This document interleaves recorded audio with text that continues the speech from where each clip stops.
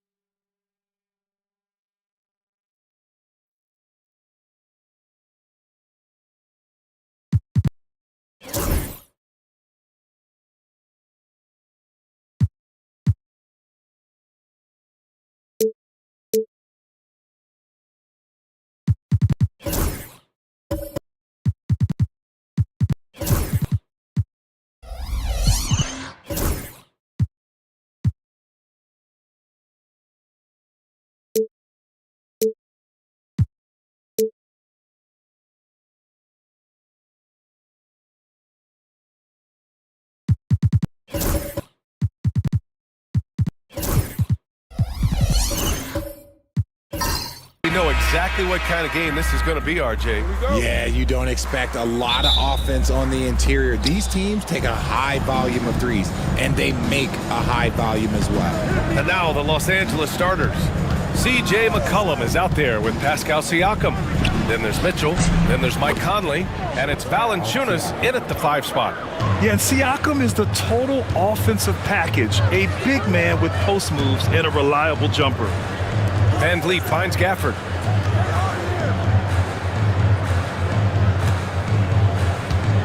Pass to Brown. Siakam pulls down the board. Here's McCollum.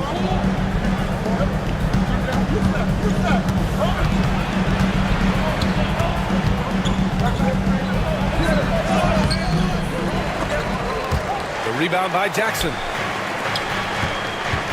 Drive by Brown. Good, and Van Vliet gets the assist. Look, that was good defense, but Brown, he's just too good and just continues all the way through. Valanciunas with a screen on Jackson. From the line, and the rebound goes to the Pelicans. And this matchup with Los Angeles, their first meeting of the season. Winning the season series last year in a battle of middle-of-the-pack teams. Pass to Hunter. Oh, it's stolen by Mitchell. And it's the Lakers on the break. Siakam, no good.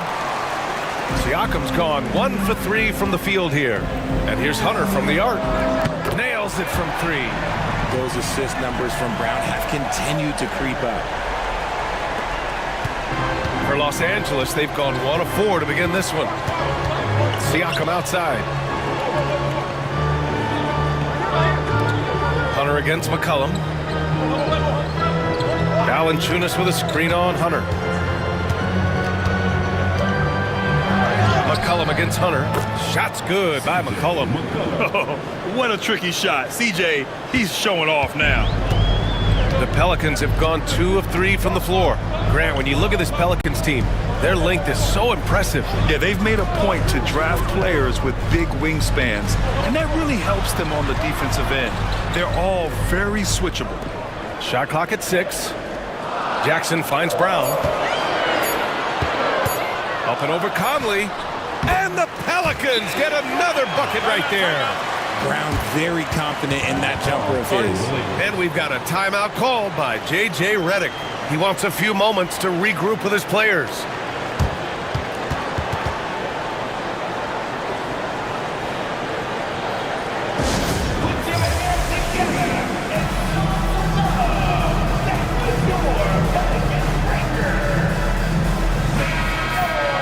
And a chance now for us to take a look at the point guard leaders in assists this season. 5th, Mike Conley. You know, these are the best playmakers in the NBA, guys. I mean, they're the ones who keep the offense running at full speed. It's fun to watch these guys in action. Their creativity, the vision they have, it's point guard play at its best. First quarter of basketball, just over 2.5 minutes played so far. McCollum against Hunter. Now here's McCollum, tightly guarded. Now Brown. His last outing, he had 18 points. Pass to Jackson. From outside the arc. Mitchell grabs a miss. Lakers trail by 3. And he lobs it up. And then Siakam with the jam. Yeah, going up and finishing. Tremendous display of athleticism by Siakam. New Orleans has gone 1 of 2 from three-point land so far.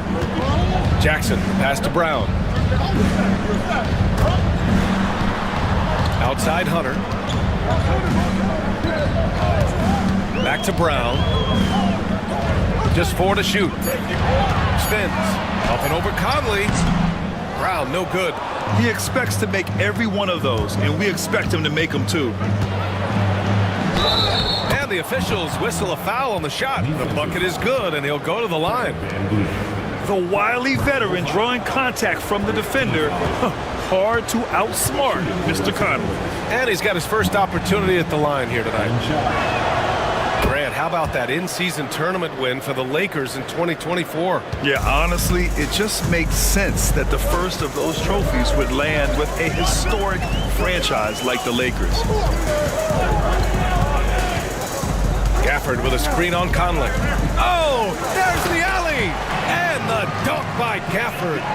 And how sweet was that play? Pinpoint pass, set up the alley-oop flush. And it's Conley with the ball for the Lakers. And let's swing it over to the sideline and hear from Allie. I was able to talk with Willie Green for a minute. He feels the X factor in this one could be C.J. McCollum. Coach said his combination of scoring and playmaking is elite, and his teammates follow his lead. We can't afford to let him go off tonight. That would make it an uphill battle. Brian? Okay, thanks, Allie. Van Vliet against Mitchell. Up top, Brown. Puts the move on, and the jam by Brown. Such a great athlete, an elite athlete. JB is at his best, in my opinion, when he is attacking the rim. Valanciunas finds Mitchell. Back to Valanciunas. Over Gafford, and they pick up 2. I like it. An old school 5. Jonas primarily does his scoring close in. Brown scanning the floor.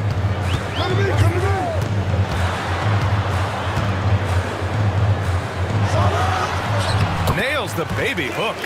Brown's got 8. Oh, man, he's feeling it this quarter. They should be looking to get him going every trip down the floor. And dialing into our broadcast remotely, I'm told we have Shams Charania here with a special report. Shams, take it away. Hey, Brian. The Brooklyn Nets are not being complacent. They are already making transactions. They wanted to add more size, and there aren't many bigger players than Kristaps Porzingis, but it's the skill set that truly makes him special and unique. He's a terrific shooter, facing up or back to the basket. He can put the ball on the floor as well, and he's a willing and able distributor. And then on the defensive end, one of the premier shot blockers in this league, just a major pickup. Always something going on, and we appreciate the update, Shams. Thanks. And the dunk by Gafford. Oh, nothing soft about that. Was not going to be denied. Just took the dunk that was right in front of him. And that's his MOB, physical, get in position for the putback and throw it down. The defense got to know that's what he's looking to do. And the Pelicans will go for a different look here. Wagner's checked in for Gafford. Buzelis comes in for Jackson. Lou Dort, he's checked in for Jaylen Brown. And it's Melton in for Van Vliet.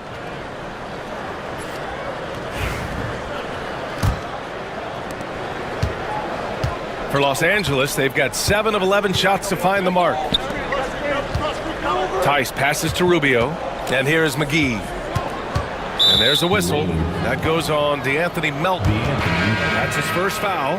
Payton's checked in for New Orleans. Second team foul. Coming onto the floor for your Pelicans, number 0. Gary Payton II. Here's Rubio. Martin with a screen on Melton. Here's Rubio. Off the mark there with a 3. The Pelicans trail. Here's Dort. And that one is stuffed right through. Nice use of strength by Dort. He runs into the inside contact, but pushes right through it. Poke loose. Out of bounds as Los Angeles keeps possession.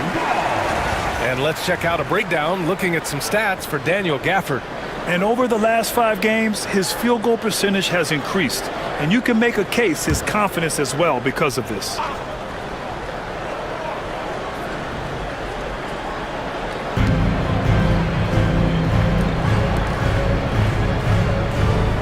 Martin with a screen on Payton. Walker for 3. It's rebounded by Wagner. For New Orleans, they've got 8 out of 12 shots to fall. To the middle. And so he draws the foul, headed to the line to shoot a pair. Hey, if you can't block it, sending him to the line can be the next best thing. You know, in game 2 of a back-to-back, just how drained are you from yesterday as a player? You know, BA, proper rest and stretching can help a lot, but you're not going to be your usual self at the start of game time. Believe that.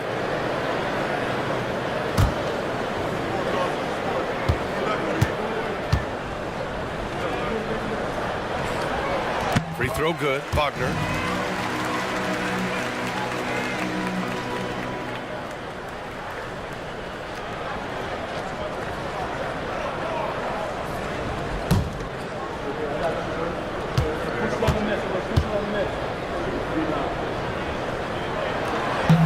And both free throws good for Wagner. Lakers trail by 3. Here's Rubio. No points yet. Oh, throw it down. Wow. Oh, powered down with both hands. He's shaking the hoop. He's actually shaking the whole building. Oh, what a slam. Look here, the fans going crazy right now. And that replay courtesy of the AT&T 5G Slam Cam. Melton against Rubio. Pass to Wagner. Here's Buzelis. And you look at Matas Buzelis. Size, touch, feel for the game too, Grant. Oh, BA, he's a connector. We all love seeing those offenses where the ball doesn't stick. He's a guy who will keep things moving. Taking 2 shots.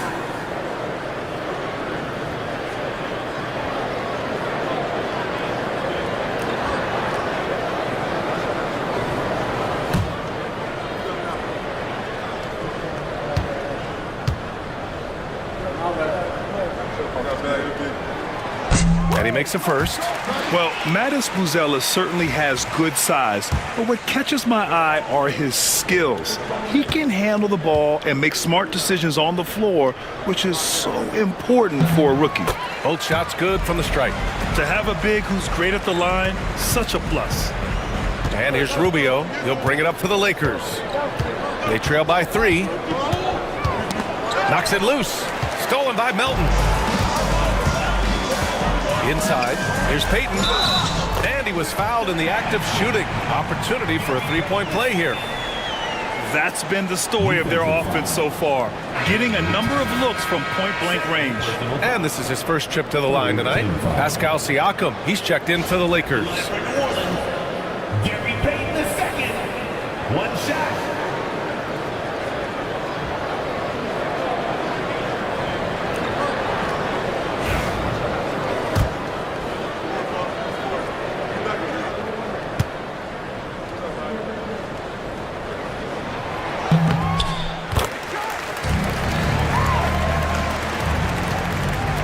Lakers trail by 6. Rubio looking around. Pass to Martin. Takes a 3. The Pelicans pull it in. They're coming off that loss against Denver. And their body language was unimpressive. They looked defeated much of the night, and because of it, they took the L. Yeah, I just didn't see any fire from them to want to get it back. That's just one of those games you throw away in the trash and try and forget about it. The shot by Dort, no good. and you don't see that every day. Usually he'll convert when he gets that close to the rim. Pass to Rubio. Goes up and lays it in nice and easy. And they keep trading punches. Both teams in a groove early. You have to think at this point the winner will be the one to settle in on defense. Now here's Dort.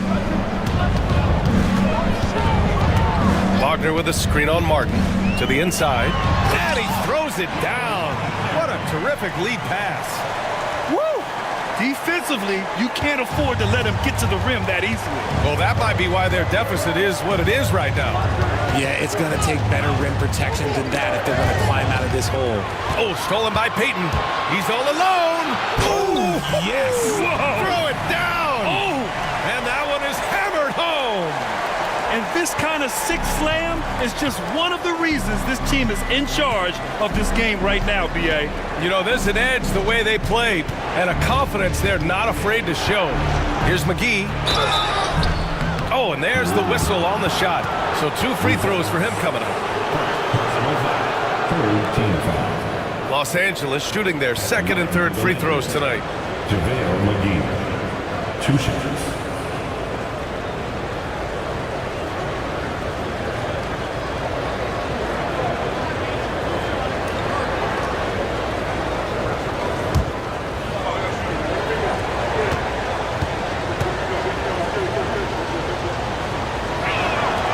First free throw is good.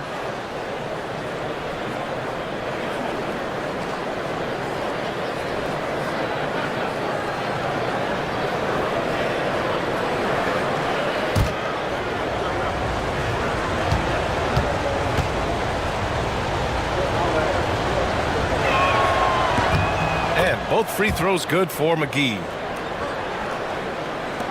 34 seconds left to play in the first. And here's Melton. No points so far. Here's Wagner. And he'll draw the foul. He'll head to the line for 2. It's on JaVale McGee. Personal foul. 14 foul. On the night, he's 2 for 2 at the stripe. For your Pelicans, Mo Wagner. Taking 2 shots.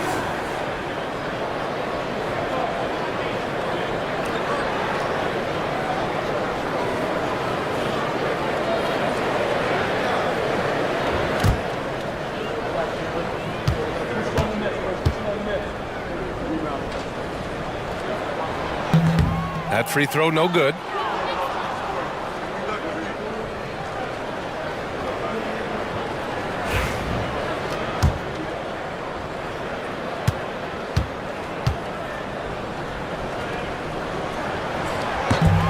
And he can't make the second free throw either. He missed them both. And they've come out with a fearless approach on the boards.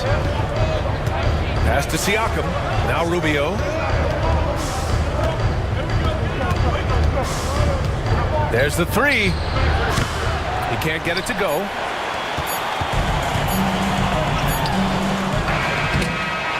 And so it's New Orleans with a 6-point lead at the close of the quarter. What has them in front right now, by and large, they're taking great shots. We'll be right back with you.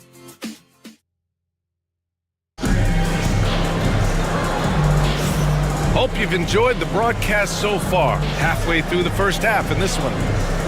And a moment here to take a look at some hustle stats for New Orleans. So far, they've shown a terrific work ethic in transition, pushing the pace whenever possible and getting out ahead of the defense to score. And also their pressure defense is paying dividends tonight, turning them over and getting out in the open floor and running. The Pelicans lead by 6. So on the floor for the Lakers to kick off the second quarter. They've got C.J. McCollum, Mike Conley out there with Mitchell. Then it's Daniel Tice, and it's Valanciunas in at the 5. And here's Brown for 3, and his 5th basket. Now 5 for 8, looking comfortable out there. Once a weakness in Brown's arsenal, now he's a legitimate threat to burn you from deep. Tice outside. Pass to McCollum. Valanciunas with a screen on Hunter. And out of bounds, the Pelicans will take it. And let's turn to the league leaders now and check out which teams are tops in rebounding this season. New Orleans, 4th. This team has done a great job of hitting the boards, and they do tremendous work boxing out. And Van Vliet has got the ball here for the New Orleans Pelicans. They lead by the biggest margin of the game at 9. Hunter passes to Jackson, and here's Brown. He's guarded by Conley. They get it back. Gafford. A chance to extend the lead to double digits, but it's no good. A chance here to catch up with Allie from the sideline.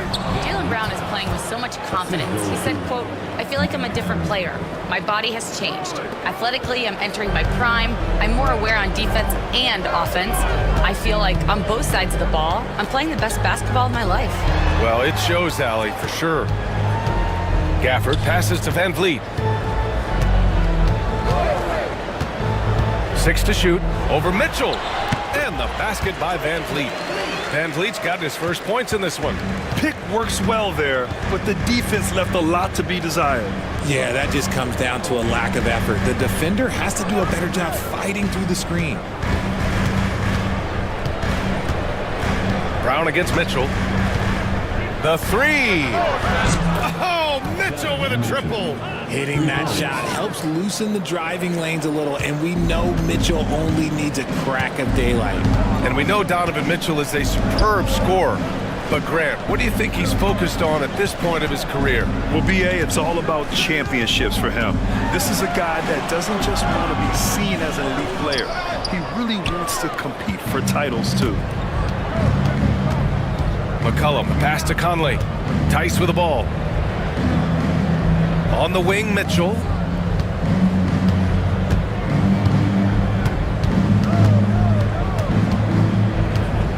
Back to Tice. Pass to Conley.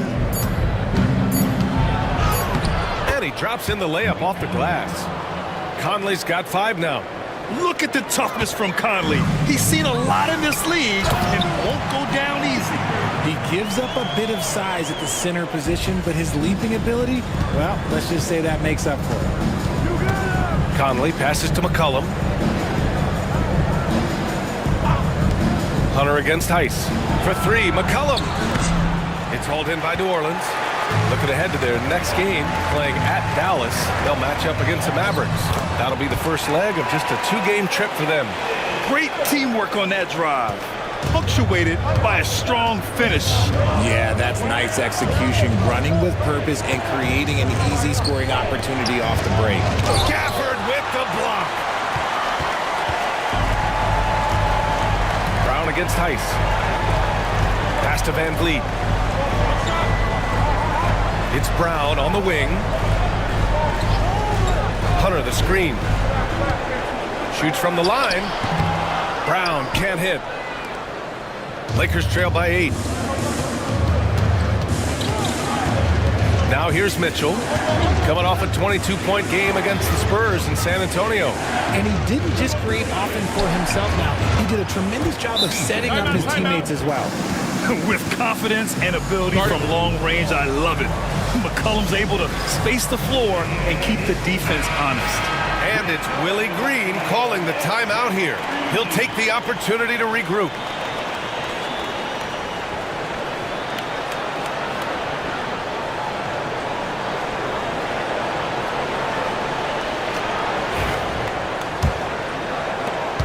New Orleans leading by 5. Pass to Gafford. Here's Hunter. 2 points. That one goes. Hunter's got 5 now. Yeah, their defense is starting to wear down. That's 3 straight buckets at the rim. Outside Mitchell.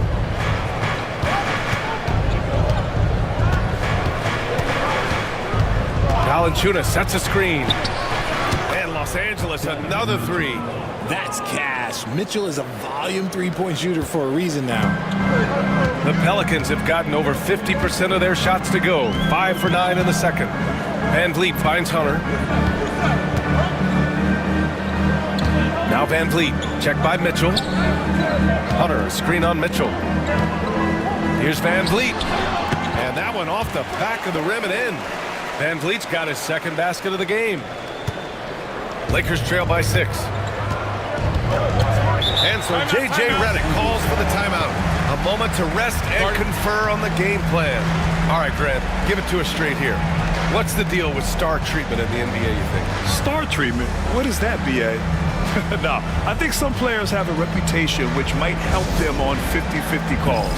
And you could argue that some players have a reputation that hinders them on the 50-50 calls. So it really just all depends.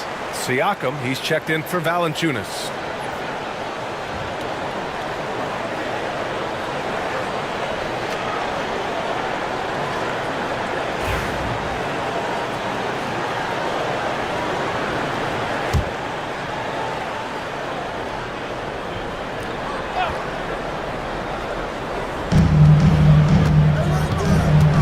Conley against Van Vliet. Siakam outside. Tice, a screen on Jackson. Down low. And finished off by Tice. Just a textbook lead pass right there, putting it right where it needed to be. Van Vliet with it. Coming off a 16-point game against Denver. And how about the vision he displayed? Great job getting others involved and piling up the assist. And so McCollum will bring it up for the Lakers. 4-point game. Siakam looking it over. Got it. Makes him 4 for 6 from the floor. Inside, Siakam gets the better of the defense using his agility, clearing himself a path to a shot. Mitchell against Van Vliet.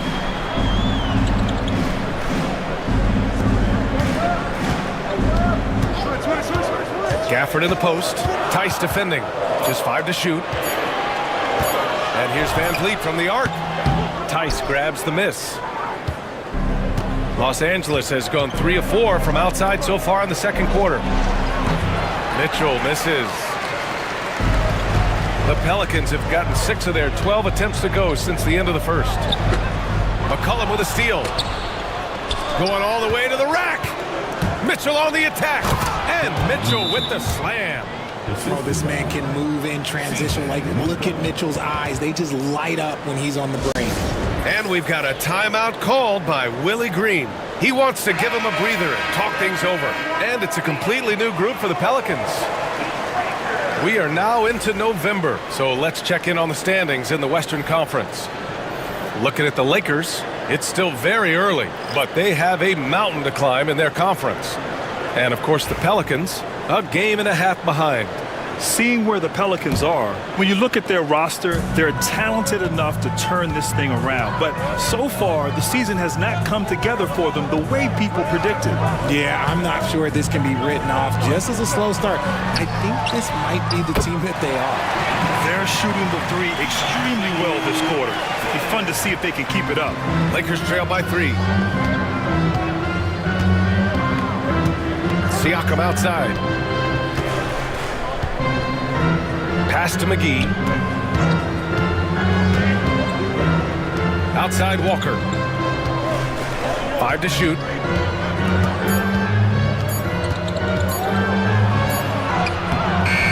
Walker plays out. Dort grabs the miss. Gotta love how they've been crashing the boards, fighting hard for every miss. Melton outside. Payton with a screen on Rubio. From deep, Melton. The Lakers with a rebound. A tough loss coming against San Antonio in their last game. Just a tough road loss. You're going against players who are comfortable shooting in their own building. You have to find a way to disrupt their focus. Well, they weren't fighting through screens. Their closeouts and rotations were late. You name it, and let's just say they didn't do it on defense. Dort, the pass to Melton. Back to Dort. Melton outside. Rubio with a steal. Now the Lakers moving it up. And some rookies here that have wasted no time making their defense stand out. Fifth best, Matas Buzelis. Blocking ability like his is very coveted in the league, and he shows no fear clashing at the rim against experienced finishers.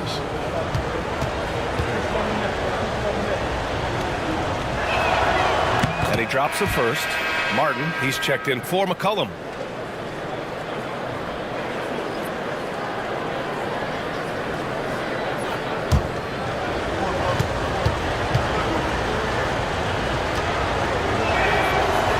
So he makes one of two, and the second one misses. New Orleans has gone 2 of 5 from distance here in the second quarter. Here's Payton. It's rebounded by Los Angeles. Siakam's got his 4th rebound in this one. Yeah, and they've taken their foot off the gas a little. They were much more aggressive to start the game and really getting their opponent in early foul trouble. He's not the quickest guy out there, but he can outsmart you and outwork you. And one thing that Siakam has always had a knack for, Grant, cutting to the rim and finishing plays. Yeah, he plays so well when he has space to move. He's just great off the ball, and that fits with any team. His ability to convert at the rim makes his cuts that much better. Siakam outside. McGee a screen. Banked it in off the glass.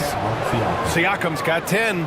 Every year, Siakam seems to get more confident handling the ball. Slick move there. Melton against Rubio. To the wing, right side. Wagner with a screen. Here's Buzelis. Rebounded by the Lakers. Siakam's got a rebound number 5 here tonight.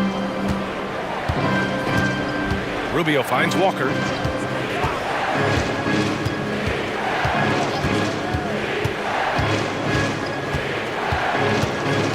Pass to McGee. From 9 feet. And it's off the back of the rim. No good. Martin against Payton. Here's Buzelis. And here's Dort. Shoots over Walker. It's a tie game in New Orleans. And we'll be right back after halftime to get the third quarter underway. 46. The Lakers, 46.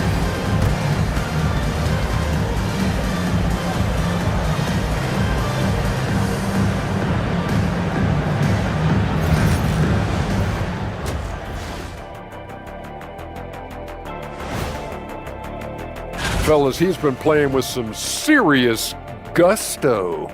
Gusto? Is that a type of pasta? No. And now let's talk about those Pelicans. This game has been extremely competitive. At times it seems like he just can't miss. I mean, he is rolling offensively and bringing his team back single-handedly. High-efficiency offense, just like Shaq. Thanks, as always, for watching. Let's head back to Brian Anderson and crew for the start of the second half.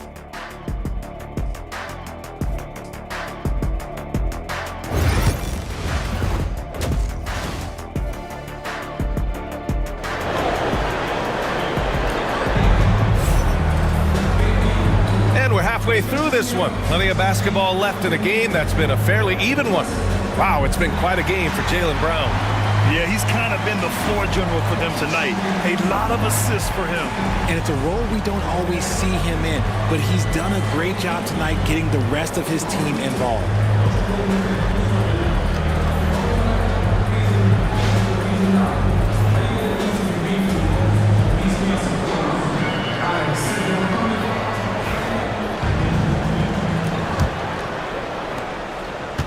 And here's Van Vliet. He'll bring it up for the Pelicans. Their biggest lead of the game was 9. They've got Daniel Gafford. DeAndre Hunter is out there with Jackson. Then it's Jaylen Brown, and it's Van Vliet in at the point.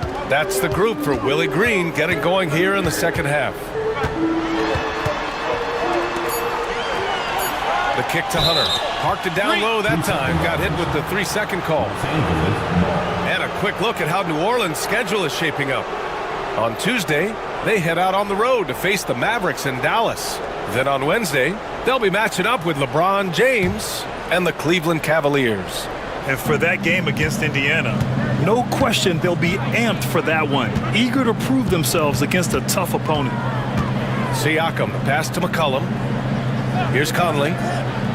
On the wing, Mitchell.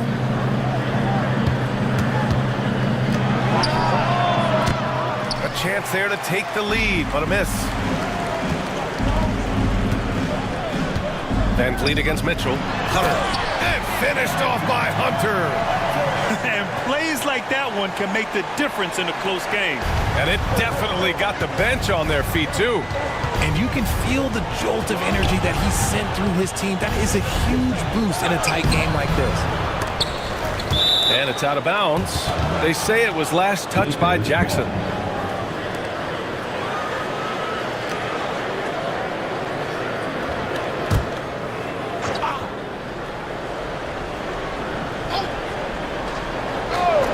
And here in the second half of play, we're just over a minute in. McCollum against Hunter. Clock at 6.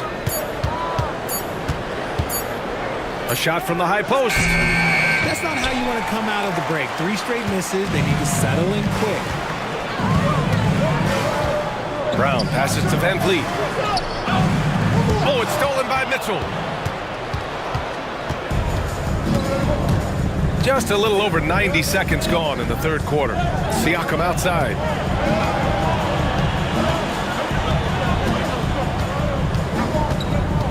Valanciunas with a screen on Hunter. Shot clock at 5. Here's Siakam. Stolen by Gafford. Now the Pelicans in transition. Hunter can't get it to go.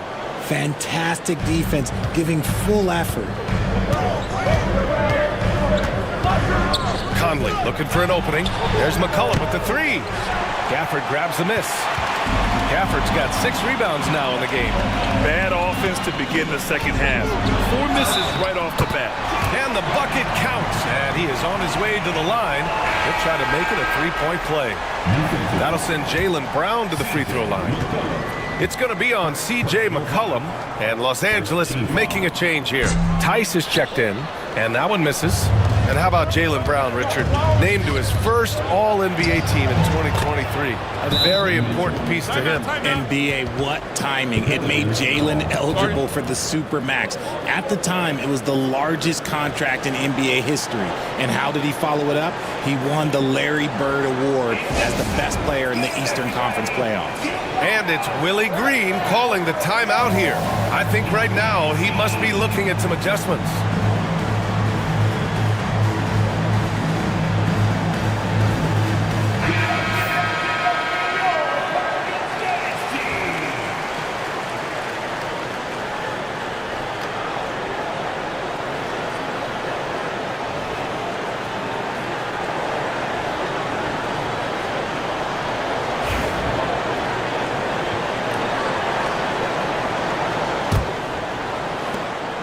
Second half of play here with just under 2.5 minutes passed. Pass to Gafford. Back to Van Vliet. And that's a foul called on Donovan Mitchell. That's his first foul. Personal foul. Second team foul.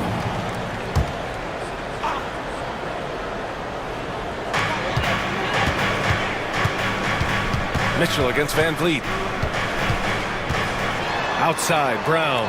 6 on the shot clock. Puts up a 3. Downtown, Jaylen Brown. And shooting-wise, he's been fantastic, helping to build this lead. Conley against Van Vliet. Now here's Mitchell. He's covered closely. Pass to Valanciunas. Counted, and the foul. Daniel Gafford picks one up. And talk about big boy muscle. Valanciunas just outworking the defense and capitalizing as well. First trip to the free throw line for him tonight. Jonas Valanciunas at the line for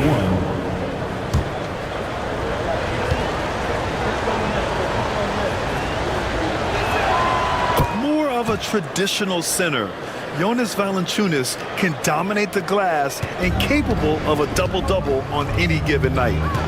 Outside, Brown.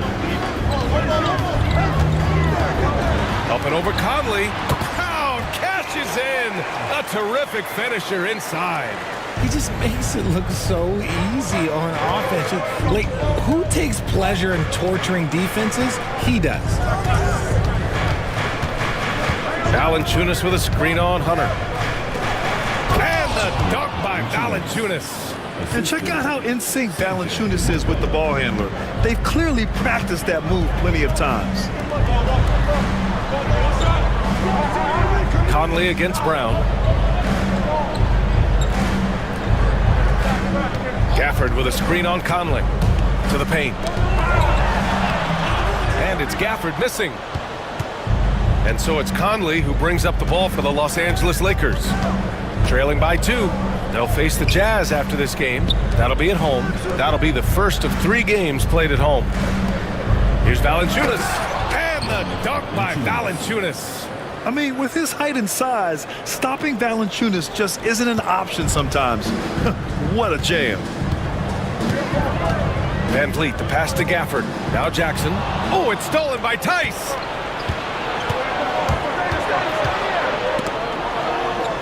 Here's Conley. And unable to get the go-ahead bucket there. For New Orleans, they've gone 4 of 6 from the floor in this third quarter. Inside. Here's Gafford. Here's Van Vliet. Yes! And the foul! It's going to be on C.J. McCollum. That's no problem for Van Vliet. He eats that contact with ease. And this is his first trip to the line tonight. New Orleans making some changes. Wagner comes in for Gafford, and Buzelis is subbed in for Hunter. You know, Grant and Van Vliet, they've got a guy who's been through everything in this league. Yeah, B.A. Van Vliet's seen it all. He's won a championship. He's been in the All-Star game. He's been on a last-place team. No wonder nothing seems to faze him. And he lobs it up to the rim. And McGee with the stuff. Just a great combo guard. McCollum is capable of being a go-to scorer as well as a terrific distributor. Wagner with a screen. Here's Brown. Oh, McGee with the block. And he's able to get it back. McCollum looks around for the lead. Fades. And he gets it to go off the front iron. McCollum's got 7 points in the game. All right, well, a look at how the hustle game has been going for the Lakers. They've been defending with excellent anticipation all game long. Just look at how many times they've managed to get their hands on the ball. Well, another major factor in the offensive performance was the fast break. Converting on those chances when they get them tonight. Down low. Here's McGee. And he was fouled while in the act of shooting, so he'll take 2 free throws. Jaylen Brown picks one up. Everyone in the building saw the obvious contact. Los Angeles shooting their 7th and 8th attempts at the foul line tonight.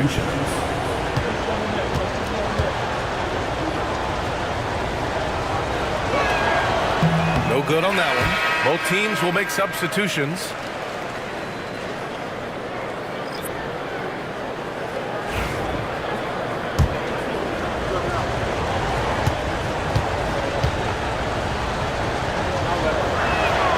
He hits the second from the line. Now Melton.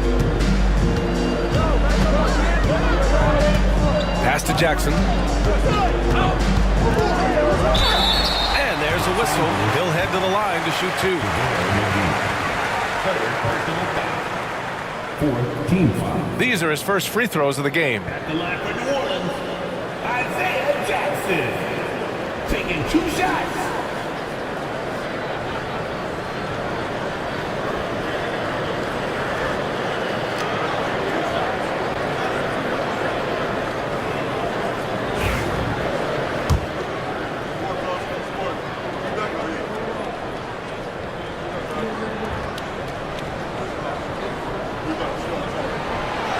That free throw, no good.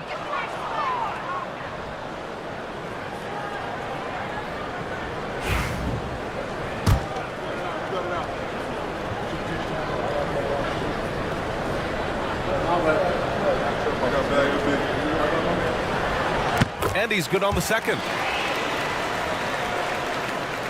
Here's Rubio, averaging around 5 points a game. Pass to Walker.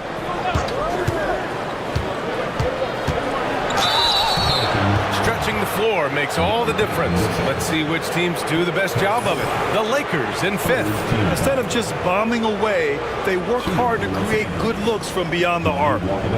He's getting his first free throw attempts of the night now.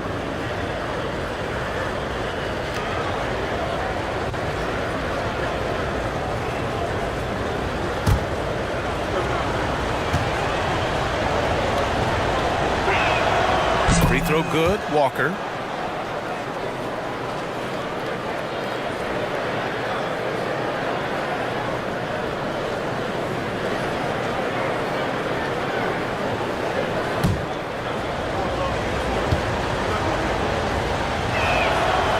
Both free throws good for Walker.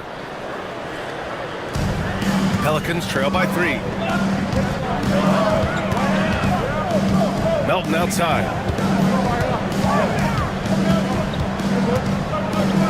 Jackson outside. Hunter against Siakam. Just 5 on the clock. Here's Payton. And again, New Orleans no good. The Lakers lead by 3. Martin, the pass to Siakam. Here's McGee. And McGee with the stuff. And we talk about Siakam's versatility. Well, there it is. Nice pass. The Pelicans have gone 5 of 11 in this third quarter. And we've got a timeout called by Willie Green. He's going to gather the troops and talk it over.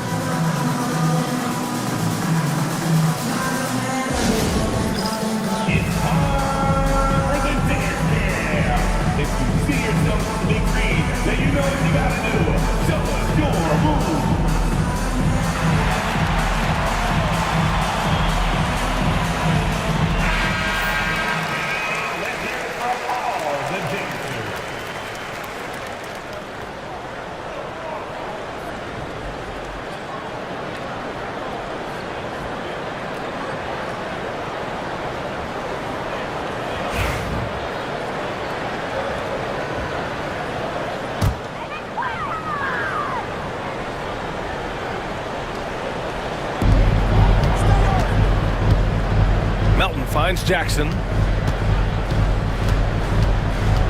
It's Dort on the wing. Rubio against Melton. Hunter, a screen on Rubio. 4 on the clock. This one for 3. And there's Hunter on the assist from Melton. Hunter's got 5 points now this quarter. Drew the defense and made the proper read, hitting his teammates on the perimeter. McGee a screen to the middle. McGee with the stuff. Love to see him inside passing like this, as well as guys being on the same page. Pelicans trail by 4. Melton passes to Dort. They set the pick. Charity stripe shot. Hits the rim on the way in, and the bucket is good. Hunter's got 12 points in the game. And here's Rubio. He'll bring it up for Los Angeles. Stolen by Melton. Driving to the basket. No good there. Nice work to rise up and secure that miss. Solid rebounding effort from him. Walker passes to McGee. Now Martin. Back to McGee. And McGee with the stuff. And when the game is this close, you have to go all out. He certainly understands his role, huh? When the shot goes up, just crashes the offensive glass. He's just giving them everything he has. It's why his teammates appreciate and enjoy playing with him. Tries the spin move. Here's Melton. And a foul called on the way up. So he'll take 2 from the free throw line. Personal foul. 15. First trip to the free throw line for him in this one. At the line for 2, D'Anthony Melton.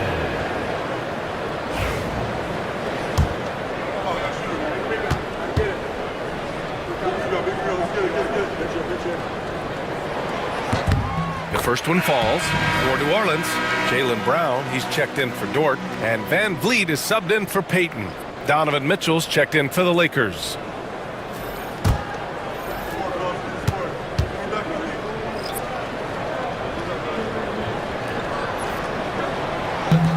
He's off on the second. The Lakers lead by 3. And he's going for the lob. And McGee with the stuff. Woo! I just love that alley-oop slam, B.A. Defense disorganized. Defense pays. Brown finds Jackson.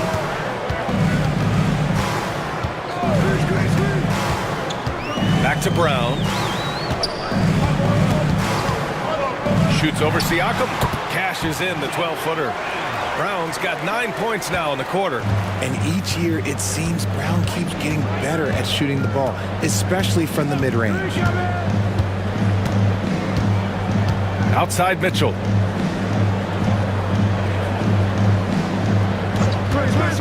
From behind the arc. Pelicans cleared away. Here's Melton. And here's Brown for 3. Counted from distance. Brown's got 23 points. It's been all about Jaylen Brown for the Pelicans. He made a big impact, scoring 12 points in the quarter. We're coming right back. Don't go anywhere.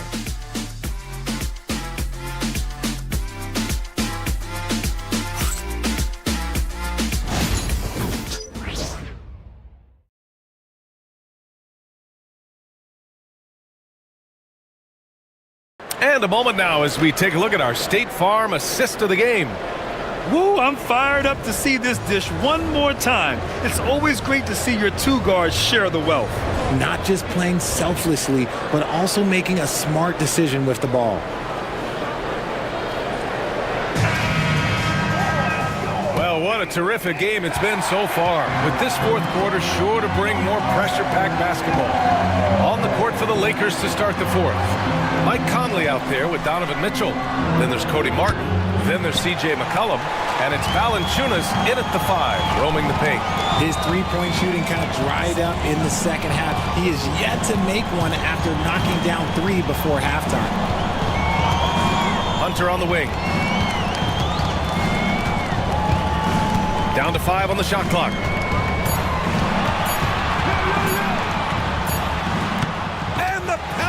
Get another bucket right there. Hey, draw him up a solid play, get him an open look, and he delivers. And late in games, throw out those analytics. Give me the mid-range. The shot, it just works. He was all alone on that one. And the Lakers lead by 1. His first triple of the second half. Can he get it going? New Orleans has gotten 6 of 13 shots to go from outside the arc. Brown, a screen on Mitchell, and play stops. A whistle there on what looks like an illegal screen.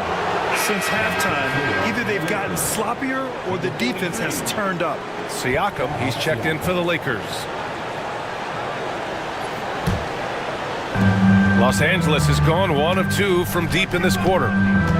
Outside Mitchell. Back to Conley.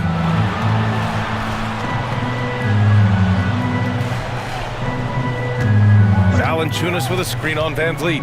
Conley with the ball. Gafford picks him up. And that'll be Los Angeles ball as it goes out of bounds.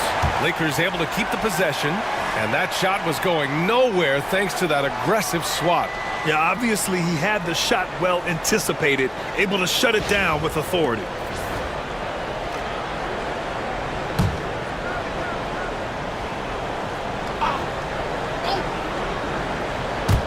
We've gone about a minute and a half into this fourth quarter.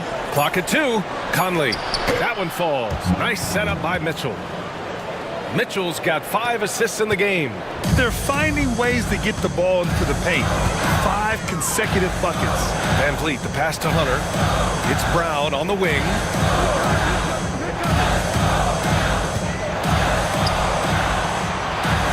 Back to Hunter. And the foul is called. He missed it, so he's got a couple of free throws coming his way. It's going to be on C.J. McCollum. First team foul. At the line for your Pelicans, DeAndre Hunter. 2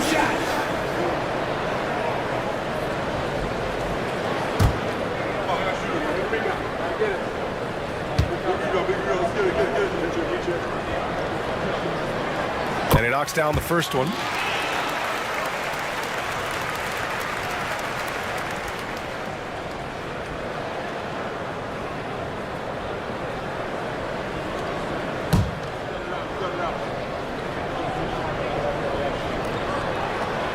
And both free throws good for Hunter. No surprise there. He's about as automatic as it gets from the stripe. I hope I didn't jinx him. Siakam outside. On the wing, Mitchell. Siakam with a screen on Brown. From deep, Mitchell. And the rebound goes to the Pelicans. Gafford's got rebound number 8 here already in the game. Hunter passes to Jackson. Outside, Brown.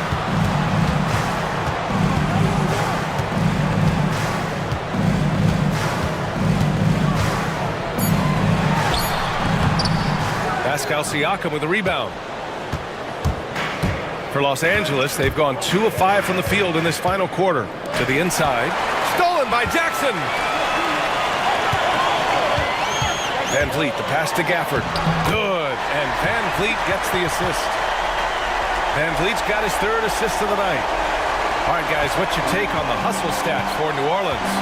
They've been defending with excellent anticipation all game long. Just look at how many times they've managed to get their hands on the ball. And also attacking in transition has been working for them. I mean, credit them for running the break well and being opportunistic. And he got the whistle on the way up, so he'll be headed to the line for a pair. It goes on Mike Conley. Oh, he is a coach's dream. That's why they love Van Vliet. The intangibles are off the chart, and the execution is consistent.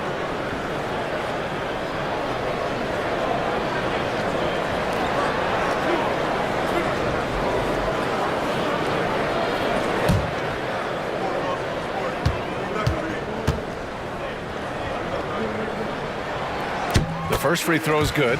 You know, it's hard to understate the value Van Vliet brings to this team, Richard. When you look back at Toronto's championship in 2019, he made some huge plays. When the moment got big, he came through and came out on top. And the big X factor Van Vliet brings to the team is leadership. He's very talented at setting a good tone out on the floor and organizing his guys. Up top, McCollum. Hunter covering. McCollum's shot is off. New Orleans leading by 3. Up top, Brown. Pass to Hunter. Van Vliet on the wing. Stolen by Mitchell. McCollum outside. To the middle. Here's Siakam. And Siakam with the slam. It's just such a long and powerful player. I mean, once Siakam gets inside like this, he's ready to jam. Siakam against Jackson. 3-pointer, Van Vliet. Valanciunas with a rebound. For Los Angeles, they've gotten 3 of 8 shot attempts to find the net here in the 4th quarter. McCollum finds Conley.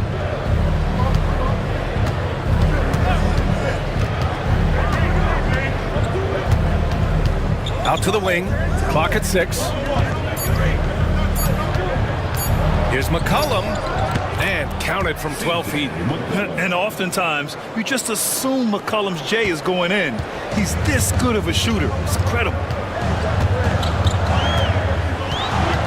Left side, Brown. Hunter against McCollum. Van Vliet outside.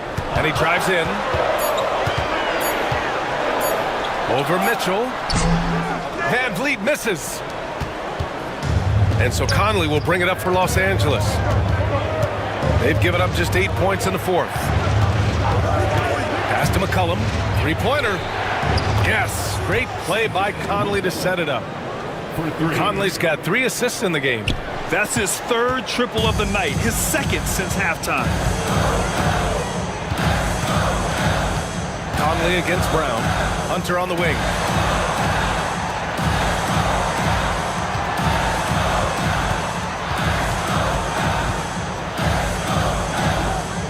Jackson outside. from deep three-point land. Mitchell grabs a miss. The only time he should take a shot like that, shoot around. I'd like to know what he was thinking. Did he think? Nah, he couldn't have thought that was a good shot. That was an awful shot. Pelicans trail by 4. And here's Brown. Jackson with a screen on Mitchell. And it's Brown off the drive. Drills the baseline jumper. Brown's got 25 points in the game. The mid-range is not an issue for Brown, and it's just another weapon in his arsenal now. Valanciunas against Gafford. McCollum outside. Now the Pelicans in transition. Here's Van Vliet. Takes the assist and lays it in. Nice setup. And this game is tied up now. Los Angeles has gone 2 of 4 from the perimeter here in the fourth quarter. Conley finds Valanciunas. And the call will be against Fred Van Vliet. That'll be a second foul of the game. First team foul.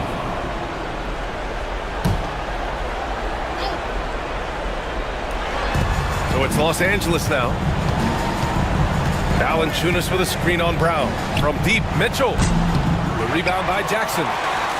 Jackson's got rebound number 9 now. What an effort here tonight. Outside, Brown. Jackson surveying the D. Now here's Van Vliet. 6 to shoot. Take the lead, and they force the shot clock violation. Great D. Just lost his head out there. It'll happen if you're pushing a little too hard.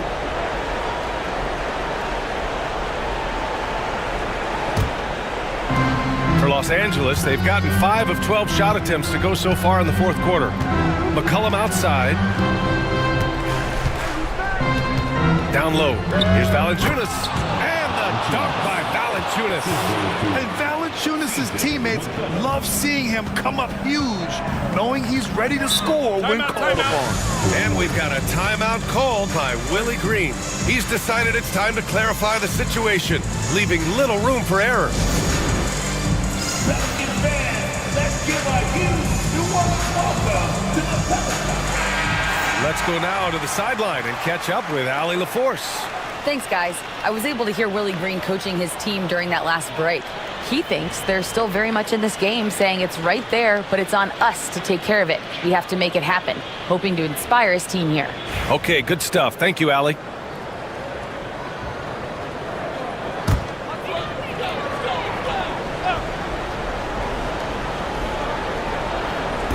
And here's New Orleans now. 2-point game. Van Vliet misses. And to put things simply, this has not been his quarter. Conley on the attack. Over Van Vliet. The shot by Conley. No good. I don't know if you can credit the defense for that. It was just a missed opportunity. Hunter passes to Van Vliet. Brown, a screen on Mitchell. And here's Van Vliet from the arc.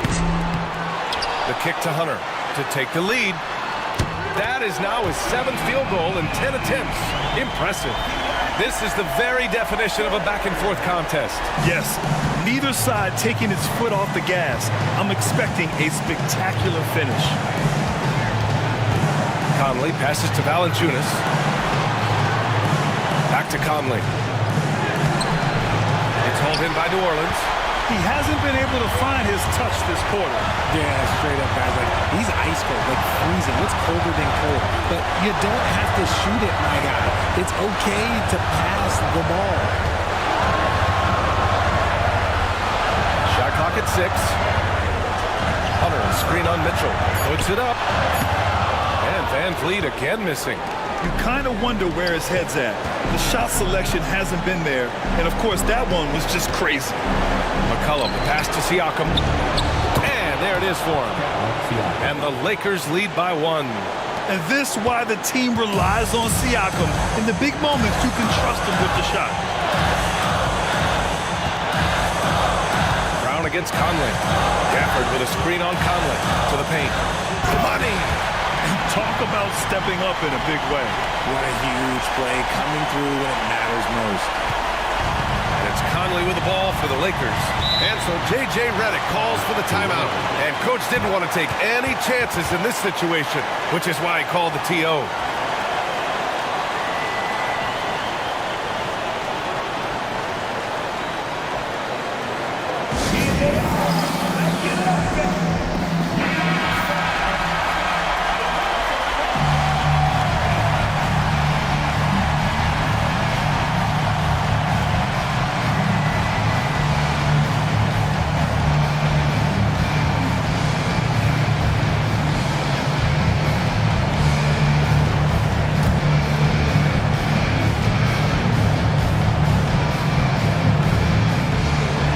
.54 seconds left in the game. Pass to Valanciunas.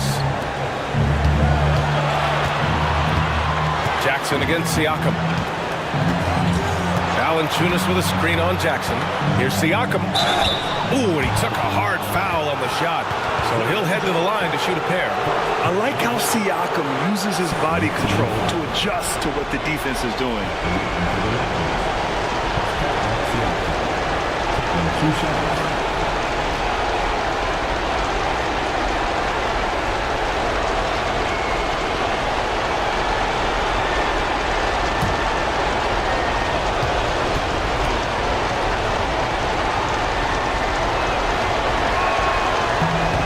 Misses the first one. Boy, he wanted that one to go.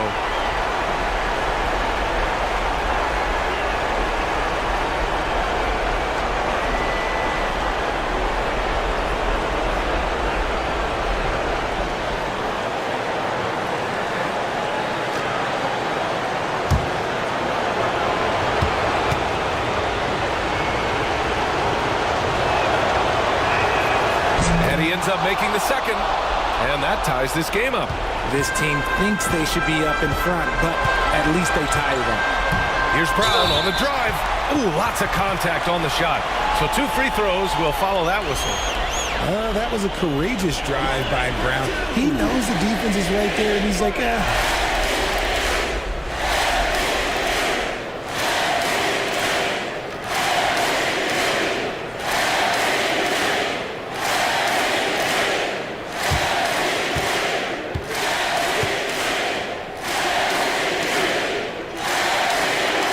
He hits the first one, and that gives him a lead.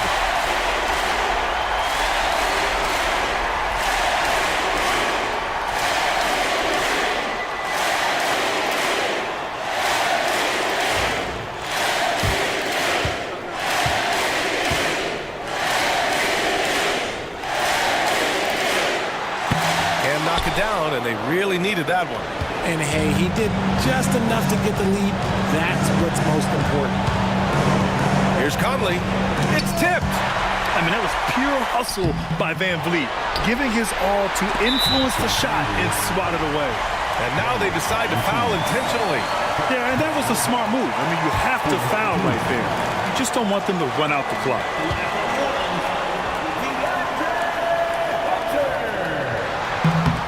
Good on the first, and that'll put him up 2.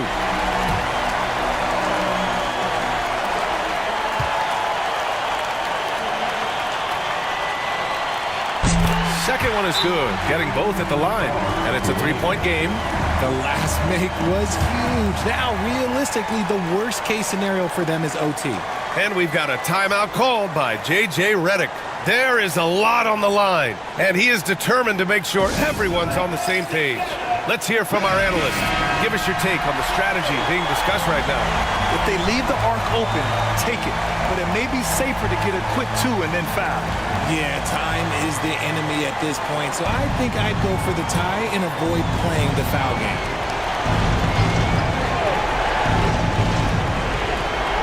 "19 seconds left in the fourth. Mitchell, the pass to McCollum.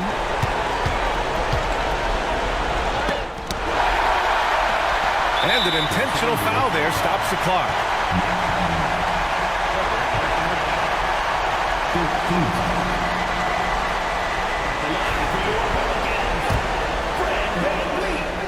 Taking 2 shots. He gets the first, and that gives him a 4-point cushion.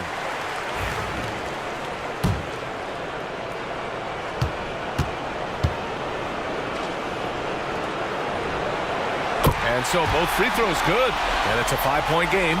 Cool, calm, and collected. Say that 3 times fast. He makes them all and puts this game away. And he's doing things on the glass tonight that we don't often see. He is totally in the zone, showing his incredible focus when it comes to attacking the glass. And so it's New Orleans winning this one. Boy, they didn't make it easy on their fans or themselves, but at the end of the day, everyone on their side is happy. Yeah, happy indeed. The momentum shifted away from them a few times, especially early on. But give these guys credit for sticking with the game plan and finishing the job. All right, let's go courtside to Allie LaForce with our player of the game. Allie, it's all yours. Thank you very much. Jalen, you had it going. Can you talk about the confidence you had tonight? I'm just trying to continue to show people what I can do, continue to get better. It's a long journey, it's a process. I still got a long way to go and a lot to learn, so I'm going to just keep going up. It's all part of the journey. Thanks, Jalen. All right, Allie, good stuff there. Thanks for that. Well, folks, that's going to do it for now. For Richard Jefferson, Grant Hill, and Allie LaForce, this is Brian Anderson. Thank you for being with us. And let's reveal our player of the game, Jaylen Brown.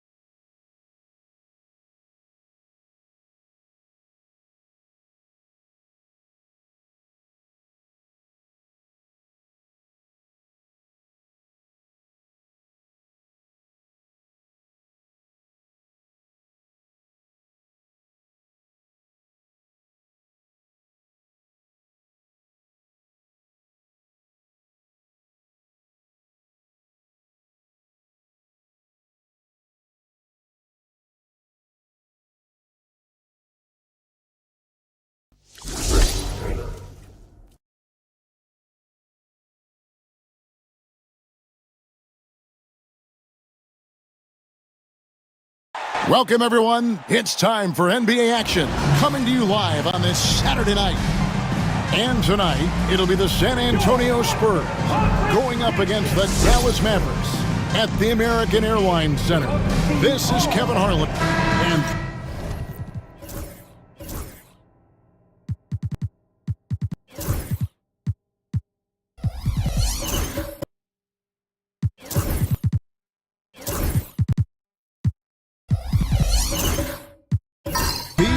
teams are both aggressive, attacking in transition. Well, you've got to play to your strengths, right? But really, the league in general is looking for early offense. These teams, no different. And a look at the starters for San Antonio.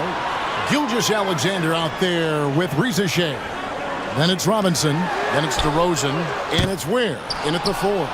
Bagley throws up again. And the basket is good. And he's got a chance here for one more at the line.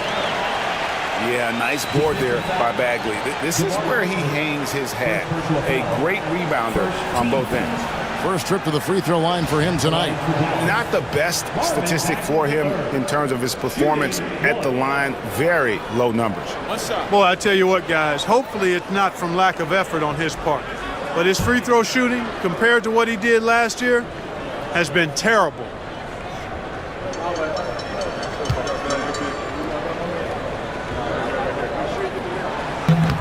Free throws off from Bagley. And the game Bagley has reminds me a little bit of Chris Bosh, a sweet lefty who plays with force and passion. The Mavericks have gone 1 of 3 from the field to start this one so far. Brunson against Gilgeous-Alexander. Outside Bogdanovich. That falls. Nice feed that time from Brunson. And with Bogdanovich is that well set up, he's almost automatic. Nice shot. Pass to Ware. Back to Gilgeous-Alexander.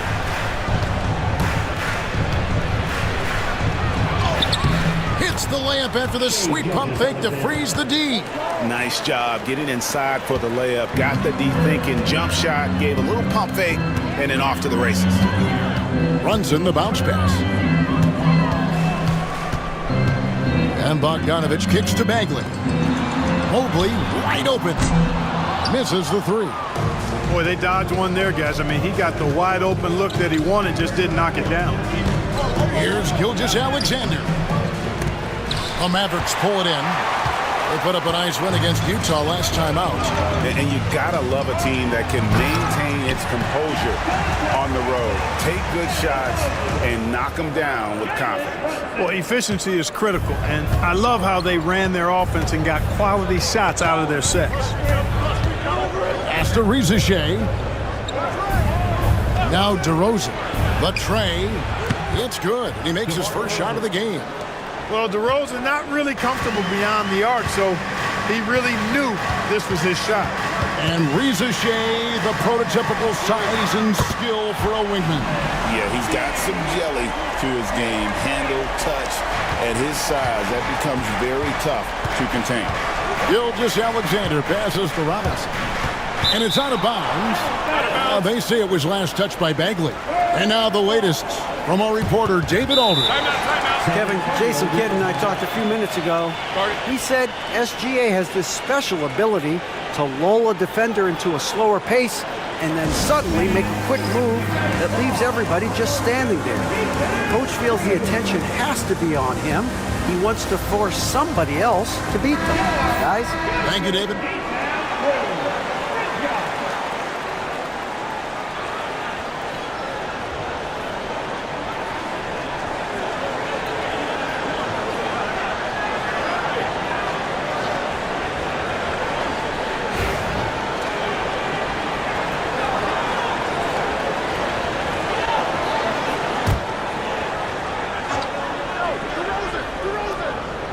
Here in the first, just under 2.5 minutes played so far. DeRozan a screen. Outside, Gilgeous-Alexander. 5 to shoot. Over Brunson. And it's Gilgeous-Alexander missing. No doubt it's been a bit of a struggle for him here in this quarter in terms of scoring. Brunson kicks to Bogdanovich. Pass to Bagley. Gilgeous-Alexander against Brunson. They're running. Goes up. And Gilgeous-Alexander throws it down. And the move and the basket, SGA has the defense shook. Brunson scanning the floor. And the whistle blows. It's going to be on DeMar DeRozan. That'll be his second foul of the game. Already his second foul. He's in danger of getting into serious foul trouble early in this game. The Spurs making a switch here. Powell's checked in.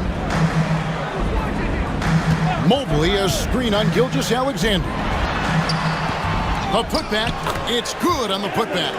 And this is what you want from your big man. Mobley follows through on that putback with authority. Pass to Ware.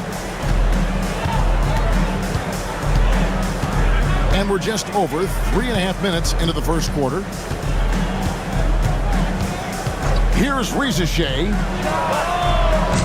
A three-pointer, no good. Ingram against Gilgeous-Alexander. Now Bagley. The three. Robinson pulls it in. Ingram against Powell. Basket is good. He'll get a chance for one more at the line. Clearly, he's one of the best there is in the business when it comes to making that lead pass. So, Clark, for teams that might be struggling, is it too early to start thinking about personnel moves? In general, I would say yes, it's too early, Kevin. But if there are real chemistry issues with the team, then you've got to be willing to pull the trigger and make the move.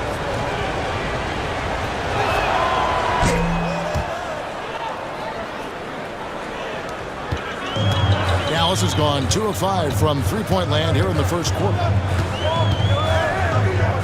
Mobley, a screen on Powell. Puts the move on. Robinson with the block. Powell with it. Picked up by Bagley. Robinson against Mobley. Pass to Powell. And oh boy, a lot of contact there, but he gets the call and will shoot two. Marvin Bagley picks one up. Yeah, easy call. Yeah, you can hear the smack all the way over here where we are. The Spurs have gone 1 for 1, making their previous attempt at the line. You've got to appreciate their ability to make free throws, 81% as a team. Those are good numbers for any team. I mean, they can feel extremely good about their free throw shooting percentage this season. Mavericks making a switch here. Kate is checked in.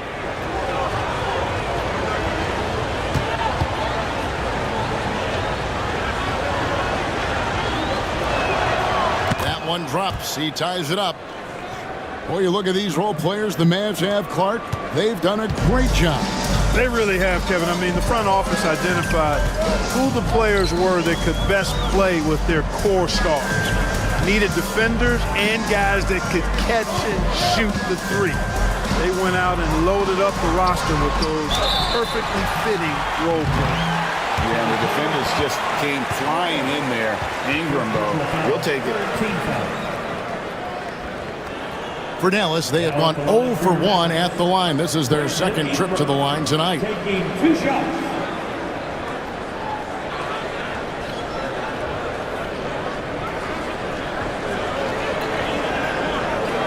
Shooting 2.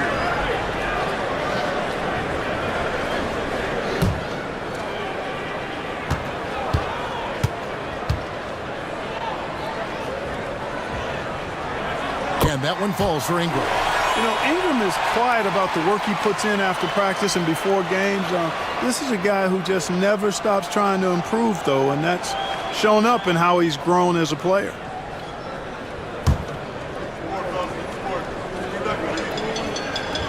And he makes both free throws. Making it look effortless. Send this guy to the stripe, he's going to cash in more than not. And we've got a timeout from Greg Popovich. And our coach has decided they need a moment to talk things over.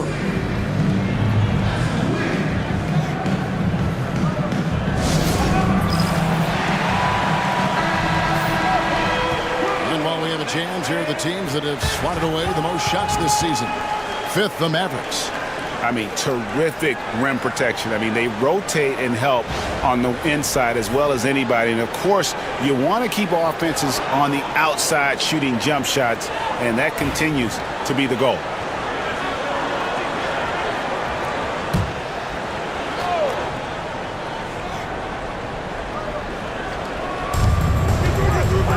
Lobbed up there for Robinson and stolen by Mobley. Robinson with it. He's picked up by Gilgeous-Alexander. And right from the start, Kevin, they've been pounding the glass. Most of those 50-50 balls also going their way. Well, I don't think there's any question about it. They came focused and ready to play. I mean, they're doing everything they can to put things in their favor. You earn that, and they're actually earning it well right now. Sinks the three-pointer. A catch-and-shoot specialist, Shea, thrives in that role. Now here's Brunson. 29 points for him last game against Utah. Bogdanovich wide open. The shot's good on the assist by Brunson. Brunson's got his fourth assist in this one. Powell dishes to Ware. And it's Gilgeous-Alexander in the corner.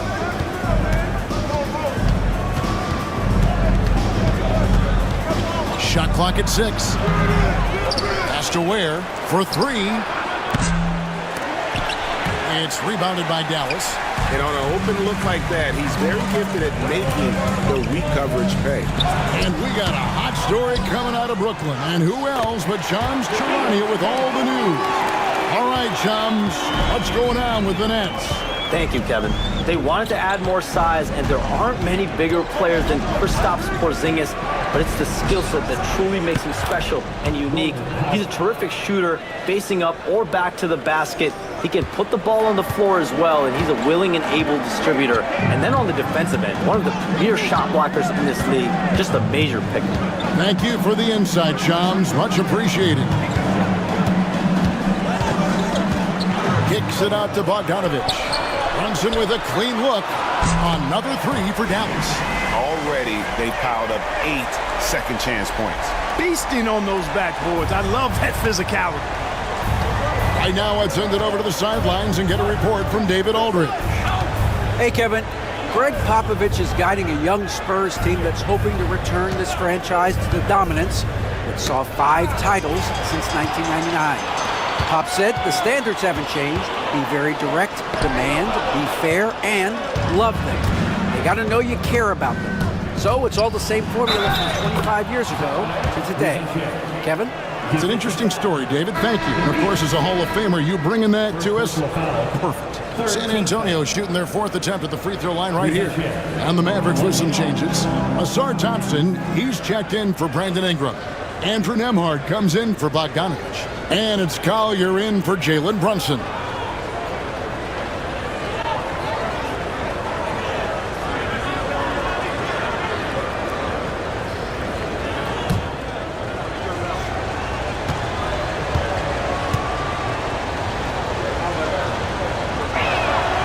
The free throw drops for Shea.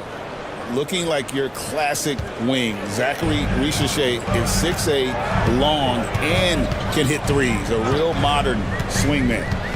Pass to Nembhard. Now here's Mobley. From the arc. Doesn't go that time.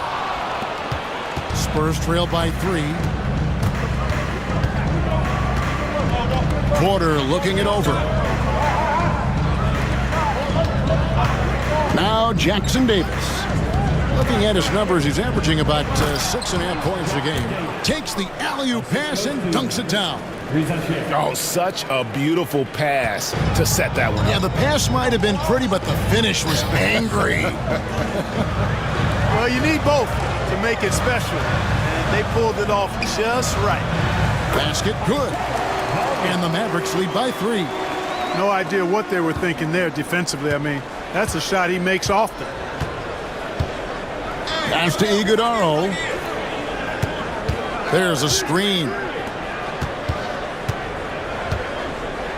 Here's Shea. his last outing with 20 points. Here's the three. The rebound by Cato. Mavericks leading by 3. Nembhard with it. Off target with his 3. You know what, though? Sometimes you can be too open. I think it may have surprised him, and that's why he missed. Pass to Rizachet. Good, and a nice assist from Porter. Rizachet's got the game tied up here for the Spurs. 59 seconds left to play in the first. Here's Collier. Thompson from long range. Comes out of the gate empty. He's 0 for 1. They time it right, they can end this quarter with a 2 for 1. And that's how you want to end the quarters. Right side, Porter. Shoots over Collier. Porter, no luck. Maverick shooting 45% from the field early. 23 seconds left in the first quarter. Queta, the pass to Collier. Mobley, a screen on Powell. Here's Collier. Iguodala grabs the rebound. Pass to Porter. Here's Jackson Davis. It's a tie game in Dallas. And we'll be back with you for the start of the second quarter when we return.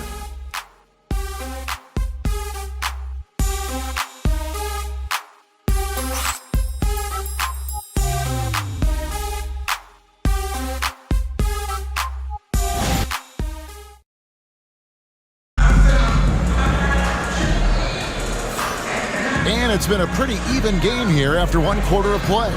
And what do you think, guys, about Dallas here in this one? Well, one way to generate more offense, pound the offensive glass. That was the difference in the first. Oh, there's no doubt about it, guys. Without those second chance points, this game would have had a much different feel to it. And it's Porter with the ball for San Antonio. Their last game a win against the Lakers, looking to carry it into this one. Yeah, I felt like they attacked, but with a purpose. They knew what they wanted to accomplish coming in. Well, it really showed the trust they have in one another. I love how they got after it, and you could feel that they were playing for each other. On the court for San Antonio, they've got DeRozan. Terrence Mann is out there with Porter. Then it's Trace Jackson Davis. And it's Ware in at the power forward position. And an important part of every team's game, a look at the hustle stats for Dallas. Right off the bat, they're going after the ball, looking to jump into the passing lanes and create some steals in transition. And, you know, another thing that's been working for them tonight, scoring off turnovers, points off miscues. They've been converting any mistakes at the other end. Pass to Mobley. And there's the foul. It'll go on Terrence Mann. That's his first foul. And the Mavericks making a change here.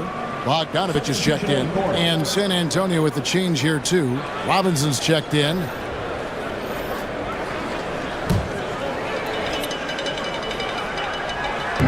And we're about a minute into the second quarter of play. Bagley sets a screen for Thompson. Now Bagley. And Robinson comes to help. Out to Brunson. Oh, Brunson good from range. They are shooting nearly 50% from beyond the arc, and their confidence is growing.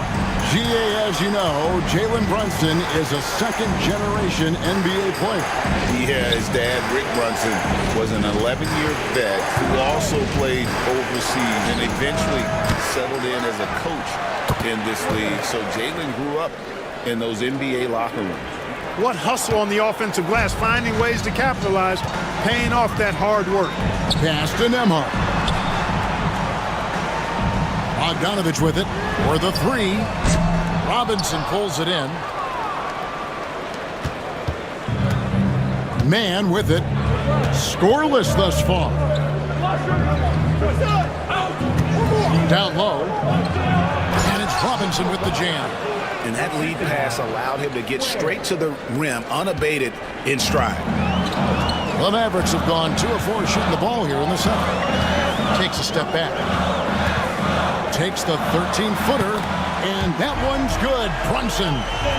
Brunson's got 8 points in the quarter. Boy, he's been a rock of offensive support so far. And when they've needed a basket, they've turned to him. And timeout is called by Greg Popovich. He wants to check in with his team and regroup.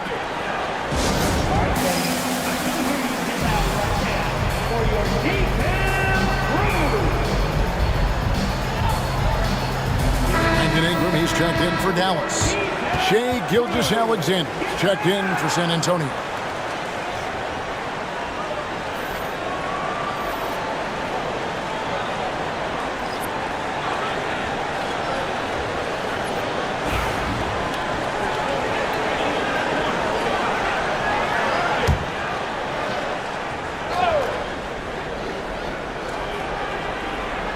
And here in the second quarter of action with a hair under 2.5 minutes played so far. Outside Robinson. Up top to Rosen. He's covered by Ingram. They grab their own miss. Well, you will not see that from him very often, especially right at the rim. Outside Bogdanovich. Shoots over to Rosen. And the shot is good. Dropping in off the front of the rim. Bogdanovich has got his third bucket of the night. Gilgeous-Alexander passes to Robinson. A slam dunk by Robinson. Continues to develop his playmaking abilities. Gilgeous-Alexander is an unselfish team player. Brunson kicks to Bagley. Outside Bogdanovich. No good from outside. Well, it looks like he's cooled down a bit after hitting those two in the first quarter. Here's Gilgeous-Alexander. Finds the bottom of the bucket from 13 feet out. Now just a 2-point Dallas lead. Mavericks have gone 4 of 7 from the field in this second quarter so far. Ingram wide open. The shot's good on the assist by Brunson. Brunson's got 5 assists tonight. Gilgeous-Alexander against Brunson. Here's Ware. And right away, they match it with a three-pointer of their own. Ware's got 5 points now this quarter.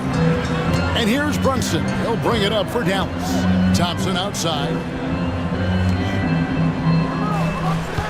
Now here's Brunson. Defended by Mann. Stolen by Robinson. Driving to the basket. And he jams it with authority. That's a stomach punch, guys. Turn it over and give him a free run to the bucket. Oh, you're so right. No question who has the momentum now. You know, those kinds of plays can be difference makers, game changers, momentum shifters, especially in a close contest where 1 or 2 possessions can impact the outcome. Brunson against Gilgeous-Alexander. Pass to Ware. Back to Gilgeous-Alexander. 6 to shoot. Robinson left side. Here's DeRozan. The Mavericks pull it in. Last time these two teams came together was also in this building. They were able to win it for the home fans. Well, it helps when your opponent makes that many mistakes. I thought that was the story of the game. Yeah, I think that was a big part of it for sure, as it is anytime you make a bunch of mistakes. All they had to do was follow their game plan, and that's exactly what they did. Catching up on the changes for Dallas. Kate is checked in, and it's Collier in for Bogdan Bogdanovich. And it's Ingram missing. Spurs trail by 3. Pass to Gilgeous-Alexander. Outside DeRozan. There's the pick. To the paint. Here's Iguodala. Good. And it's DeRozan picking up the assist. And a big part of perimeter defense, Greg, avoiding screens. What are some of the tricks of the trade in that regard? Well, sometimes you have to get skinny. I mean, other times it's using your strength. A lot goes into it. Also, you know, getting a cadence for the screener. It's one of the more challenging aspects of NBA defense.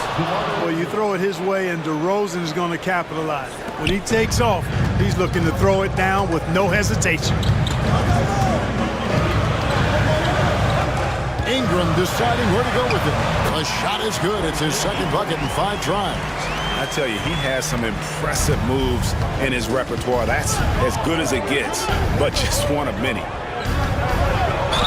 And he could not get that one to go. A lot of contact, and he'll go to the line for 2. And with the offense getting right to the rim, at least they saved the layup. Old school D right there, just telling them no easy layups. It's as simple as that. And that's what you expect from them.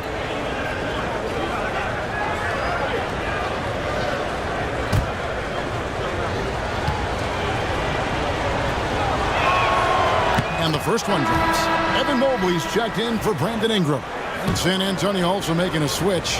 Trace Jackson-Davis is checked in for DeMar DeRozan. Second free throw, no good.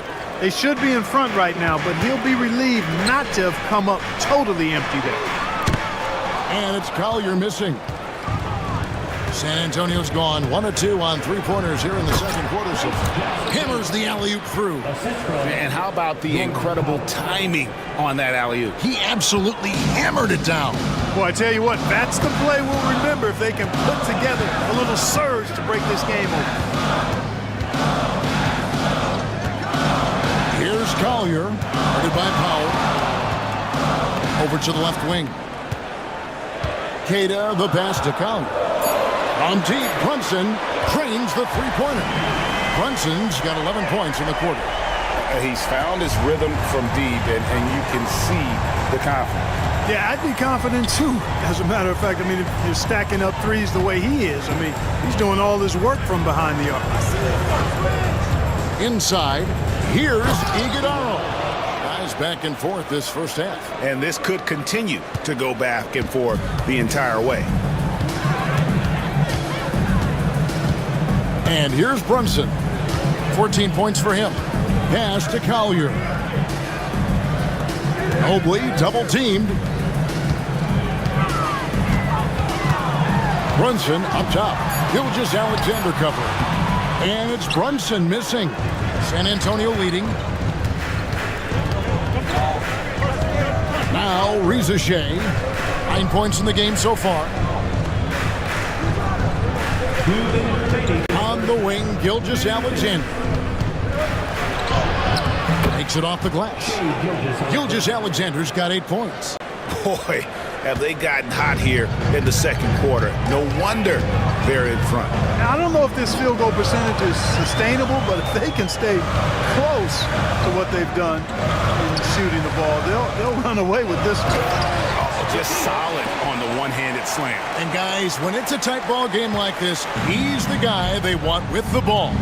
Somebody you can count on. He is an extremely reliable finisher. Gilgeous-Alexander against Brunson. Again, the Spurs good for 2. You know, the second period's been much more kind to him than the first. I mean, let's see if he can keep it going and maintain this. Greg, seems like we always talk about Shea Gilgeous-Alexander's offensive side, but when it comes to deflections and steals, his defense, he's one of the best. Yeah, his two-way ability is sometimes overlooked in the mainstream media, but people in the know how good of a defender he is.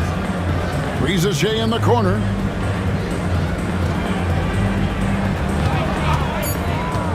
San Antonio needs to get off a shot here.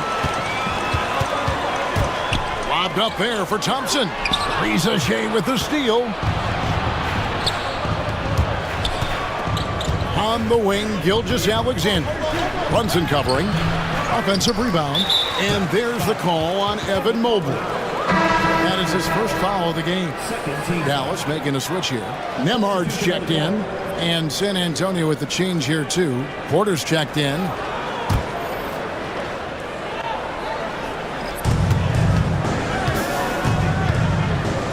Here's Reza Shea. He's covered by Thompson. It's Powell on the wing. Down to 5 on the shot clock. To the middle. Ball's knocked loose. And here we go with Thompson running it up the court. Pass to Nemhard.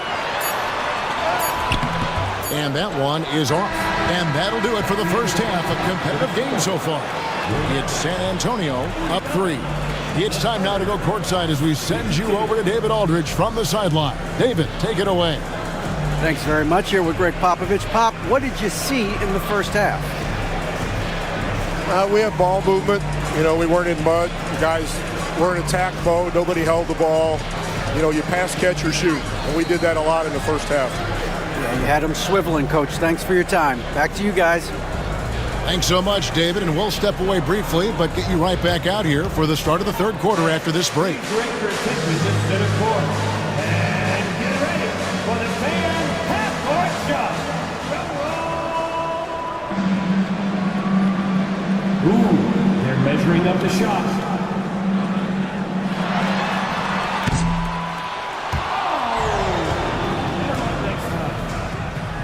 Let's hear it for our contestant.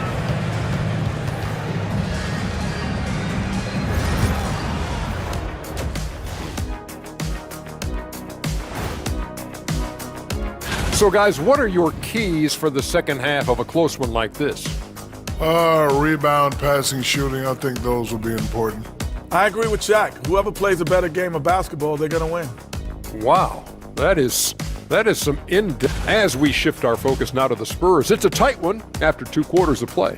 Total team effort. Instead of 5 starters, it's like they've got 7 or 8 guys getting it done. That's how good the reserves have been tonight, guys. Lots of interchangeable parts. They can throw different lineups at you. Keeps you guessing. Thanks for joining us. Now let's toss it to Kevin Harlan for the start of the second half.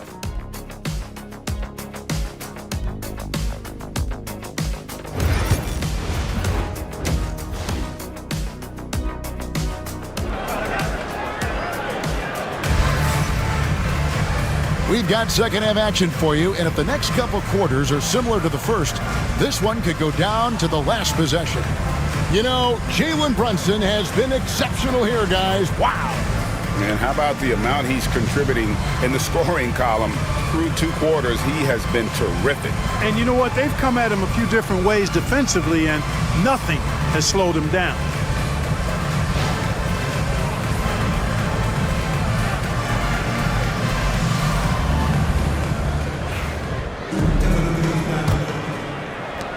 San Antonio leading by 3.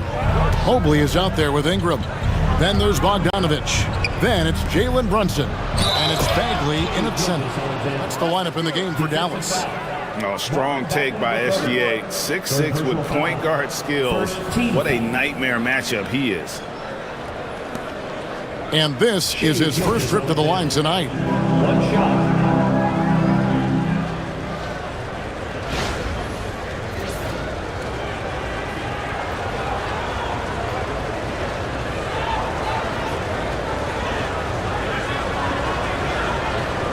One shot.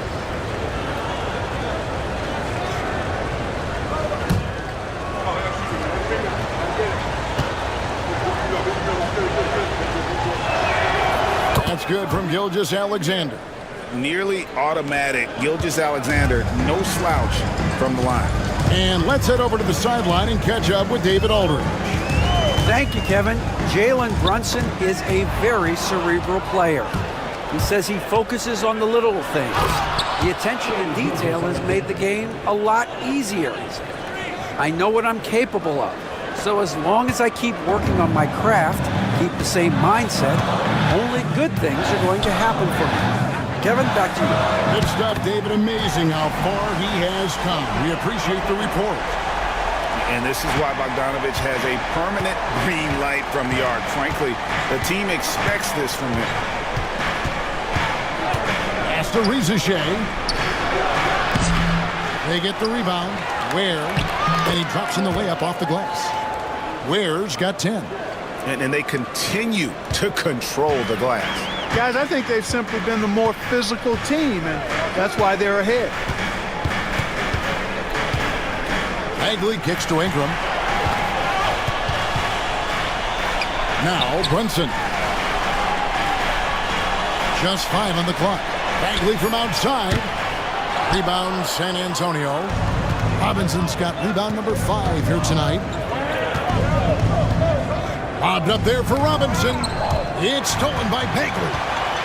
And here we go. Brunson heading to the hoop. Here's Ingram. And foul on the shot. He'll shoot 2 at the free throw line. That one on Gilgeous-Alexander. An aggressive move that time by Ingram, putting up the shot while absorbing the foul. On the night, he's gone 2 for 2 at the stripe.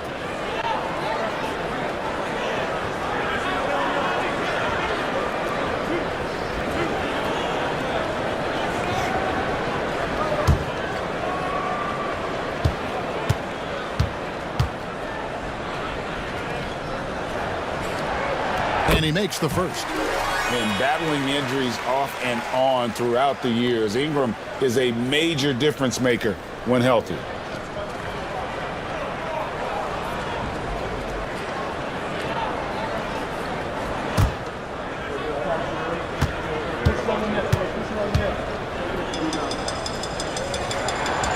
Both free throws good for Ingram. Third quarter here, over a minute and a half into it. Brunson against Gilgeous-Alexander. The shake driving in. He takes it up and plays it in. 17 points in the game. They're finding lanes to the hoop now with consistency. 5 buckets in a row from the paint. And on the flip side, the defenders have to show more fight on the interior. They've got to offer more resistance here. Gilgeous-Alexander with the steal. Count the bucket, and he's got a free throw coming up as well. Well, we've seen that movie a few times, haven't we? An easy bucket in the paint. Well, listless and lifeless at the defensive end. I mean, especially inside. They've really got to pick up that interior defense. Find the lanes. Find the lanes. One shot.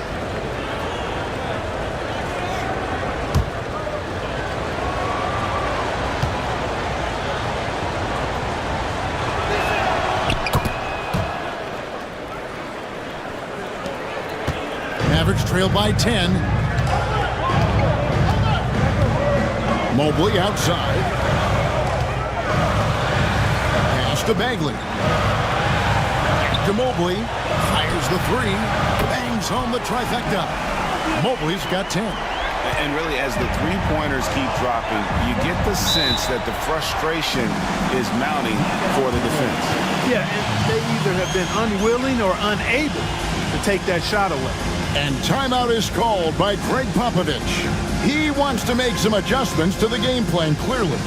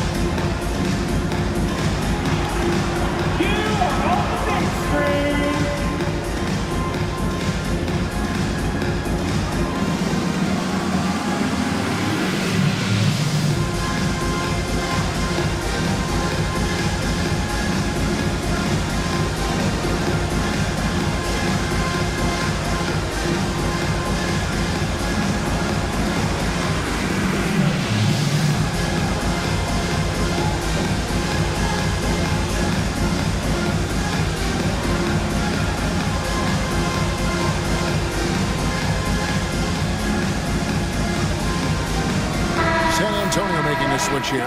Man's checked in. Here we are in November. Let's see how things are shaking out in the West early in the season.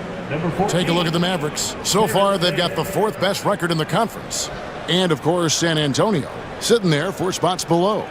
And checking out San Antonio, they're one of those teams that hasn't quite figured it out this year. A lot of talent, a lot of heart, but nothing to put them up on that next level. You know, it's really hard to figure out exactly what's been missing, but there is something missing. It perhaps could be the system they're playing in. Here's Bogdanovich. Lays it up off the glass. Bogdanovich has got 5 points now in the quarter. and flashing the athleticism on the drive. When Bogdanovich spots a lane, he attacks it. It's tipped. Ware dishes to Robinson. Pass to Ware. Gilgeous-Alexander looking around. Over Brunson. And it's Gilgeous-Alexander missing.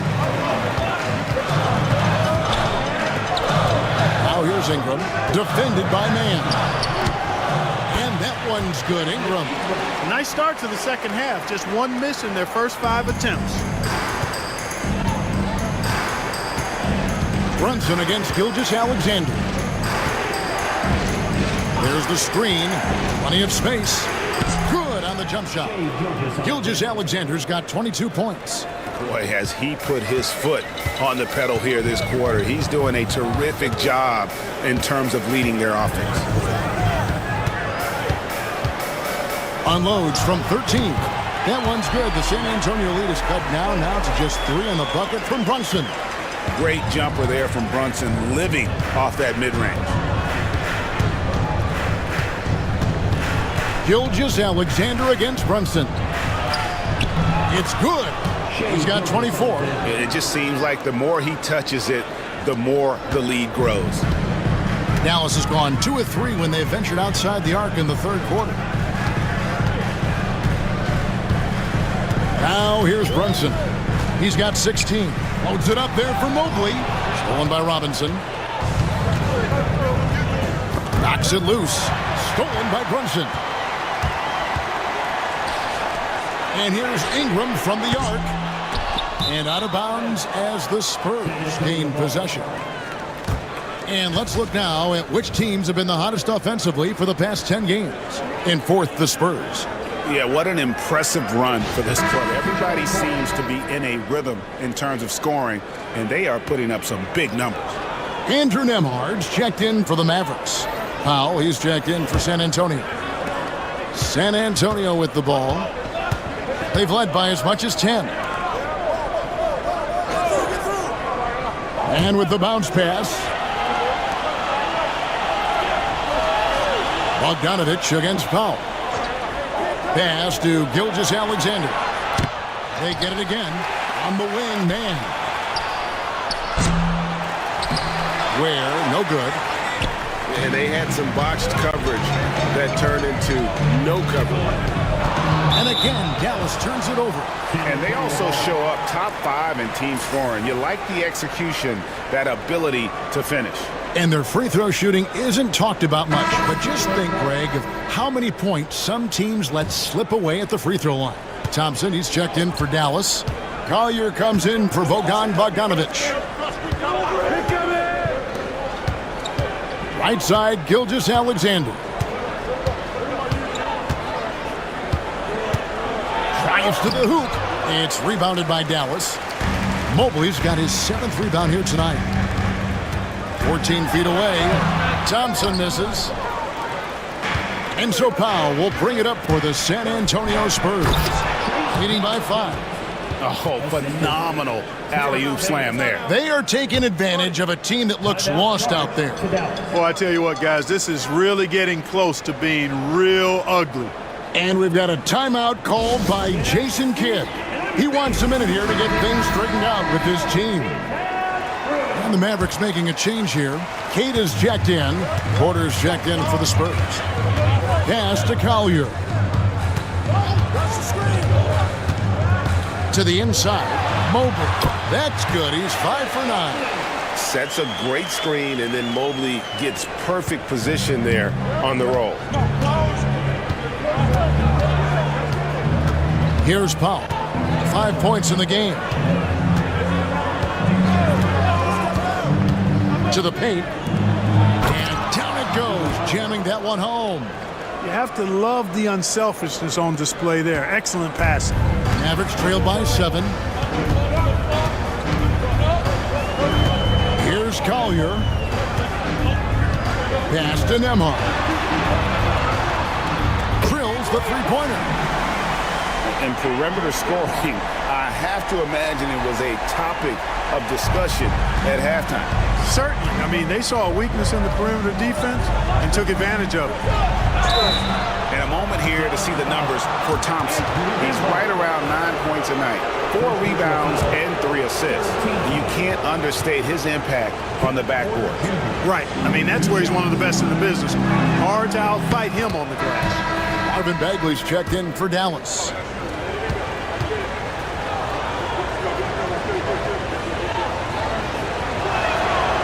He hits one, then misses the second attempt from the free throw line. You know, we've seen Kevin Porter Jr. play the 1-2 and the 3, and no matter where he plays, KPJ is a bucket getter. And Mobley throws it down. And went up and pulled it down. Mobley soaring. Spurs leading by 3. Powell with it, and he can be counted on to put some points on the board every night. He's averaging right around 13.5 points a game. And Jackson Davis gets it to go. High percentage play. He's excellent around the rim. Here's Collier. Pass to Nembhard.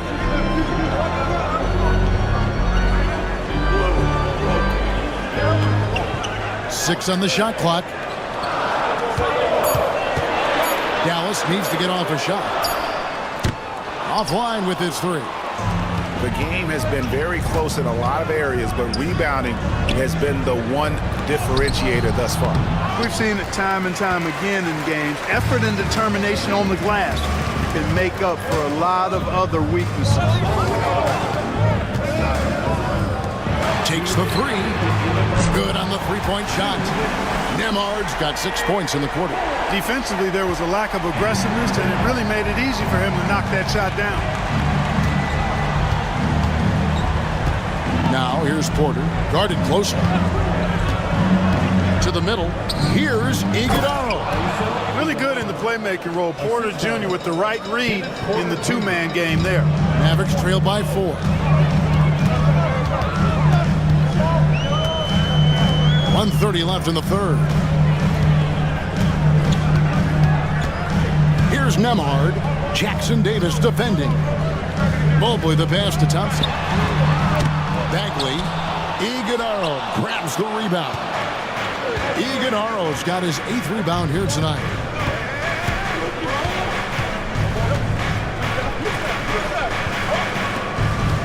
Spurs passing it around. Pass to Porter. In the corner, Powell with it. And it's Powell slamming it down. Wow, and that sort of showmanship is just deflating right now to a team trying to get back into a game like this. Ouch, Greg, that is definitely an emphasis jam. A big apostrophe or exclamation point, maybe even a question mark. And guys, I know there are a lot of questions right now defensively for this team. There's no doubt about that. Here's Collier, drilled from 11 feet out. And the Spurs with possession. They've led by as much as 10. Now here's Powell. Nembhard covering.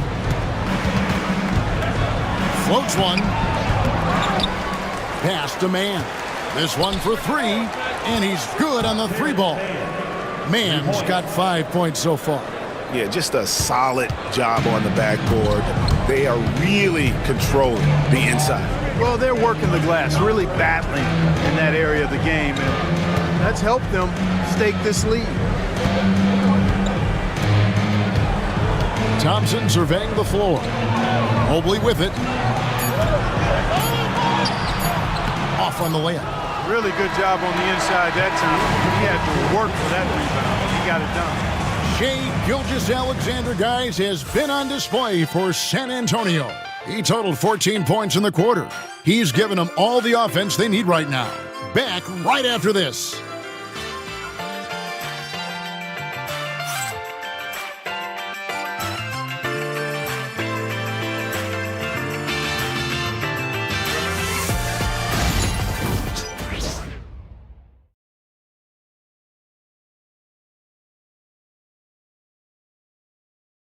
A chance now to hear Jason Kidd talking to his team moments ago. We're not talking to each other. Offensively or defensively, let's talk. And Coach Jason Kidd citing one of the things that can happen over the course of an evening, breakdown in communication. And the problem is, even in a league of superstars, this is ultimately a team game. You have to work together to succeed. The fourth quarter has arrived. So good to have you with us. On the floor for San Antonio, they've got Porter. He's out there with Rizashek. DeRozan out there with Mitchell Robinson. And it's Ware in at the 4 slot. They're doing a really good job of getting the ball inside and attacking the paint. That's an area they have completely dominated. Well, once they recognized the advantage they had inside, it made a lot of sense just to continue to attack that area.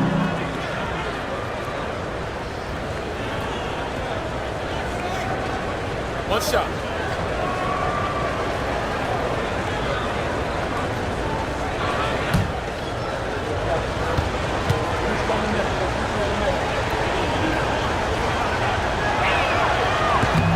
And Porter, no good on that one. Mavericks trail by 9. From outside the arc, Porter pulls it in.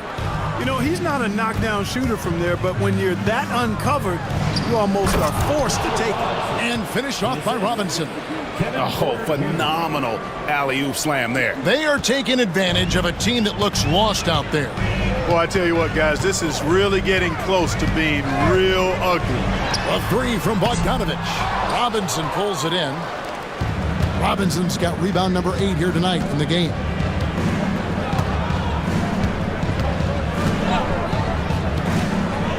Outside, Porter has to Ware. Here's the screen. Here's DeRozan. Here's Ware.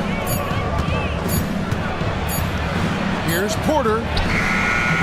The Mavericks pull it in. Mobley's got 9 rebounds in the game, getting it done. You know, even though they're on top in this one, you'd like him to be better out there because he's capable of being better.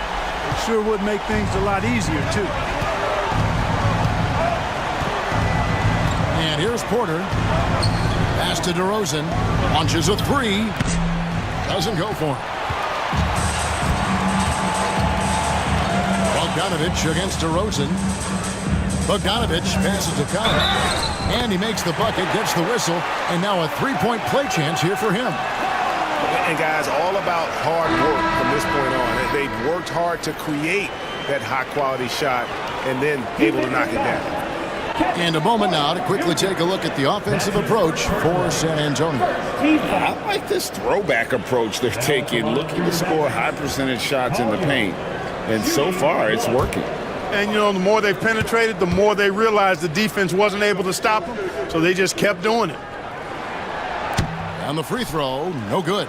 San Antonio leading by 6. And we're about 2 minutes into the fourth quarter now. Outside DeRozan.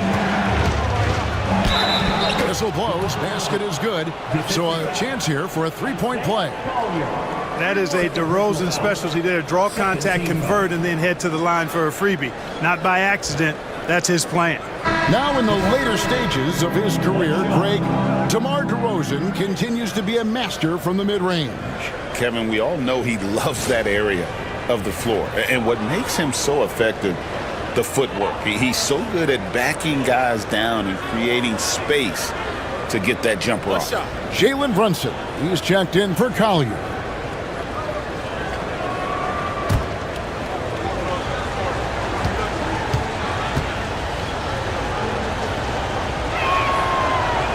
That's good from DeMar DeRozan. It's pretty clear that DeMar DeRozan is an outstanding athlete. He can outrun you, he might outwork you, and he's able to be everywhere on the floor, and he does it with kind of unique grace and finesse. Ingram outside. Mobley a screen on Gilgeous-Alexander. And Mobley throws it down. And this is one of those nights where you get to see everything in Mobley's bag. A little over 2.5 minutes have passed here in the fourth quarter. Here's Gilgeous-Alexander. Bogdanovich grabs the miss. Mavericks trail by 7. He takes it in. Here's Thompson. San Antonio with the rebound. They've led by as many as 11 points. And DeRozan kicks to Ware.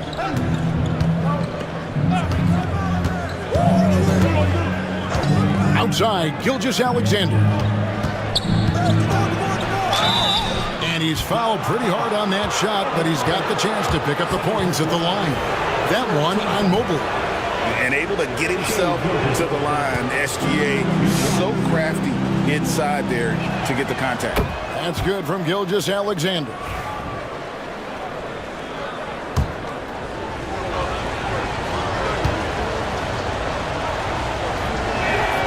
Good on both. And here are the Mavericks now. 9-point game. Gilgeous-Alexander against Brunson. Can't cash in from close range. A good job by him on the glass here tonight. +8 in that department. And Gilgeous-Alexander gets it to go. And he knew the contact was coming. How about that by SGA to take the hit and finish? Holds it up there for Mobley. Throws down the alley-oop slam.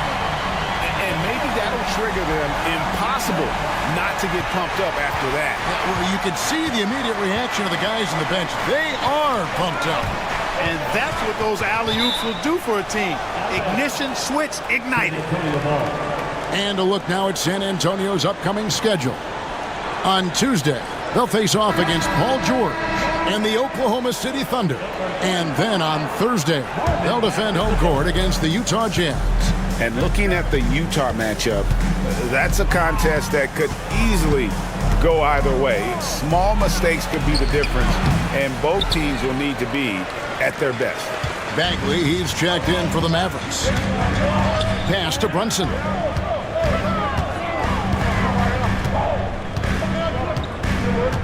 Outside, Bogdanovich. And here is Mobley. Just 5 to shoot. On deep, Brunson. Robinson pulls it in. Robinson's got rebound number 10 tonight with that last one. A 3 from Bogdanovich. That one falls through. It's his 6th make from the floor this game. Now 6 for 10. He's putting on a commanding performance here. He's hit 2 3-pointers in each half now. DeRozan against Ingram. With some arc, and they call the foul, so he's got the and one chance here to make it a 3-point play. What a nice touch from DeRozan, a savvy veteran. Makes it look so easy when he scores there.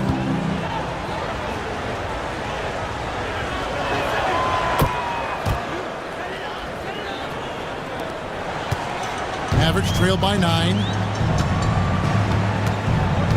Ingram outside. No good on the 3. San Antonio's gone 6 of 14 with the 3 ball tonight. Just a little over 40%. And stolen by Mobley. And here we go. The fast break. Brunson's got it. And finished off by Bagley. Yeah, ferocious at the rim. Bagley can finish with power or finesse.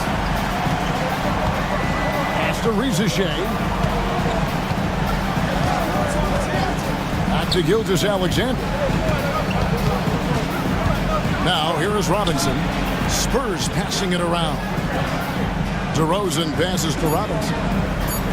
DeRozan with a screen for Robinson. San Antonio again missing. And so it's Brunson with it. He brings it up for Dallas.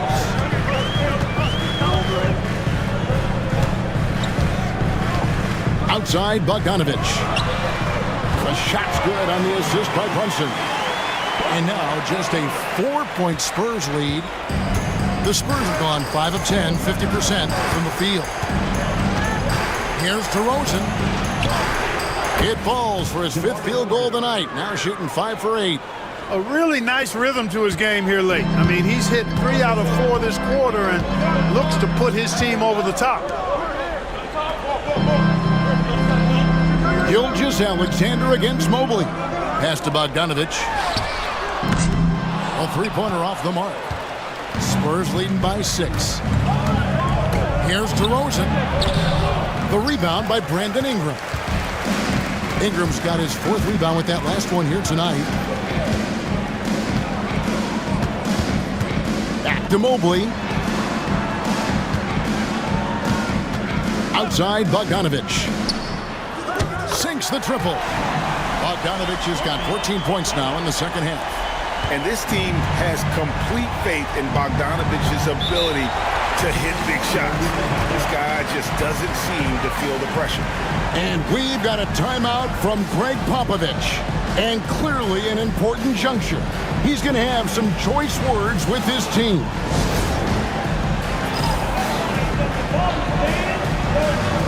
Porter's checked in for Riza.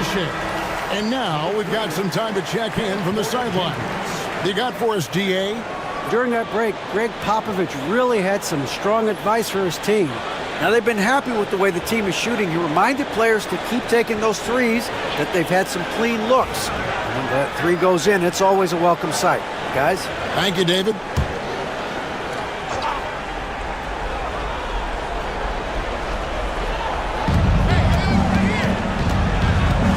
Now DeRozan.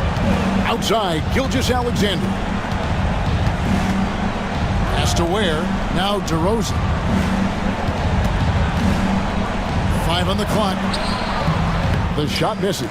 And they've had the edge in rebounding all night long, and none bigger than that one right there. And guys, you've seen it countless times in a close game. Hustle plays can really make the difference. And he lives for the moment. Brunson playing his best during crunch time. Gilgeous-Alexander finds DeRozan. Porter against Bogdanovich. Porter passes to Ware. Once again off the mark by San Antonio. The Mavericks trailer. They swipe it. Outside, Gilgeous-Alexander. And it's Ingram with the rebound. Ingram's got his 5th rebound right now in the game to take the lead. And it falls over the rim and in. Ingram's got 5 points now in the quarter. You want Ingram to take over in these situations, and he does just that when his number is called. Here's Gilgeous-Alexander, and he drops it in from the low post. And the Spurs lead by 1. And where some feel stressed, Gilgeous-Alexander feels strength. Love the confidence from the young fella. And it's Ingram missing. San Antonio's gotten off to an 0-for-2 start from downtown here in the 4th quarter. And stolen by Mobley. Slammed home, and they call the foul. He's headed to the stripe for one more. In a game this close, this late, that kind of D is clutch. It is. And then, Greg, to go in for the flush, that could be a backbreaker. Well, you know, it certainly swings the energy and the momentum in one team's favor. That's basically a 4 or 5 point swing, which is huge. Riza, he's checked in for Kevin Porter. Pass to DeRozan. Here's Riza. Brunson covering. Gilgeous-Alexander against Mobley. Shot clock at 5. Here's Riza. Gets it to go from beyond the arc. Coming up big. What toys from Riza on that clutch bucket. And Jason Kidd is called timeout. He knows every possession is critical now.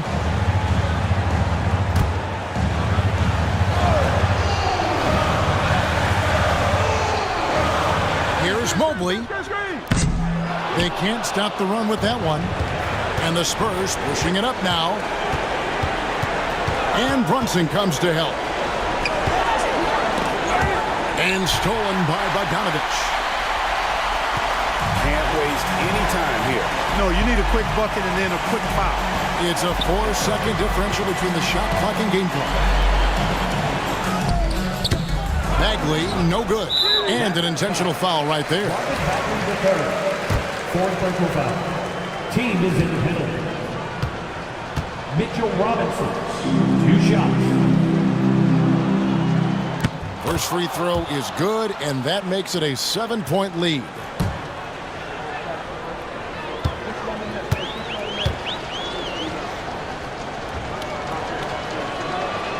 And he cannot convert on the second. That misses. A nice shot by Bogdanovich. So many of the plays they're running designed to create opportunities from deep. You know, that's exactly their plan here in the fourth. Work to find space behind the arc and then bury some threes. Yeah, you can't let them hold the ball and just milk those last seconds away. No, you got to foul. I mean, it's going to come down to free throws here. Foul right away. He drops the first one, and that puts them up by 5.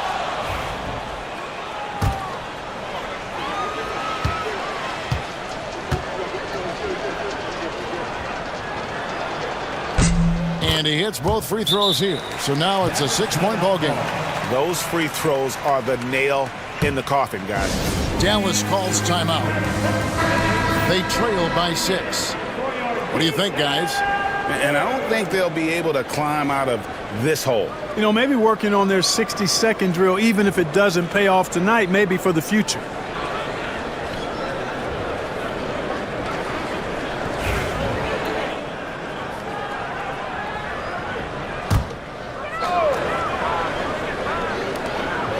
And here's Brunson outside.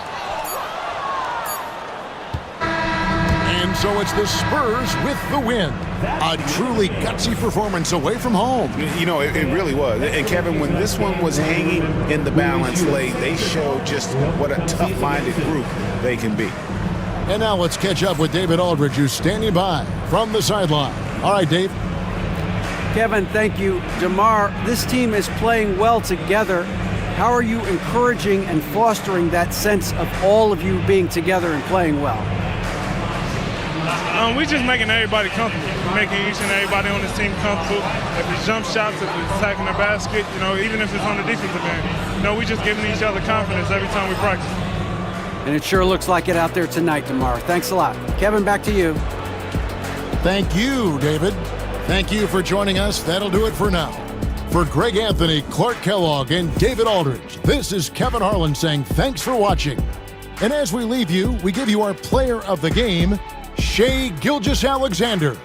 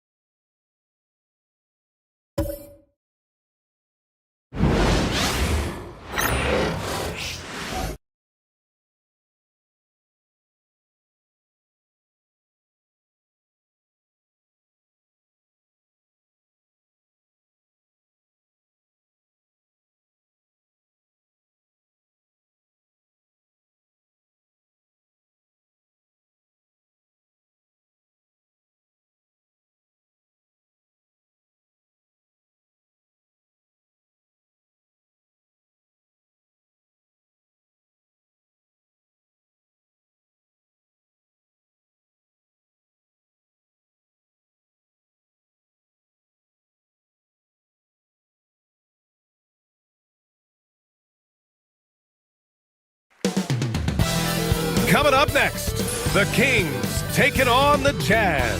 For Sacramento, they've won just 4 games out of their last 10, and they know they can do better. This team has talent, and they'll try to bring it all back together. And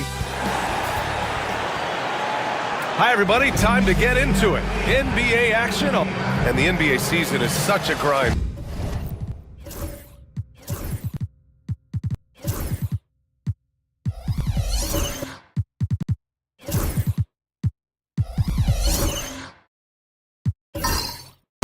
Anything you did in the middle of the year to keep focus?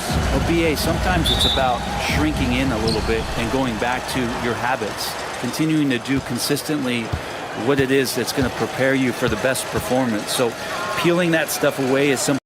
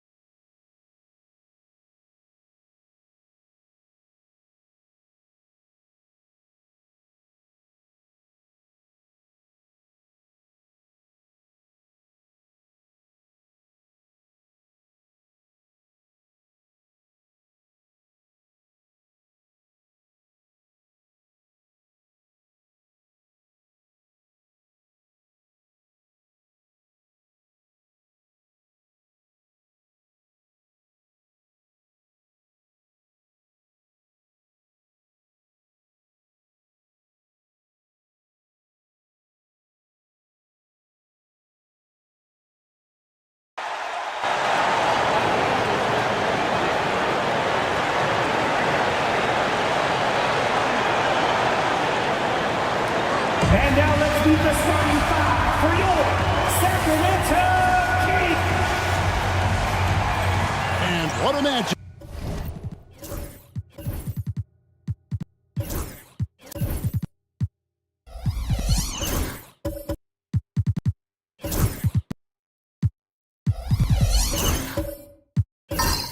We have here in the front court break. Yeah, each of these teams are anchored by their big men. I think it's going to be physical and highly intensified. And checking out Utah's opening lineup, Zach LaVine is out there with Patrick Beverly. Then it's Bam Adebayo. Then it's Randall. And it's Jackson in at the 3. Now, here's Bridges. Cracks in the tray. Now, Towns has said he believes he's the greatest shooting big ever. That's how confident he is. Randall outside. Back to Beverly.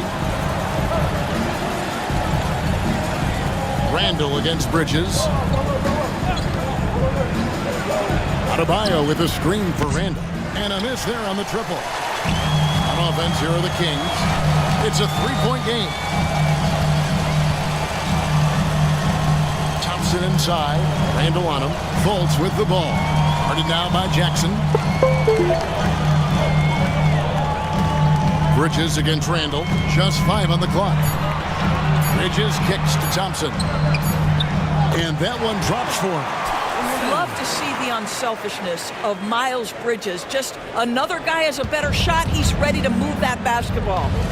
Now here's Beverly. Outside Jackson. Pass to Randall.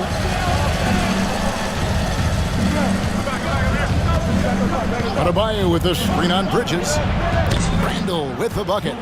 Well, so often the guy who sets the screen. In that instance, Julius Randle with the ball in his hands in the pick and roll. Go ahead, Julius. Thompson against Jackson. Inside. Rebounded by the Jazz. Last time they met was in Utah. And the last time they faced this club, rebounding was their big advantage. Levine kicks to Randall. Off target from outside.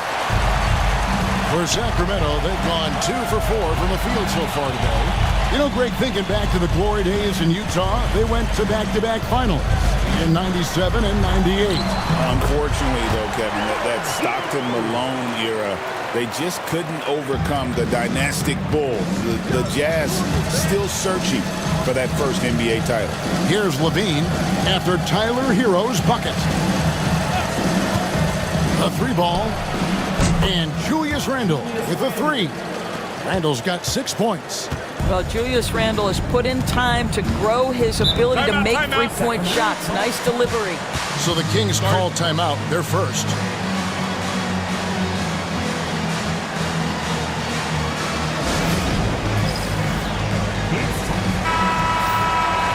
And checking out some numbers for Zach Levine.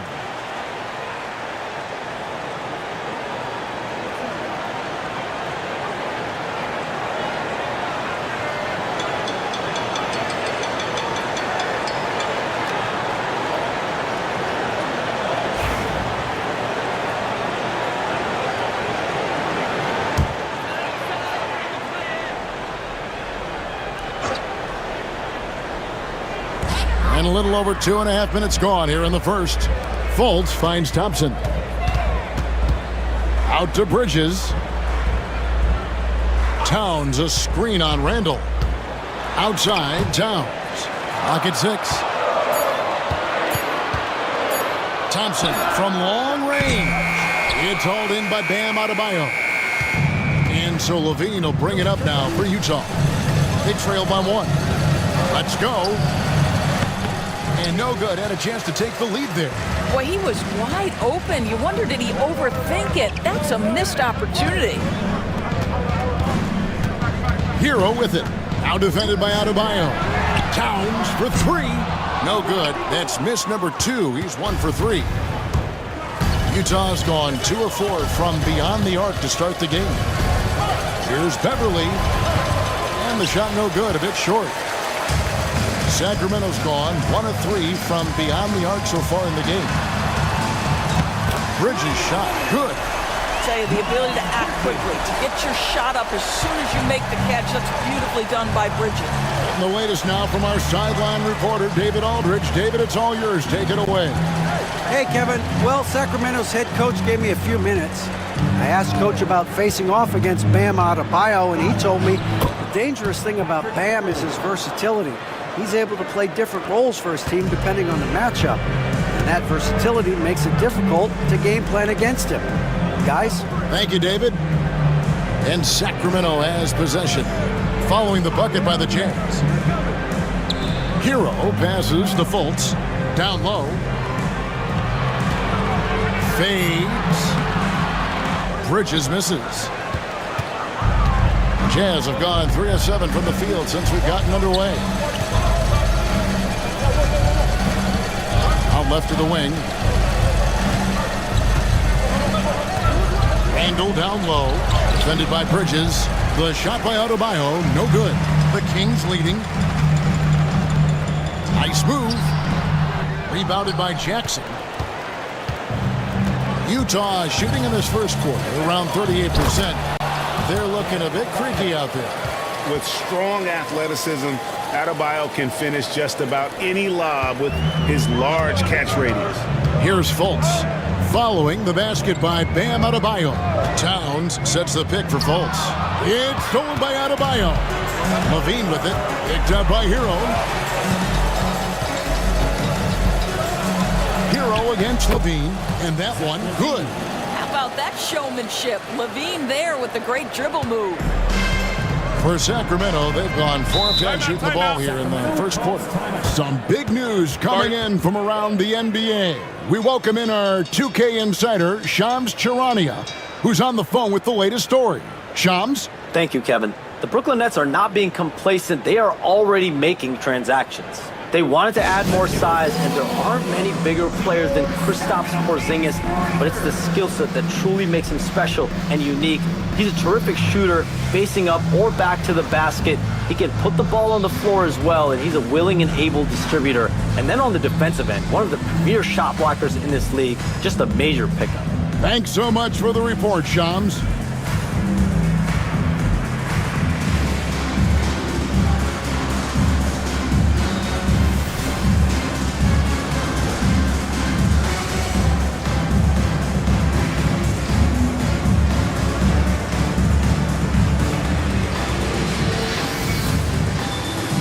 Teams deciding to change it up.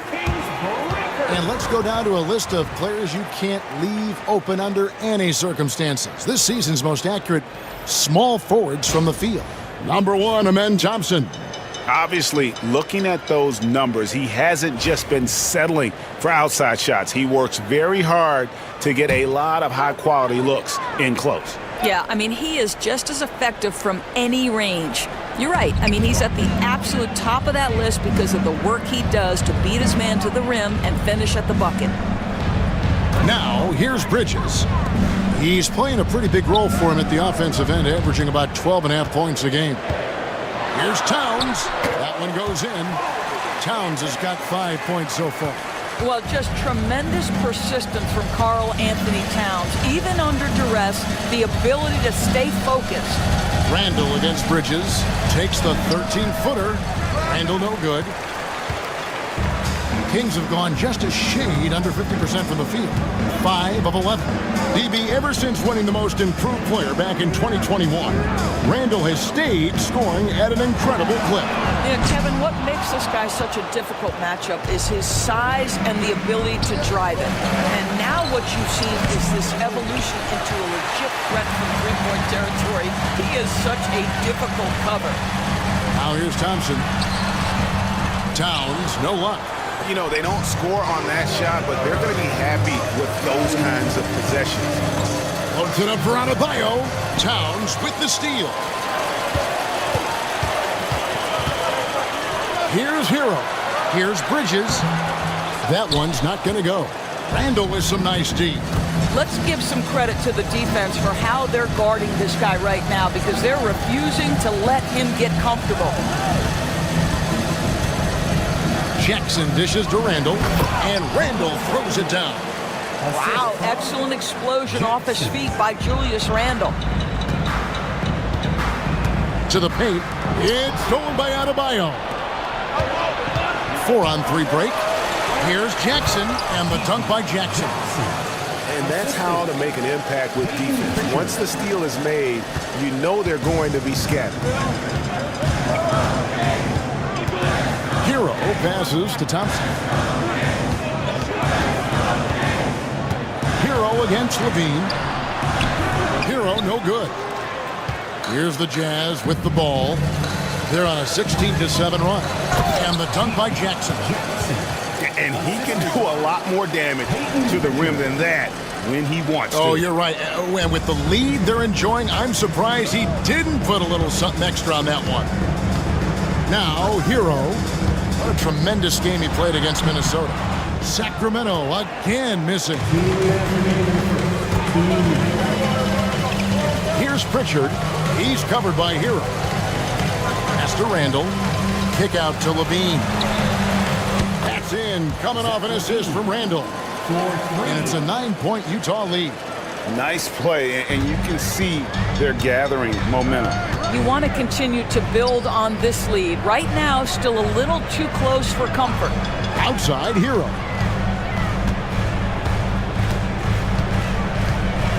.130 left in the first quarter. Here's Carrington.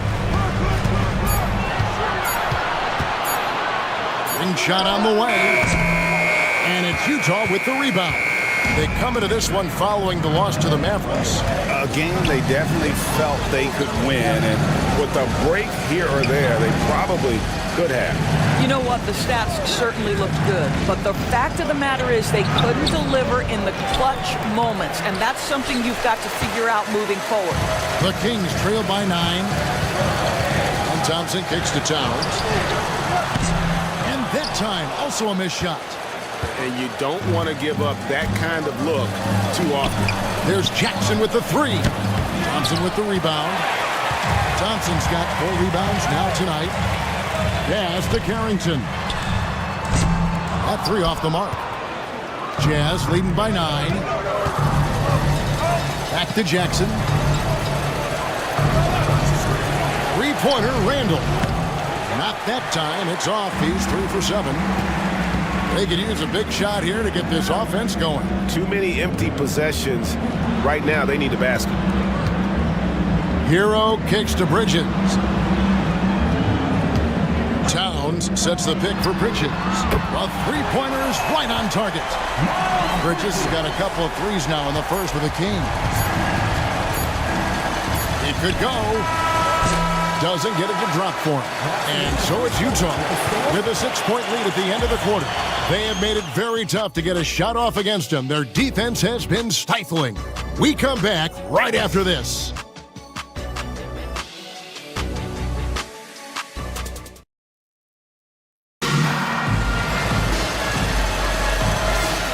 And for those of you just tuning in, the second quarter of action is where we're at right now. And a look at how the hustle game has been going for the Utah Jazz. A huge part of their offense, pushing the ball. Looking for fast break opportunities, always a good idea. Another big component of their early game tonight has been points off turnovers. Great job converting on those chances. For the Sacramento Kings, GA, the expectations for this group have risen. Well, it was about just making the playoffs for this franchise and breaking that drought. Now, Kevin, it's about advancing in the postseason. Just getting there isn't good enough. On the floor for Utah, getting going here in the second quarter. We've got Aaron Gordon. Johnson is out there with Shepard. Then there's Powell. And it's Walter in at the 3 spot. Great Kentucky native Reed Shepard followed in his dad's footsteps and stayed local for his college years. How cool was that? His dad winning 2 national championships for the Bluegrass State, was named the MVP of the '98 college tournament, and he even had a brief stint in the NBA. Reed, the 3rd overall pick of the 2024 draft, blazing his own trail. Now here's Fultz. He has yet to score.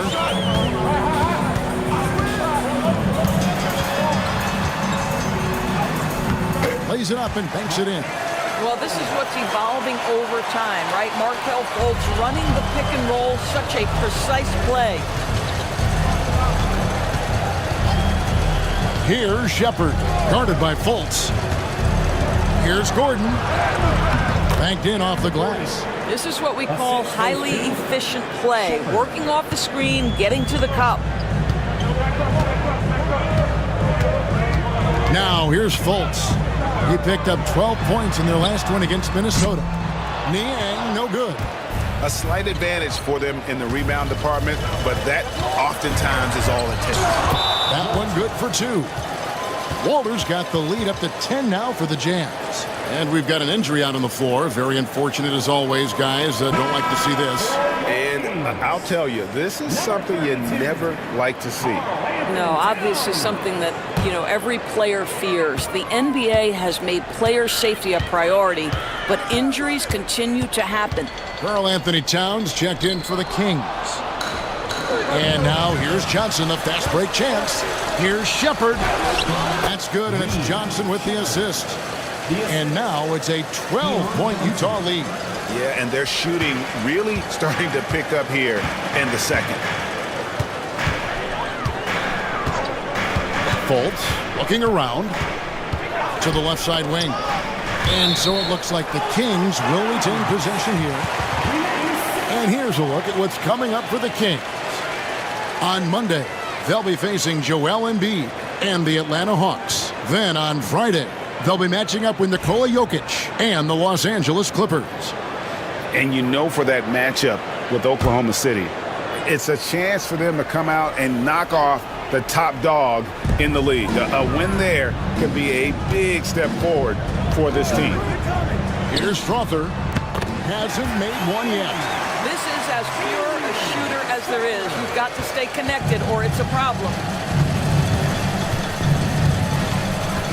Here's Shepard, guarded by Fultz. Pass to Gordon.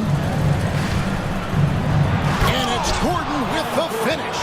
Well, easy to see why Aaron Gordon has been in multiple dunk contests. The arsenal, the creativity, limitless. And great camera work showing up on the AT&T 5G Slam Cam. Fultz with the ball. He gives his team some nice contributions, averaging a bit over 10 points a game. Here's Highsmith. And he takes that one up and powers it through. I'll bet even they didn't think the pick would work that well. No. And they get the major league dunk out of it, too. And my question is, where was the help? Someone rotate over and challenge. And Will Hardy is called timeout. He's going to have a discussion here on the sideline.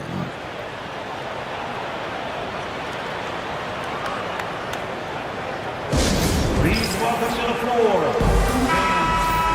And with this chance, let's quickly go to our rookie leaderboard and find out who the top assist men are among the first-year players. In the third spot, Reed Shepard.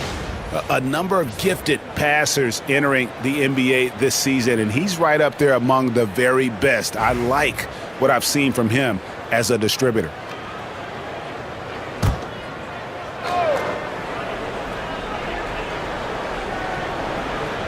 And for those of you just joining us, we're almost 2.5 minutes into the second quarter.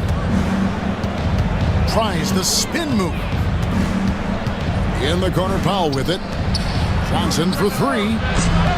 Highsmith grabs the miss. The Kings trail by 9.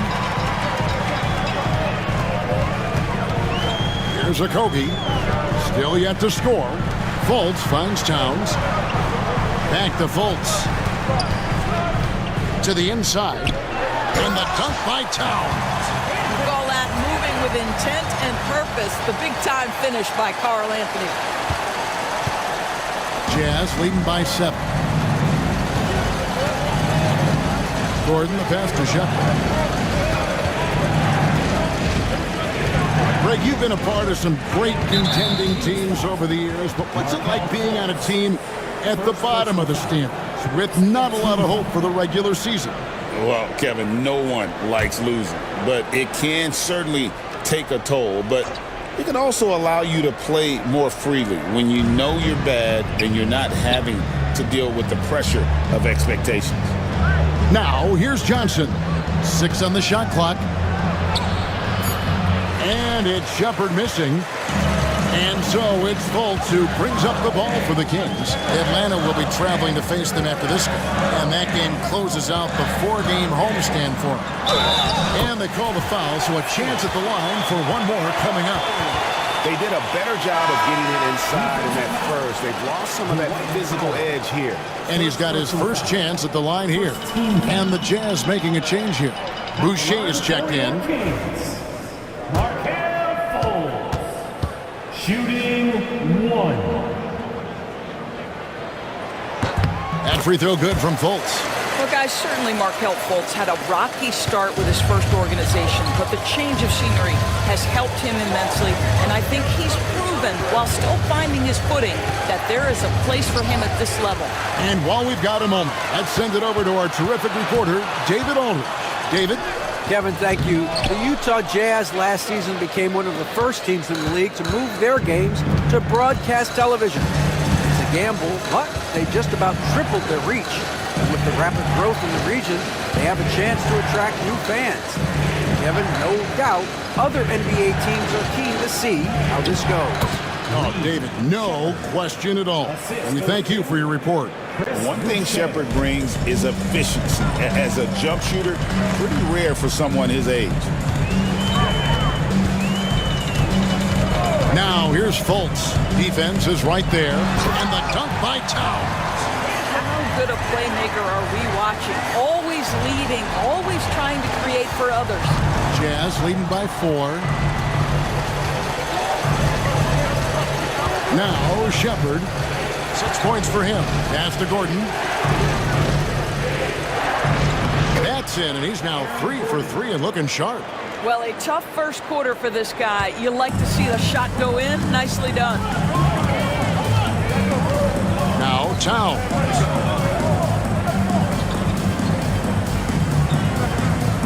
Here's Strother, covered by Johnson. Here's Strother. For 3, Okogie. Boucher with the rebound. For Utah, they've gone 6 of 8 from the field in the second quarter.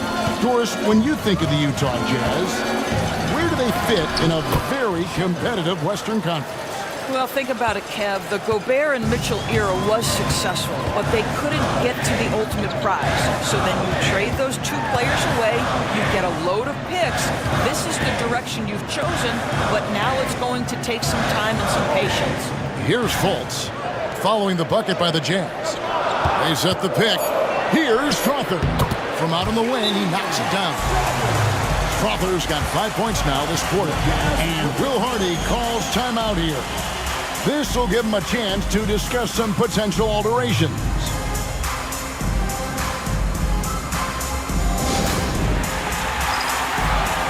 So Utah going with an almost entirely new group. Randall's checked in for Gordon. Jackson comes in for Walter. Zach LaVine's checked in for Johnson. And it's Patrick Beverley in for Shepard.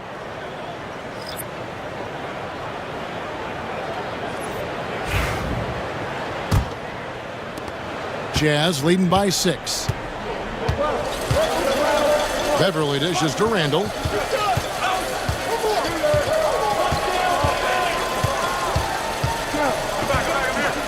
The 10-footer.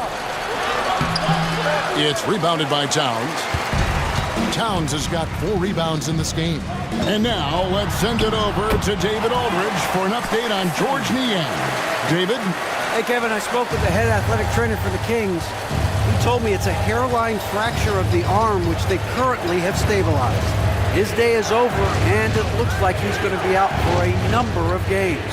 It's tough news for this team to process. Kevin? Thanks for the status report there, David. At least we now know, Greg, how he's doing.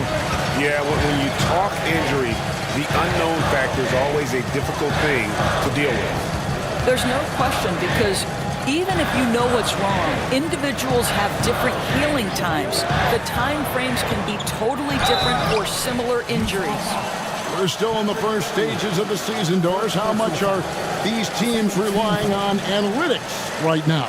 Kev, this is such a fascinating point you bring up, because in the offseason, they look at a substantial amount of data. And what the analytics department does, go to the coaching staff. This is what we know can be effective. And there is definitely an adjustment in strategy happening.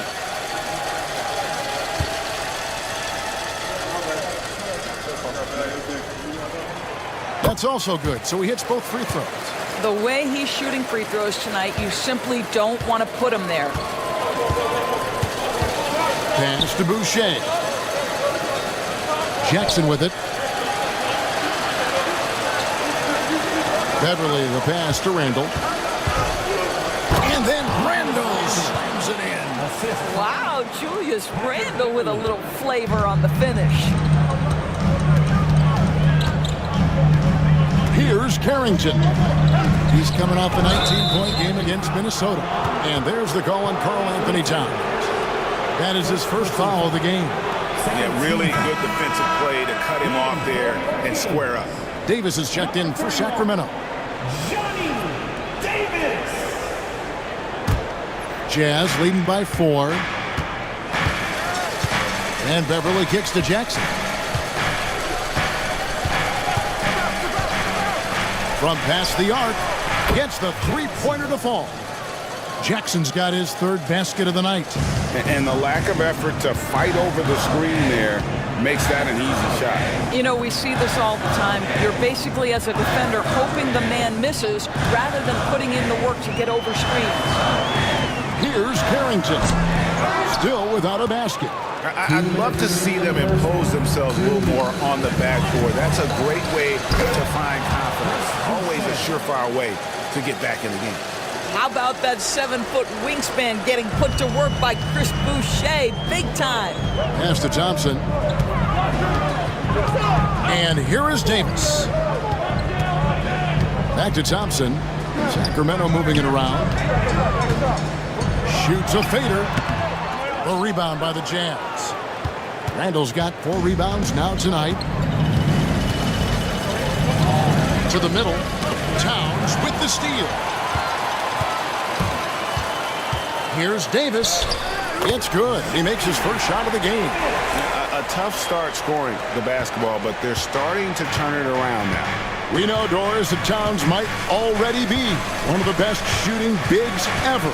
But Kevin, he flat stated and called himself the best shooting big of all time. He has an argument because not only has he shot the ball incredibly well from deep, even as his volume has gone up, his efficiency stays the same.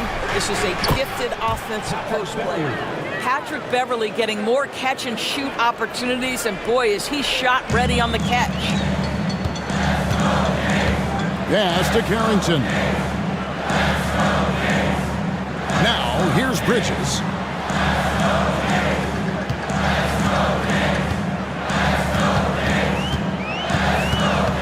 Just 5 to shoot. Here's Carrington. Rebounded by Jackson. Looking at the last game for Sacramento. It was a win against the Minnesota Timberwolves. Pass to Beverley.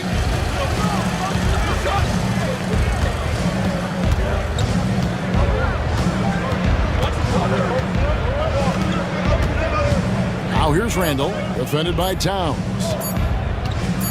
That will count. It's going to be a 24-second shot clock violation. They turn it over. Substituting on the court.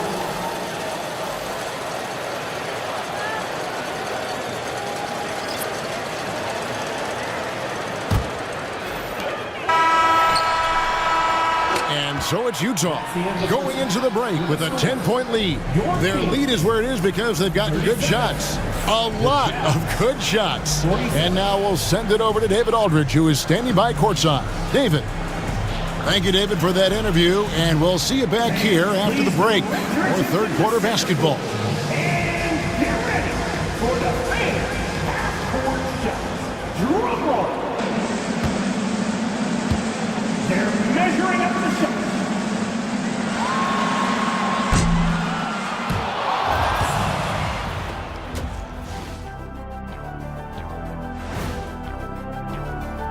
He's been looking for a shot early on, going right at the defenders and keeping them on their heels. With the way he's played, it makes sense they'd want to keep looking for him.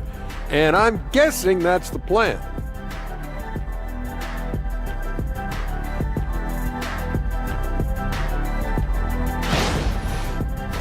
And let's turn our attention now to the Rookie of the Year race. These young fellas have been hot. Usually, I'd say it's too soon to tell much, but right now, they're balling. The talent on display is undeniable. And that's all for us. Now it's time to send it back to Kevin Harlan for the beginning of the third quarter.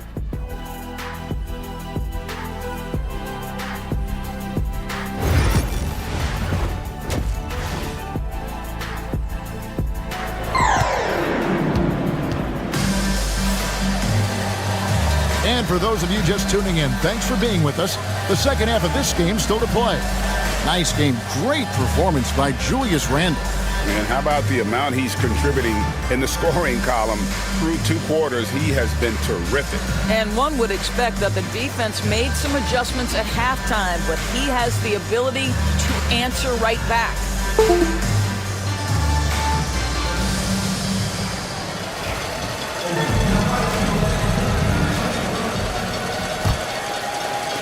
So it's the Jazz now. Bridges out there with Thompson. Then it's Markelle Fultz. Then it's Tyler Hero. And it's Towns in at the center position. So that's the 5 in the game for Sacramento. He's going to put that one in his scrapbook. Insane dunk. And now they're starting to rub it in. Build up a lead, and here we go, baby. It is showtime. Nice angle on that replay with the AT&T 5G Slam Cam. And here are the Kings now after the basket by Utah. Levine against Hero. Back to Towns. A floater. Rebound, Utah. Just a solid performance on the interior. The rebounding has been off the chart. Inside. And there's Randall on the assist by Beverly. Randall's got the lead up to 14 now for Utah. Fultz, the pass to Bridges. Back to Fultz.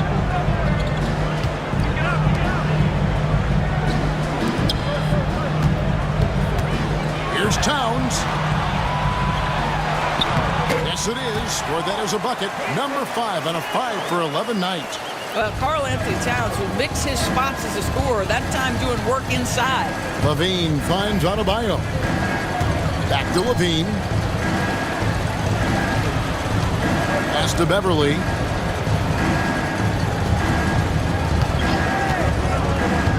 To the inside. Adebayo. And Adebayo throws it down. Don't take your eyes off Bam. When he comes off the floor, he gets up and the slams are just too good to miss. Now here's Fultz. He's got 5. Towns, the pass to Hero.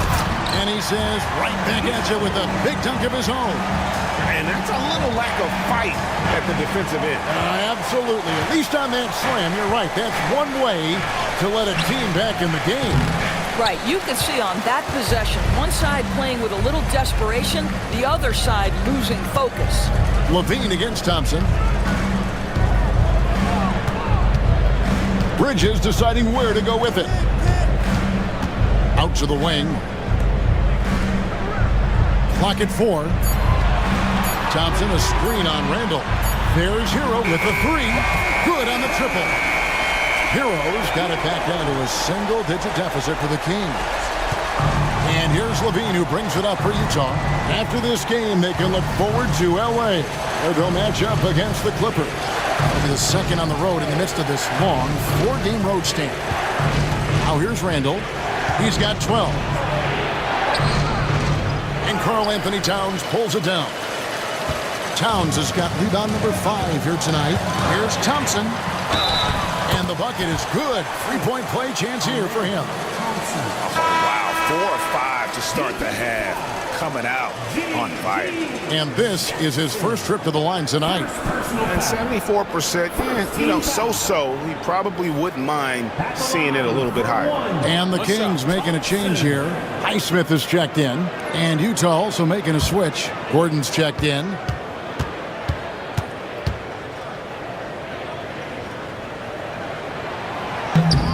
That free throw good from Thompson. Utah leading by 6. Outside, Levine. Pass to Beverly.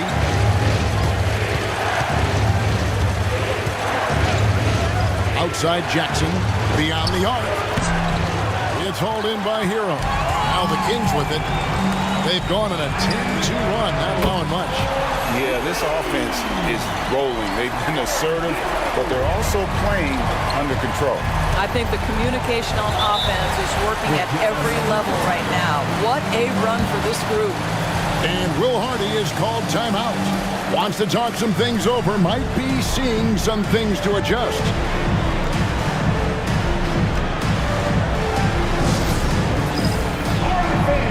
It is dance camp time. Get ready to dance like everyone's watching.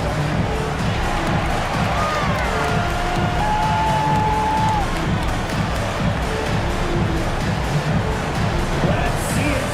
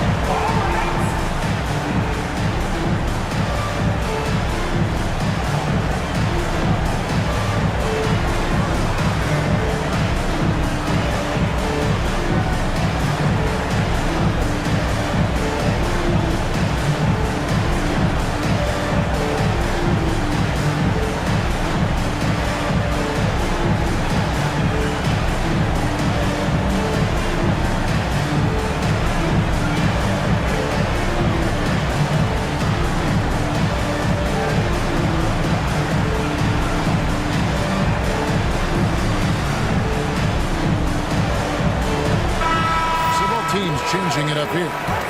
And with the break in the action, let's look at the stats for Markelle Fultz. He's around 10 points per game, 6 assists, and 3 rebounds. And most important of all is his passing. He's a terrific distributor in their offense. But certainly one of his best attributes, creating offense even when it looks like there's nothing there.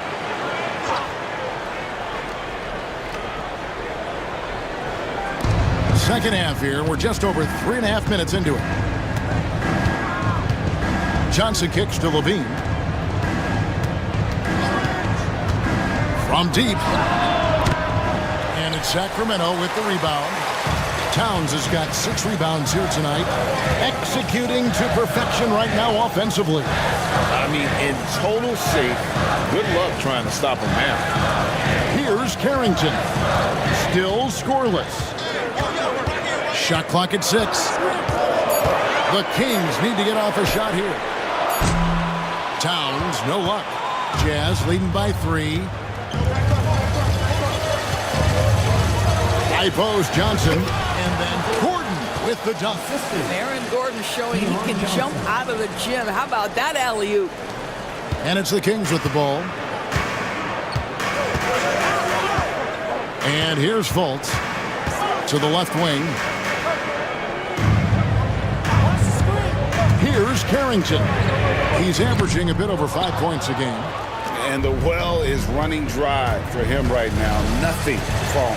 And this is where you hope that he can find something easy so he can see the ball go through the net. 2 open that time. Made it look too easy. Levine's got 8 points. Levine's form is pure. That 3-point shot is pretty. Beverly against Fultz.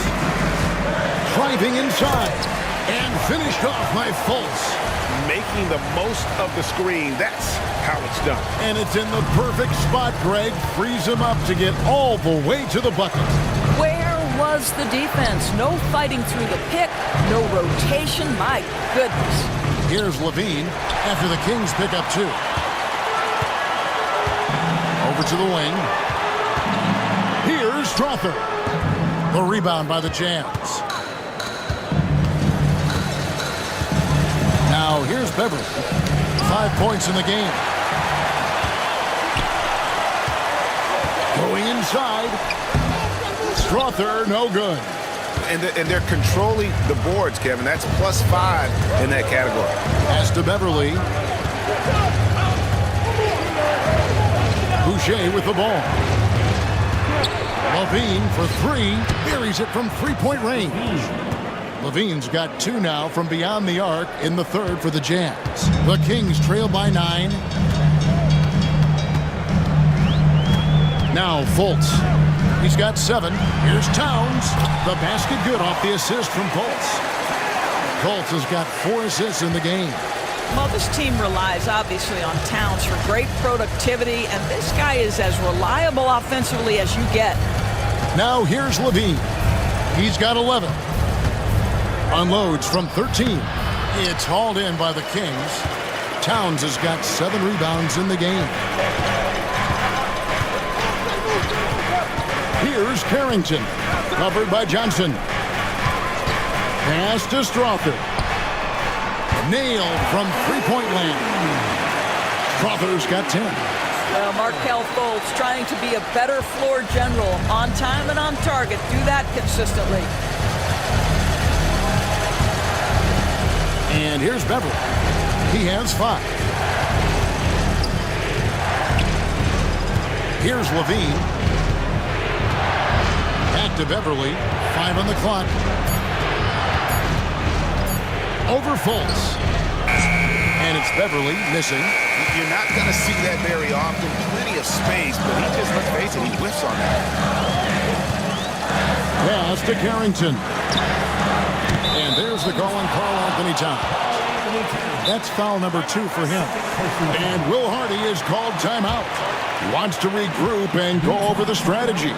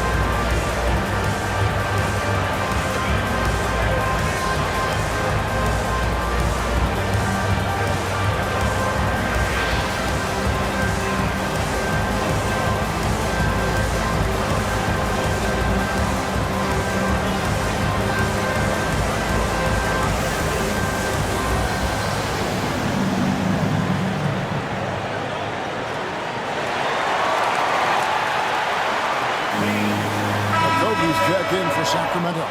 Davis comes in for Markelle Fultz. Utah also making some changes. Dwight Powell's checked in for Chris Boucher. Walter comes in for Zach LaVine. And it's Pritchard in for Patrick Beverly.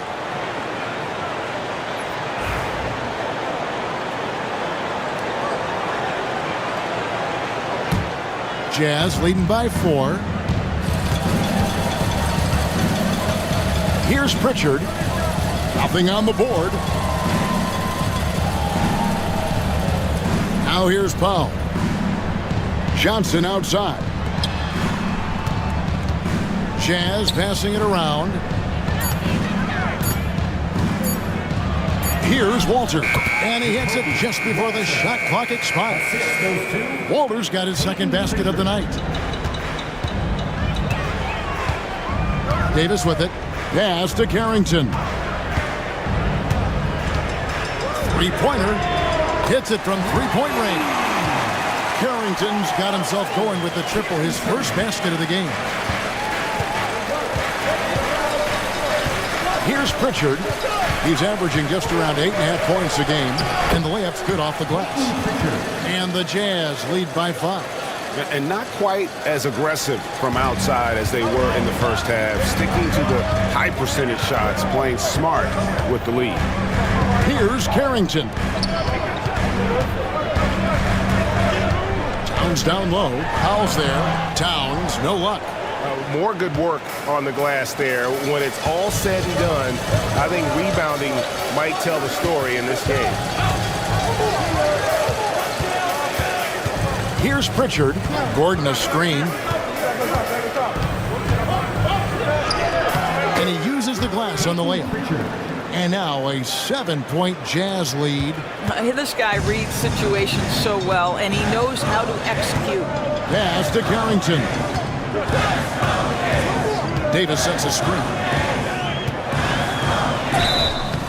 And that'll be 2 free throws coming up. Officials on the call with the foul. First personal foul. I'll tell you what, he earned his money on that foul. For Sacramento, they have been solid at the line so far. 4 for 4.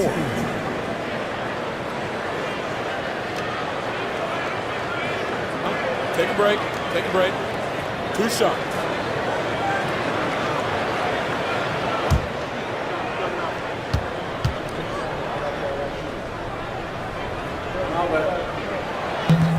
And the first one at the line is good. A different look for Utah. Adebayo is checked in for Gordon. And Shepard subbed in for Johnson. So he picks up just 1 from the line that time. He is just really almost playing for the other team. The shooting has just been poor. Pass to Pritchard. From downtown. They get it back. You have to love the tenacity, but also the awareness to make sure he came away with that ball. Over in the corner, Hero. It's good from long range.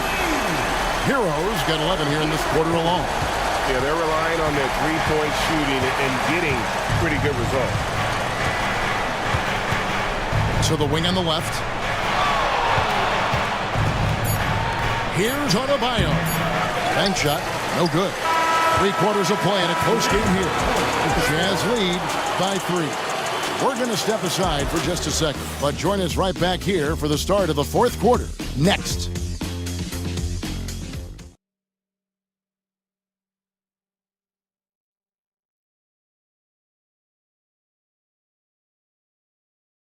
And let's take this opportunity now to show you our State Farm assist of the game. Yeah, and I like the fact we get to see this pass one more time. A magnificent feed, and you love to see your off guard taking over the playmaking duties with this much skill. You love the unselfishness, finding the best look, and it doesn't matter who's taking it. And I know I speak for all of us when I say I can't wait to see what kind of finish awaits us here in the 4th quarter.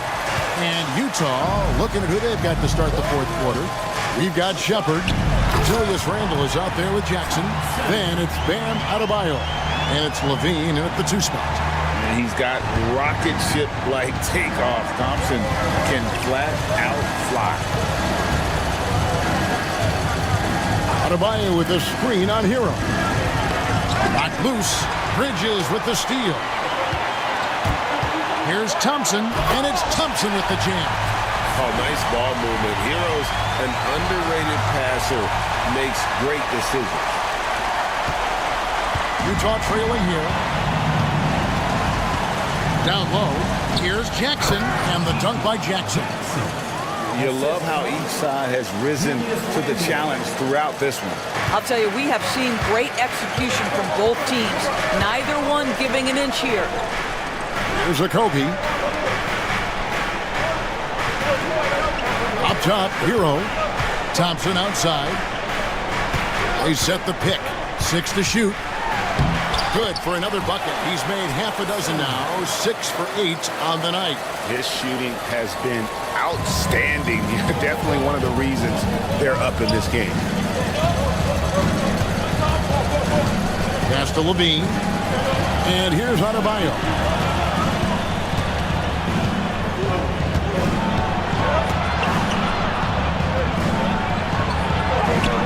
And it's in there.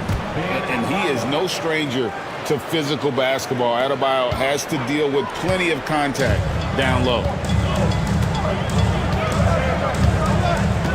And we're around 2 minutes into the fourth quarter here. Outside, Hero. It's up a 3. Score the basket. It's number 6 for him this game. 6 for 9, 67% shooting. After an ice-cold start to this game, he is pouring it on here in the second half. Now Levine. Fourth quarter of play, and we're about 2.5 minutes through it right now. Three-pointer. Thompson with the rebound. Thompson's got his 7th rebound of the game with that last one. To the middle, looking for Bridges. He gets it there. You combine strength, athleticism, unbelievable hops. Miles Bridges, yes, sir. Pass to Adebayo.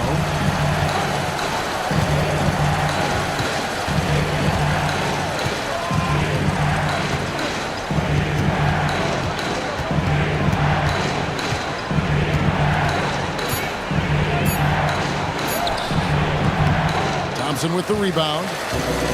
Thompson's got rebound number 8 here tonight in the game.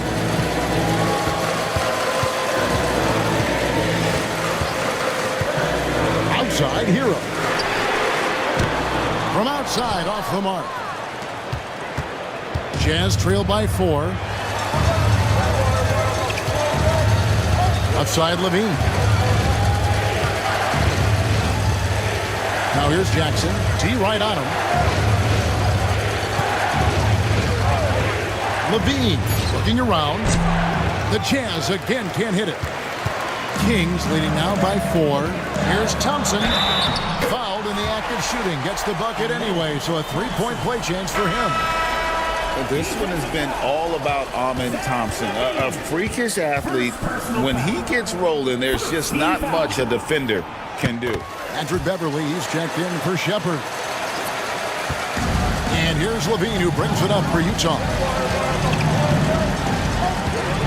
Pass to Jackson. Looking to end the run. And foul on the shot, so he'll get a chance at the line.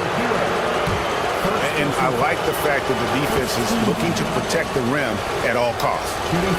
And let's get your take, guys, on the scoring breakdown for Sacramento. The three-pointers and how well they're able to shoot them. You wonder if they can keep it up, and boy, have they. They've also been scoring on the break. With how difficult it is to get buckets in the half court, anytime you can push the ball in transition for easy ones, that's big time. And those are the buckets Hero needs to round out his game. The more points he gets off drives, the more open that jumper will get. At the line for your Kings, Tyler Hero. 2 shots. That's good from Hero.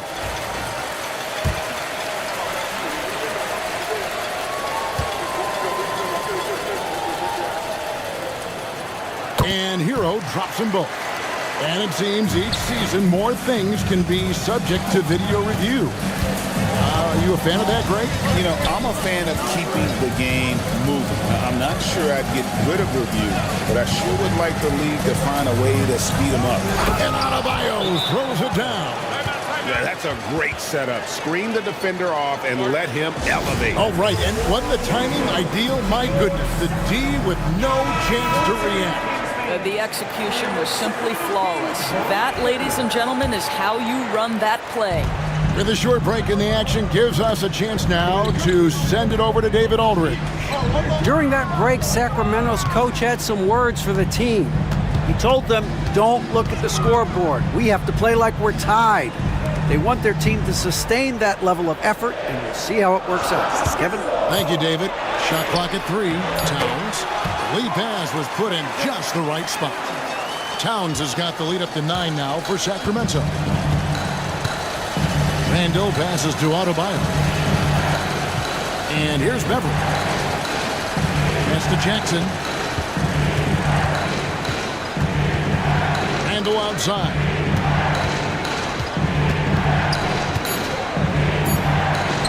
Uses the glass to finish the lane. The guys, over the years, we've seen Randall become a much more aggressive scorer. You love his tenacity. Beverly against Fultz. Fultz with a screen for Hero. Shoots the 3. Drills it from outside. Hero's got a couple of three-pointers now in the fourth for the Kings. And they have been relentless from deep. And you see the defense trying to react, but to no avail. Well, that's the whole point, isn't it? If you space the floor well enough, it's almost impossible for the defense to account for everyone. Kings leading now by 10. There's the lob to Bridges. Up high to stuff the alley-oop. Now the opportunistic Bridges sees you falling asleep defensively. Up and over the top he goes. Beverly against Fultz. Outside Levine. And here's Randall. Can't hit from 12. Now here's Fultz. Thompson outside.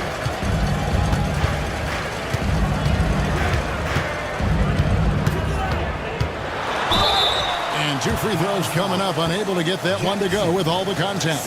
And with his movement skills, Thompson routinely catches defenders out of position. Thompson taking 2 shots. No good on the free throw.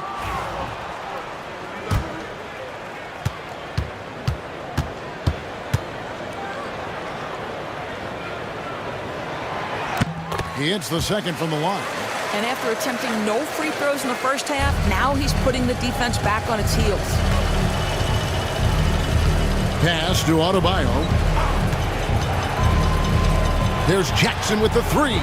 Good for another bucket. He's made half a dozen now, 6 for 8 on the night. Just a positive force right now for these guys. And though his team has fallen a bit short, it's not because of him. Now here's Fultz. Towns a screen on Randall. Hero from long range. It's Adebayo with the rebound. Adebayo's got rebound number 10 tonight with that last one. Here's Randall. Oh my goodness! What a play! Boy, Julius Randall is getting to his spots and starting to really cook. Timeout, Sacramento. Every timeout, a chance to review the lineups, matchups, or call a play. And the guys get a little bit of a break, mentally, physically, just recharge here quickly.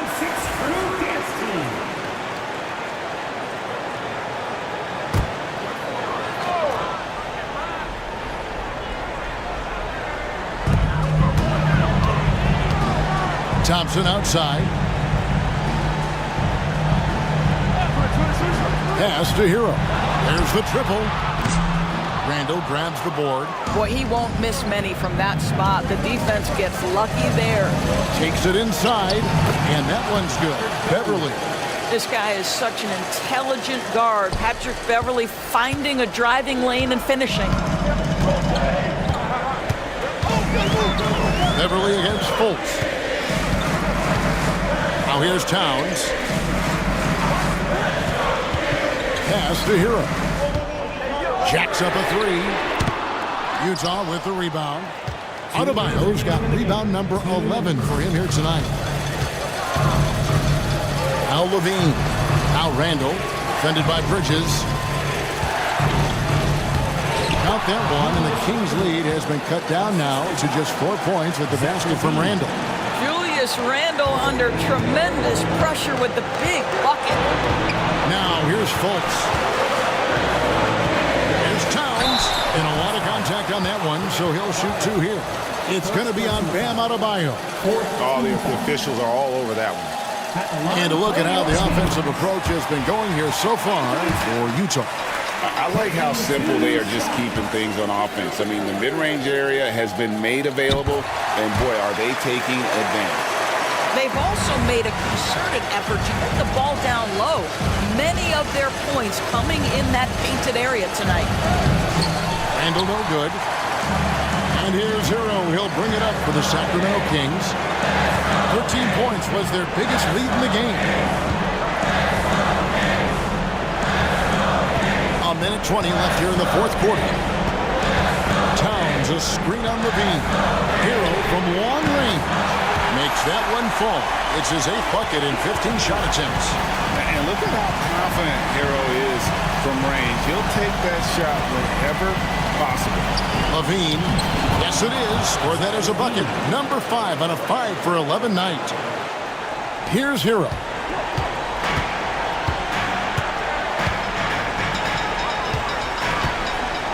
Fultz finds Hero. Over Levine. Hero no good. This has reached desperation time for him. I'll tell you, you need absolute perfection on every possession. That's what it's going to take here.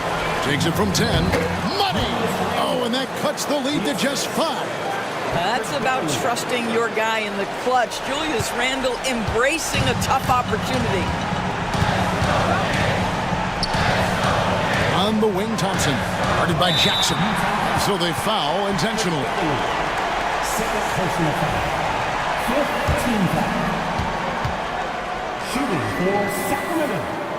He hits the first one, and that increases their lead to 6.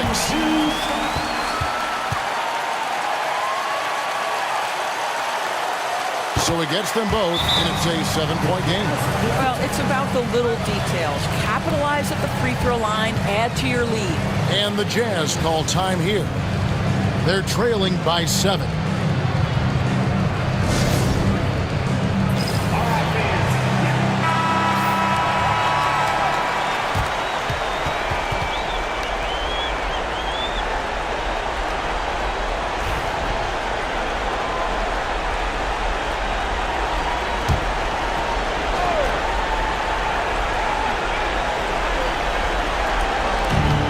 We've got 28 seconds left in the fourth. Here's Randall, and it's blocked. And love how high Fultz gets on these rejections, utilizing his terrific length to spike shots back. Levine against Hero.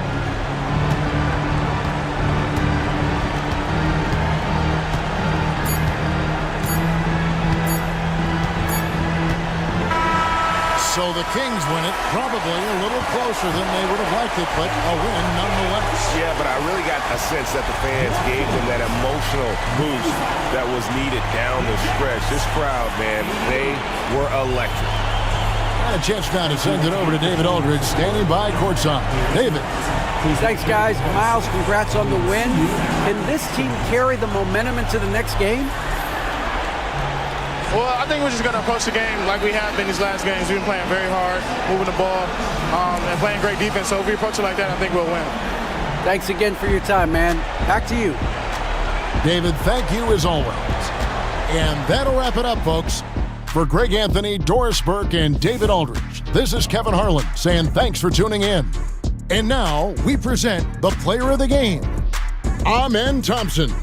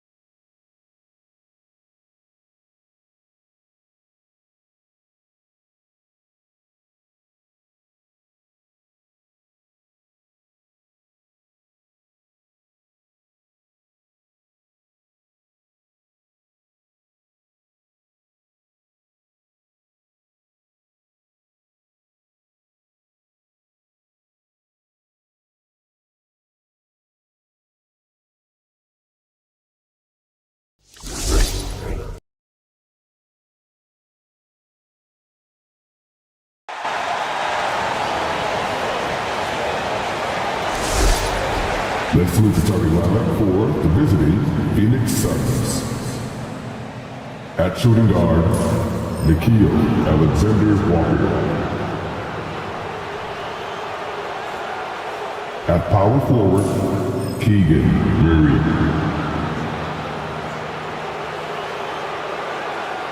At the other guard position, Malik Monk.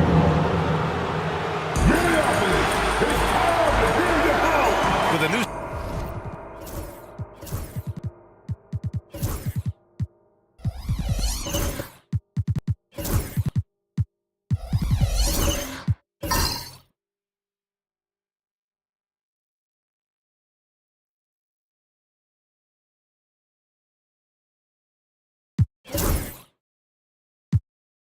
season underway, what are some areas that are challenging for players to get used to again, Grant? You know, B.A., I think being on the road again in general, making sure you continue to eat right, get the proper rest, getting into a routine as quickly as possible.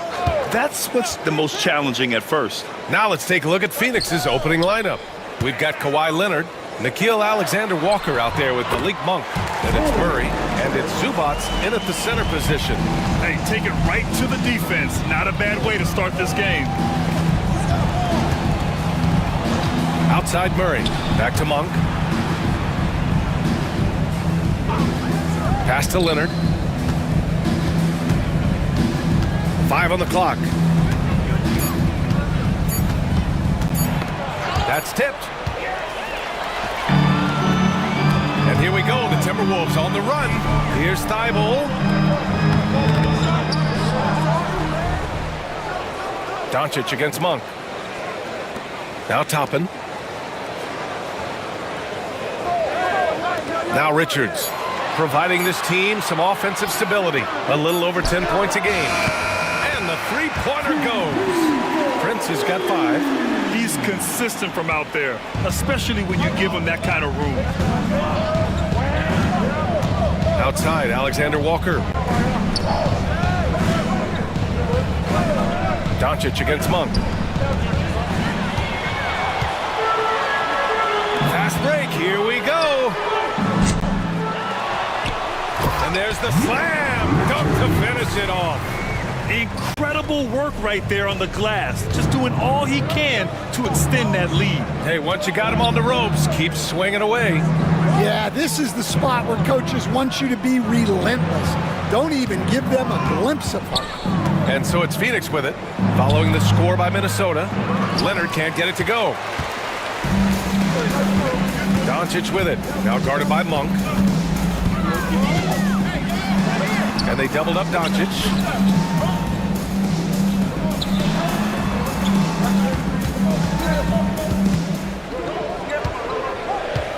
Pass to Prince from the arc. Connects from downtown. Give him 8 points now. This game's taken on a whole new look thanks to this run. Yeah, but we know momentum can flip the other direction very quickly. You can't get complacent now. Now we get a chance to check some stats for Kawhi Leonard.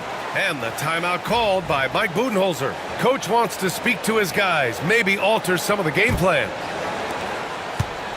And so Monk will bring it up for the Phoenix Suns. Still without a basket in the game. And Grant, the success of teams like the Timberwolves showing that size still matters. Yeah, in this pace and space era, that may have come into question just a bit. But size and skill combined has always been your best bet at winning. I mean, what do you expect when you give him the clear look? That's just too easy. And it is dangerous to let him get it going this early. Now here's Doncic. Pass to Prince for three. The shot off that time. It's tough to get open in this league, and when you do, it hurts not to capitalize. Oh, got that one up quick. Leonard's gotten his second bucket. This jumper from Kawhi is pure. Once he gets his feet under him, the rest is easy.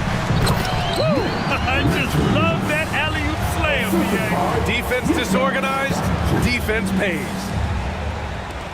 And so here's Phoenix. 8-point game, and this is the first season matchup for them against Minnesota. And this squad bumped them out of the playoffs in the first round last year. That hurts a little bit. Minnesota's gone 2 for 4 from range to start things off. Toppin outside. Pass to Thibault. Here's Doncic. Beyond the arc. The rebound by Murray. And here's Monk. Still no points. Leonard right side. And it's out of bounds. Still Phoenix's ball. And over the last 10 games, these are the league's best rebounding squads. In the third spot, the Suns. And over the last 10 games, this team has brought it to the glass. Everyone is getting involved and trying to help one another secure boards. Tries from 6 feet. Yes, on the jumper. Leonard's got 6. Well, he's been very efficient in this quarter. Keep getting him the ball. Allie LaForce had a chance to catch up with head coach Chris Finch. Allie, what do you have to say? Feels good about their chances if they can prevent Kawhi Leonard from taking over. We're talking about a first ballot Hall of Famer who can score from all 3 levels and can take your best scorer out of the game. I asked him, so what's the plan? He said, survive. And Allie, thanks. Here's Monk, following the score by Minnesota. Count it. Yeah, he makes it look so easy out there. The game comes naturally to him. The Timberwolves lead by 6. Outside Thibault.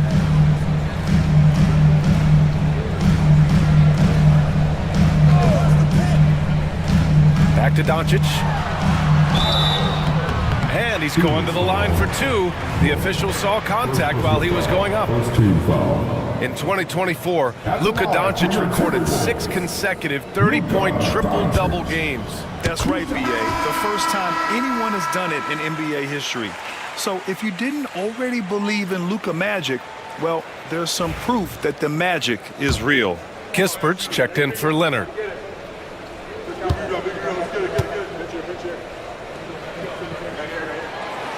Second free throw, no good. And Doncic is a walking triple-double threat. His versatility and confidence is really special. Right side, Monk deflects the pass. It's stolen by Doncic. It's a one-on-one situation. And he takes the feet in stride and slams it home. Incredible. I mean, high energy in transition. Just feeding the defense up the floor. Yeah, the commitment to run is paying great dividends on the break. And Mike Budenholzer decides to call a timeout. We might see him looking to make some tweaks to the strategy here.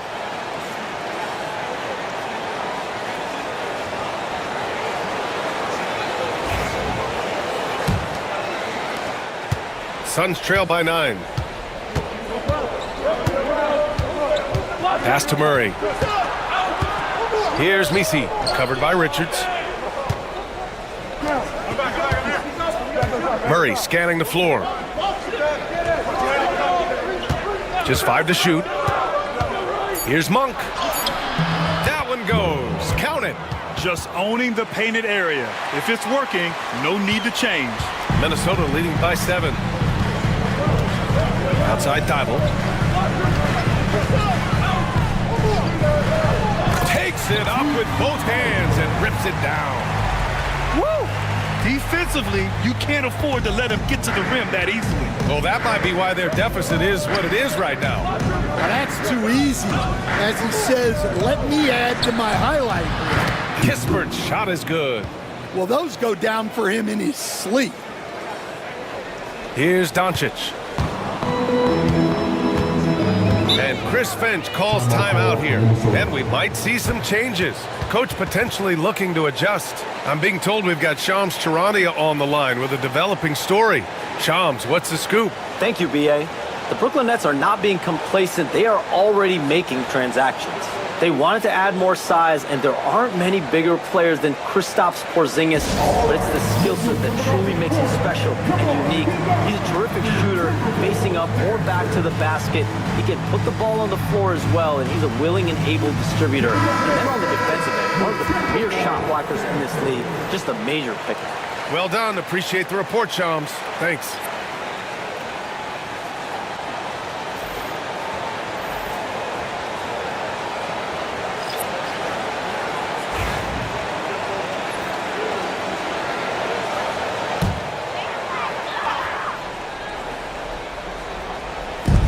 So it's Minnesota now. 6-point lead. Here's Doncic. Gets it to drop. Now 2 of 4. And their offense looking like a well-oiled machine. The Suns have gone 6 of 9 and finding their rhythm now. Westbrook against Doncic. The kick out to Nance. To the right side. 6 on the shot clock. Here's Westbrook. And it's Jordan with the rebound. Minnesota leading by 8. Anderson drives. The basket drops, and he gets fouled on the shot. 1 free throw coming his way. Well, Anderson is used to having to finish through contact. He's so good at baiting defenders to foul. And guys, what do you think about the hustle stats for the Timberwolves? Well, our coaching staff has to be happy with how active they've been defensively, forcing turnovers and making the offense uncomfortable. And not only that, you like how they're turning defense into offense, forcing turnovers and capitalizing. And Anderson, no good on that one. Known for his versatility and slow-motion style of play, Anderson remains a vital role player for this team. Now here's Westbrook. You know, his stats have been solid, averaging around 18.5 points a game. And that one's good. In the NBA, you just can't let guys get to the rim. Westbrook against Doncic. Harris, a screen on Westbrook. And Doncic, here we go. And Doncic hammers it home. They've controlled the paint so far. That's been the difference. Yeah, it's not difficult to figure out why they built this lead. They have been dominant in the paint. Now here's Kispert. In his last outing, 10 points for him. And the officials will call the illegal screen here. Well, the league has put an emphasis to crack down on illegal screens. Yeah, and yet We still see it a lot. It's a tough thing to police. Minnesota leading by 10. Now here's Doncic. He's got 7. Washington, a screen on Westbrook. Here's Doncic. And Doncic with the jam.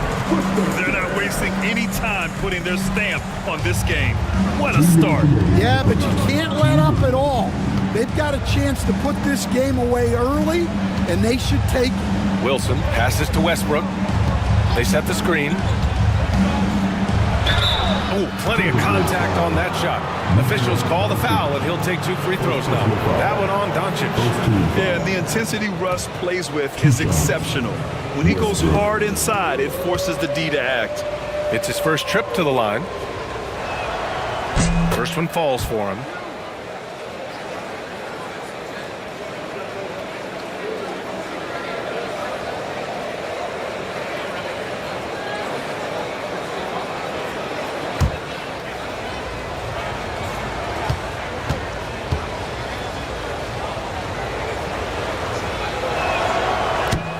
So Westbrook nails both of them. When I think of Westbrook, I think of one of the most intense players ever to play the game. A true competitor doing whatever it takes to will his team to a win.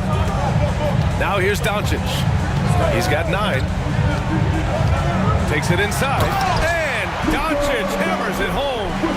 All he needed was a little separation. So effective.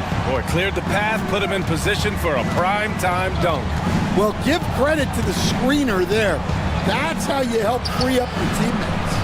Well, he certainly had trouble finding the mark this quarter. And so it's Doncic with it. He brings it up for the Minnesota Timberwolves. A 12-point game. Pass to Washington. Now here's Anderson. Jordan inside, hounded by Westbrook. Offensive rebound. And here's Doncic outside. Nails it. He's now 6 for 8 from the floor. Well, his offense is carrying them right now. And even with the defense keying on him, he's making great adjustments on the fly. Westbrook gets rebounded by Minnesota. Man, miss after miss for him. When you're having a quarter like this, the only beneficiary is the defense. Now here's Harris, defended by Kispert. Pass to Jordan. From deep, here's Doncic. Kispert grabs a miss. Suns trail by 15. Here's Wilson. Oh, and makes it with the kiss. Good execution. They're getting some short-range looks here. Doncic feeling it out a bit.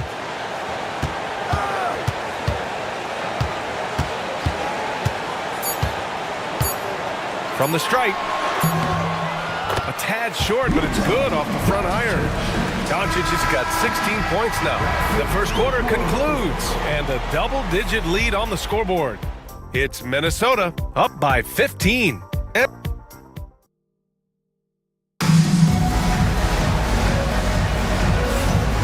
And if you're just tuning in, we've got a wide margin on the scoreboard, but plenty of time left for a comeback. Well, guys, we've seen a confident-looking Timberwolves team out there. They are looking engaged so far, especially on offense. Yeah, and that's helped them get the lead. But we'll have to see if they can sustain this offensive output. Washington out there with Obi Toppin. Then it's Matisse Thybulle. Then it's Suggs. And it's Prince in at the small forward position. That's the 5 to begin the second quarter for the T-Wolves. And Washington over to help. The Suns need to get off a shot. Monkey's open. Sinks it from just inside the baseline. 6 points for him. That's a fantastic feed right there. Kicking it out for the good look. Plays like this really help team chemistry. Inside. Dunks it hard with one hand. Wow, he makes it look easy. Get up, Jalen Suggs. This guy has hops. Coach, you look at someone like Jalen Suggs. Man, has he improved his shot. Yeah, Brian, I think you've always loved the effort that he brings at the defensive end of the floor. But now He's a much more efficient shooter, much more decisive, and really understands his role. Here's Thibault. Oh, a clear foul there on the missed shot. So he'll get a pair at the line. And, Coach, it seems there's a move to cut out some of the cheap fouls in the game. This notion of, if you wouldn't call it on the playground, why do you call it in a game? You like to see where it's going? Yeah, look, there's some times where I think we'd get a better game if the players do what they did in pickup games, Brian, and just called their own fouls. A lot of these cheap fouls would cease to exist. I think there's just got to be a better recognition from referees on what really impacts a play and what doesn't. The Timberwolves making a switch here. Richards is checked in. Leonard's checked in for the Suns. So hits one and misses one at the line. Suns trail by 16.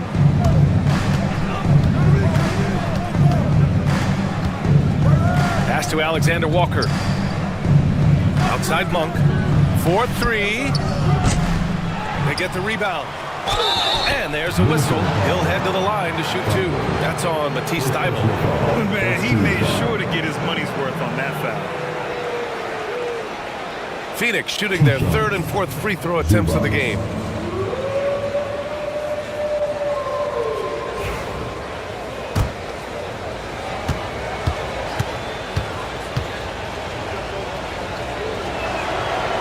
And the first one at the line is good.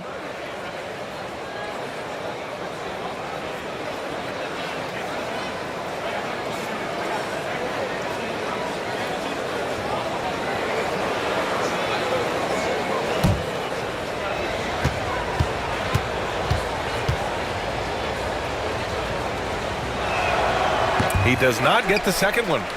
Minnesota leading by 15. Pass to Toppin, back to Thybulle, and here's Suggs, defended by Murray. So it'll be two free throws. He was fouled in the act of shooting. This group almost automatic from the line. The league's best free throw shooting small forwards. Number 5 is Kawhi Leonard. And these fellas have their free throw strokes down. Each one could probably shoot a high percentage blindfolded. And that's an important thing for a small forward. You can attack the basket without the defense getting too aggressive. You want that advantage.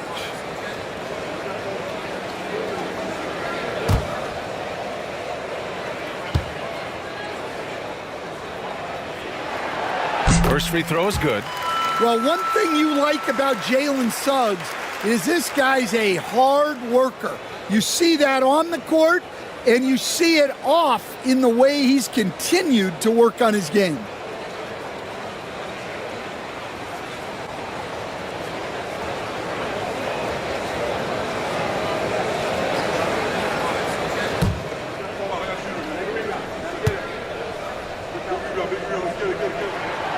Suggs hits them both. And what I like about Suggs is that he does many things well, and that's because he plays with so much confidence. Gives us a chance to catch up with Allie LaForce. Well, the Timberwolves, no doubt, a team to be reckoned with. Coach Chris Finch said, we come in every single night and compete. No matter what the circumstances are, we expect to win. We root for each other, so I feel like we have all the makings of a tough team. And they have reason to be confident, Allie. Thank you. Phoenix shooting their 5th and 6th free throw attempts tonight.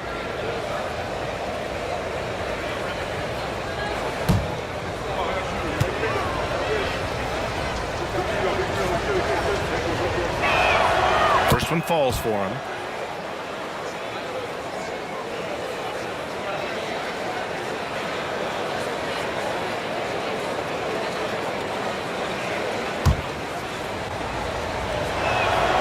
And that one goes in. 2 from the line that time.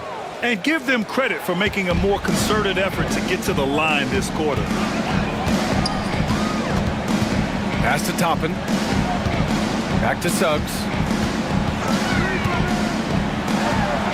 And he banks in the layup. Suggs has got 6 points in the quarter. They've been a little soft with their defense on the interior. Alexander Walker with it. Now Leonard.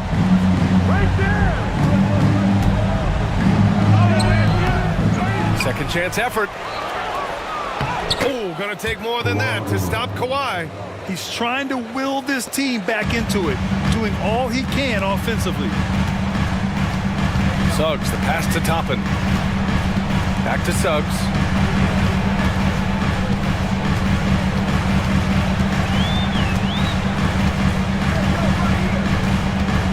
Five to shoot.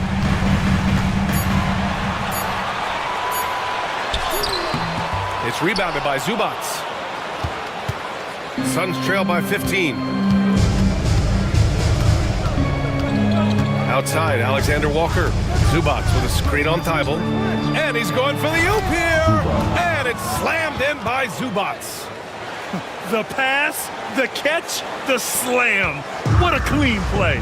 And absolutely jaw-dropping. And Chris Finch calls timeout here. He wants to review the game plan.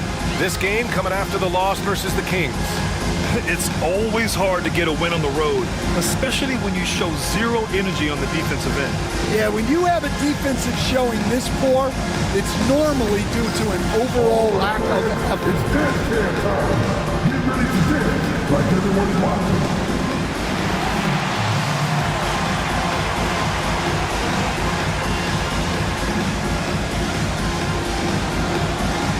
Sit down. Ready, everyone? Let's hear it for you.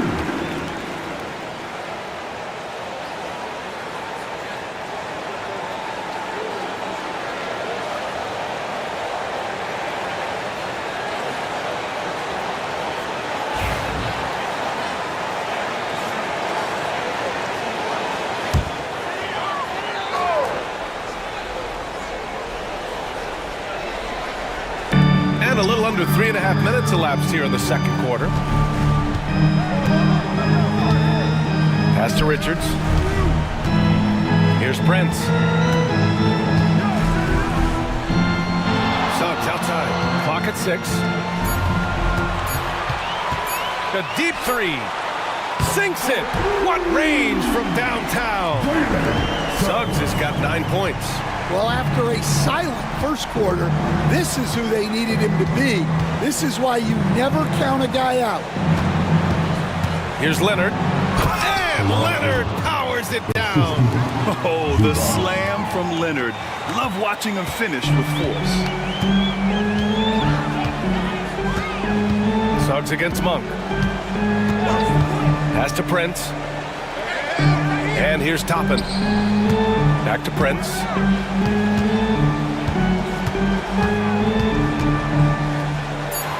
Now here's Suggs. Monk covers. Suggs, no good. Oh, this is exactly the kind of opportunity you don't want to waste. Here's Leonard. So good near the hoop. Leonard. And just continuing to pile it on. Leonard is such a ruthless player.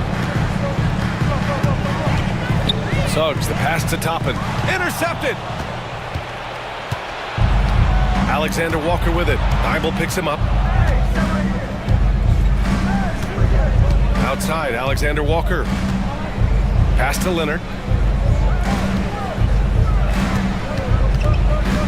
Shot clock at 5. Fires the 3. Gets rebounded by Minnesota. 17 points was their biggest margin.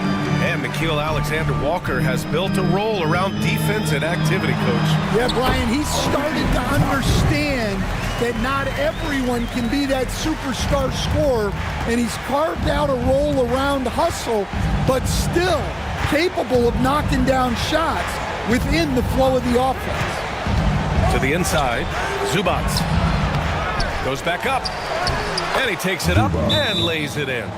He's got 5. We've seen that more than once today.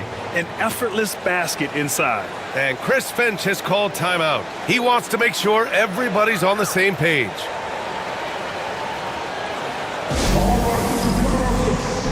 And a new group getting ready for the Timberwolves. Jordan's checked in for Richards. Anderson comes in for Prince. Harris is checked in for Thibault. And Luka Doncic subbed in for Suggs.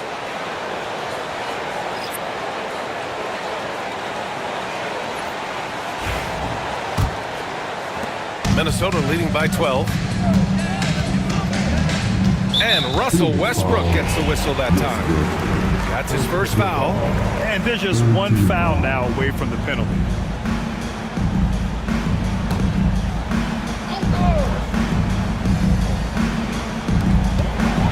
Harris on the wing. And a slam dunk by Toppin. And the lead increases on a crazy offensive sequence.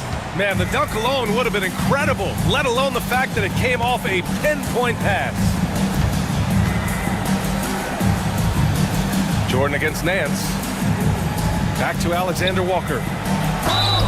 And in today's switching defensive style, versatile wing players are tremendously in demand, Coach. Yeah, well, position now, Brian, comes down to who can you guard.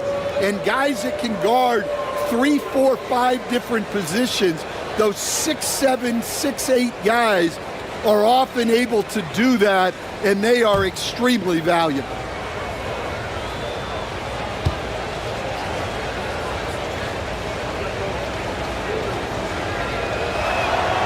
And he makes a first.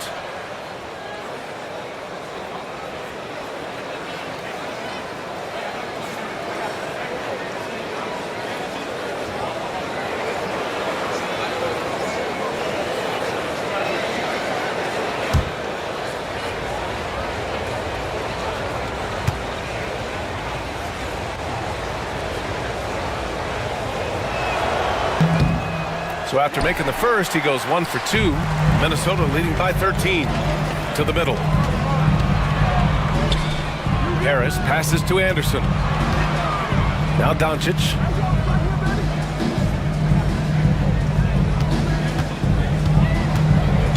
Six to shoot. Back to Toppin. Three-pointer. That one falls. Great setup by Doncic. Doncic has got his 5th assist in this one. They're unafraid to let it rip from downtown, extending their lead. Westbrook, the pass to Wilson. And here's Alexander Walker. Launches it. And that's good. His first bucket of the game. And both teams running long-range plays that are working. Well, you know it's become a three-point shooting league. Teams shooting a steady diet from outside. And a look now at Minnesota's upcoming schedule. On Thursday, they'll take on Giannis Antetokounmpo and the Toronto Raptors. Then on Sunday, they'll be matching up with Jimmy Butler and the Boston Celtics. And that game against the Rockets, that's one that could easily go either way. A few mistakes could be the difference. I expect it to be a fun one.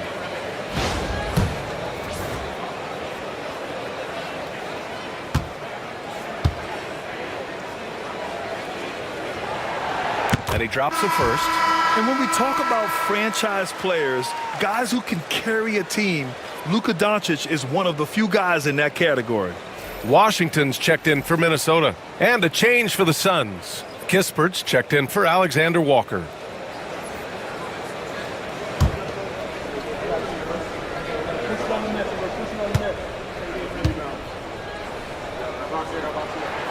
Doncic hits them both.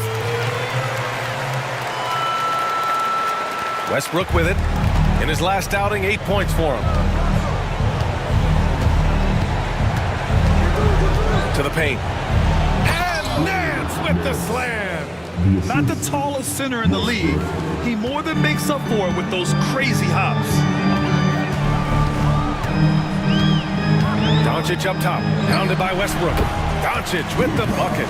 Yeah, from a tough spot on the floor, Luka's shooting ability on display right there. Westbrook against Doncic. Westbrook can't hit. Minnesota leading by 15. Pass to Doncic. Here's Anderson. And right now he's currently putting up 6.5 points per game. Washington a screen. Here's Doncic. Tried to bank it in, but it misses. Well, I'm surprised that didn't fall for him. We know that's a shot he can hit, and there wasn't much resistance either. And the basket by Westbrook. You love how Westbrook commits to his selections, not letting anything distract him on the three-point shot. Harris, a screen on Westbrook. Shot from the wing. Doncic, no good. Suns trail by 12. Here's Kispert, and there's the drive. And count that. 2 points and a chance for one more at the line. And now, almost all their points coming from the paint. One shot. Kispert.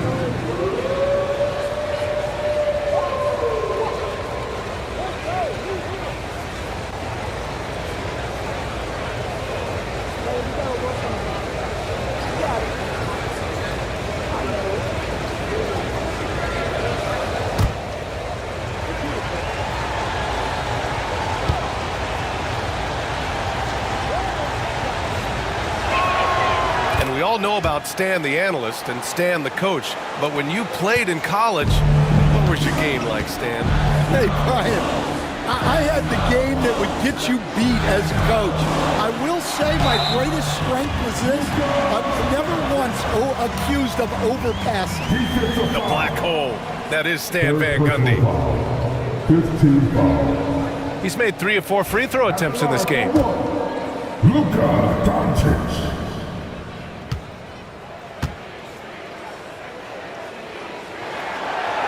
And the free throw, no good. And so it's Westbrook who will bring it up for Phoenix. They trail by 11. Anderson pulls it down. Wow, his shooting woes continue, and it's weighing down this offense. Pass to Jordan. Jordan, the screen. The 3 from Washington. It's stolen by Nance. Westbrook with it. Now Doncic defending. Count it. 1 for 1 to start the game. 54 seconds left to play in the first half.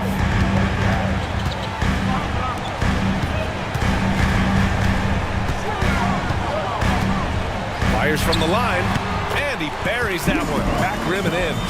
Doncic has got 8 points here in the quarter.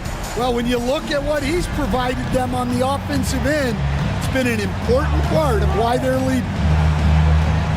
Nance with a screen on Harris. Three-pointer Kispert. It's rebounded by Minnesota. 17 points was their biggest margin. 3-second difference between the shot clock and the game clock. Yep, count it. Sometimes you forget how long Anderson is. Possessing a 7'2" wingspan, it makes him a problem inside. Westbrook against Doncic. With 2 seconds left. That one no good. And so it's Minnesota in a good situation, up by 13 points to close the quarter. They just can't miss right now. Every shot they're taking, you assume, is going in. All right, stick around. We'll be right back after this. These are return seconds from the court. And get ready for the big half-court shot. Drum roll.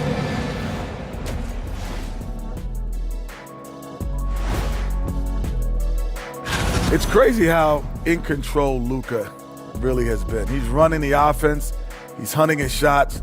We're just watching the Luka show right now. Almost as good as our show, but not quite. And now, not a bad time to...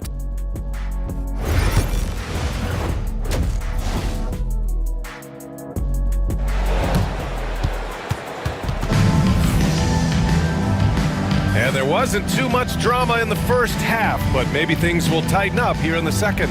Boy, really an incredible game here from Luka Doncic.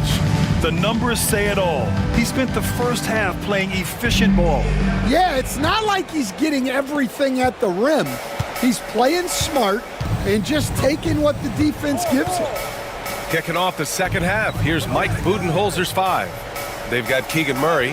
Malik Monk is out there with Nickeil Alexander-Walker. Then there's Kawhi Leonard, and it's Zubats in at the 5. Zubats with a screen on Prince. Oh, and he got fouled on his way up. He'll head to the line to shoot 2. It's going to be on Nick Richards.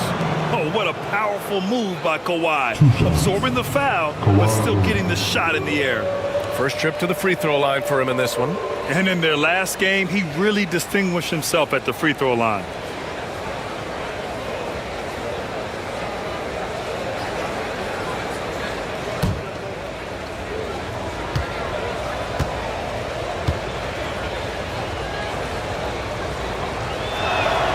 The free throw drops for Leonard. And you know, guys, I mean, he is a solid free throw shooter. And, of course, Leonard has everything in his game. And Leonard drops them both. Yeah, great effort tonight, and he's been rewarded with trips to the line.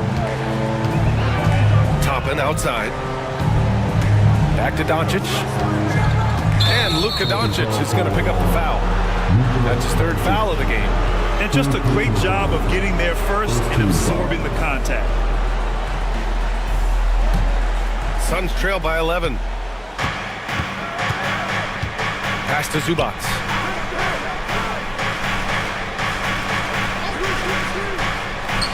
Leonard with the ball. Zubac with a screen on Prince. Leonard for three. Minnesota with a rebound. Toppin's got 4 rebounds now. Doncic with it. Now guarded by Monk. Doncic, no good. Phoenix has gotten 3 of their 7 threes to find the net in this matchup. Leonard looking around. Outside, Alexander Walker. Just 5 on the clock. Zubac, screen. Alexander Walker with the bucket. Alexander Walker's got 7 points in the game. Easy look when the defender isn't fighting over the screen. Yeah, it's certainly worth it to disrupt the offense. Coaches notice that extra effort. Pass to Toppin. It's Prince on the wing. Leonard defending. And here's Doncic outside. And it's Phoenix with the rebound. Zubac has got his 7th rebound of the game with that last one. Leonard against Thibault. Monk with it.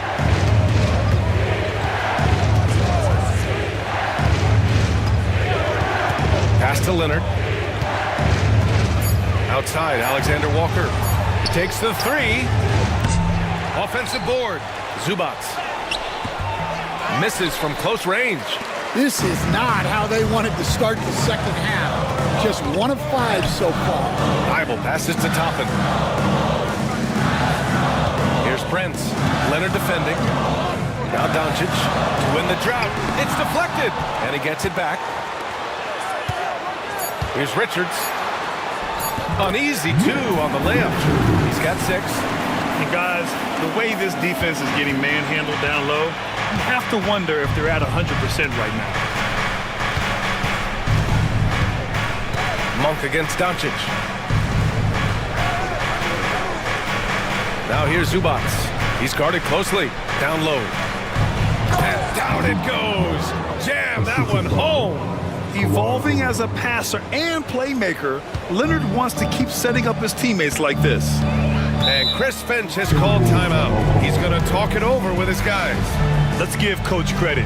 He's trying to find a way to squeeze the most out of every possession. Well, that's the job, right? Your duty as a coach is to finesse your lineups so your guys get the best chance to succeed.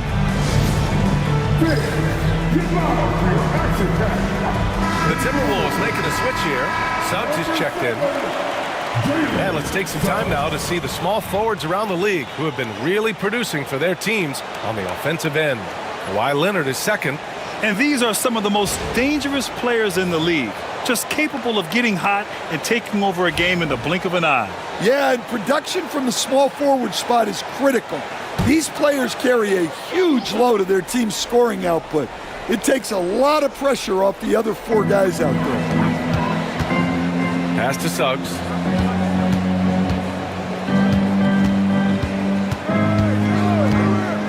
Back to Doncic.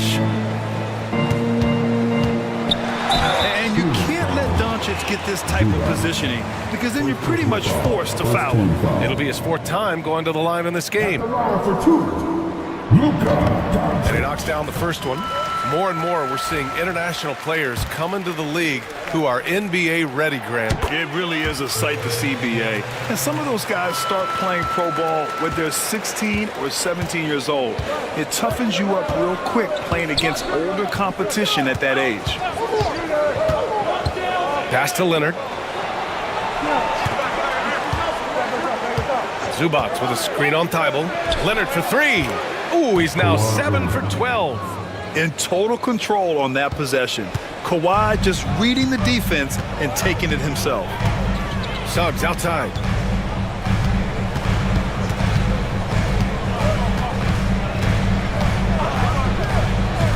Throws it up high. Alley-oop up top. Hammer it home. And the lead increases on a crazy offensive sequence. Man, the dunk alone would have been incredible, let alone the fact that it came off a pinpoint pass. Alexander Walker with the bucket. Assist from Mo. The Timberwolves lead by 7. Toppin outside. Doncic against Monk. And Doncic the bucket on the assist by Toppin. I mean, they've been relentless. Just keep getting shots at the rim. Pass to Zubac.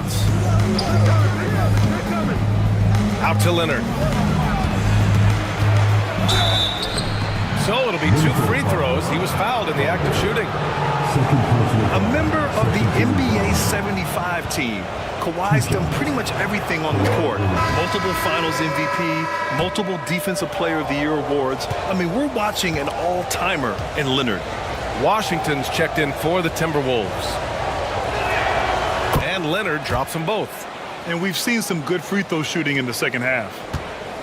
And here's Doncic. He'll bring it up for Minnesota. 17 points was their biggest margin. And blocked. That one goes careening off the glass. Pass to Washington. It's stolen by Leonard. Monk with it. Now Doncic defending. Monk finds Leonard.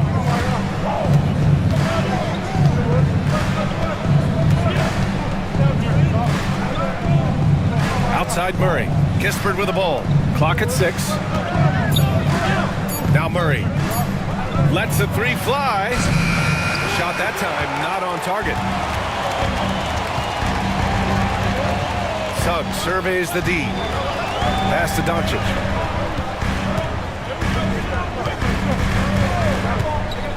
The 3-ball. The rebound by Murray. The perimeter game has failed him thus far. Hit 1 from range in the first half, but nothing since. Thibault against Leonard.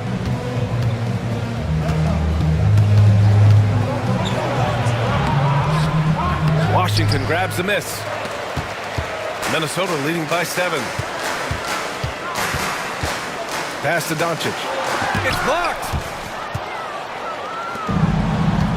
And now the Suns fast break. Kispert outside. Murray with it. Covered by Thibault. Kispert outside. Leonard up top. He's guarded by Washington. Baseline try. And count it. 8 of 14 now. He's rolling. Yeah, the versatile scoring ability of Kawhi. Whether long range, short range, mid range, he can do it all. Doncic passes to Washington. To the paint. Here's Thibault. Good work defensively by Leonard. When you challenge a player on a layup, that's what you want. Getting a stop without a foul. The defense wins that battle. Got a piece of it. And here we go. The Timberwolves on the run. And here's Toppin from the arc. Minnesota again missing. Suns trail by 5. Now Leonard. He's got 21. Here's Misi. Down to 5 on the shot clock. Monk for 3. Doncic pulls down the board. Doncic has got his 5th rebound in this one. Over Kispert. Doncic with the bucket. Doncic has got 30 points. Using that change of pace off the dribble, Doncic gets the shots he wants. And Mike Budenholzer decides to call a timeout. He's going to gather the troops and talk it over. You know, one guy who's been getting it done is Luka Doncic. Well, he's having his way inside, so they've got to figure it out. Time to talk it over. And Minnesota with some changes. Jordan's checked in for Toppin. Anderson comes in for Thibault. And Harris is subbed in for Suggs.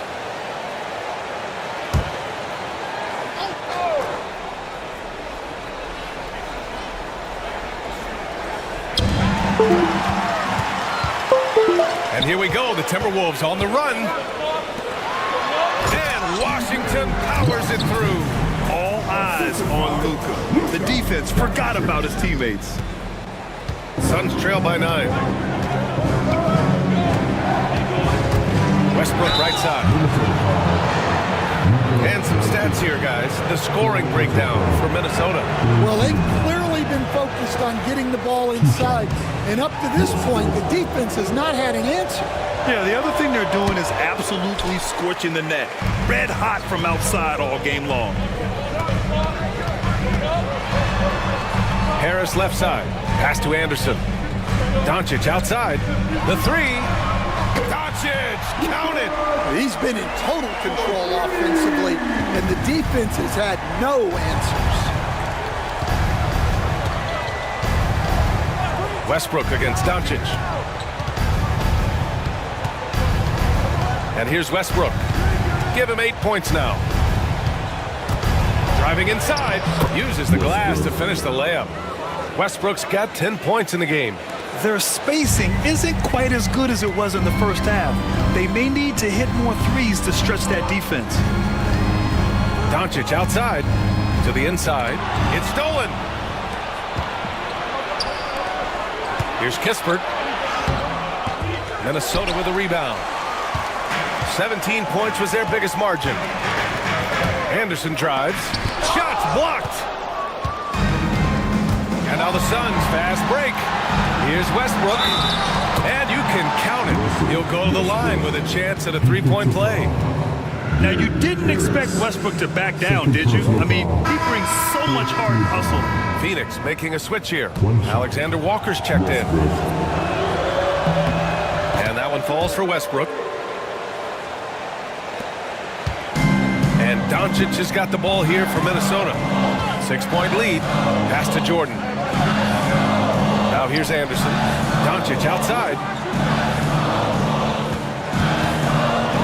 Here comes Luka. Westbrook with the rebound. Phoenix has gone 5 of 12 from three-point range tonight. And he lobs it up top. A beautiful setup on the alley-oop. Great catch, great flush. The Timberwolves lead by 4. If you can, use up the clock en route to the last shot. Yeah, but if you get an open look, you got to think about taking it no matter how much time is left on the clock. And for the Wolves, number 45, Torian Prince.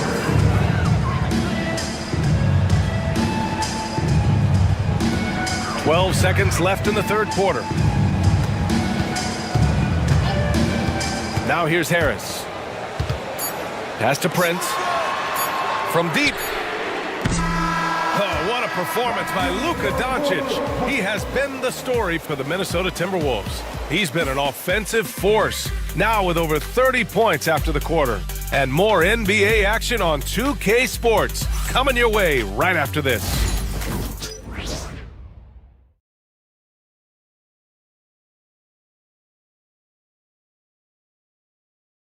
And let's take this opportunity to show you our State Farm assist to the game.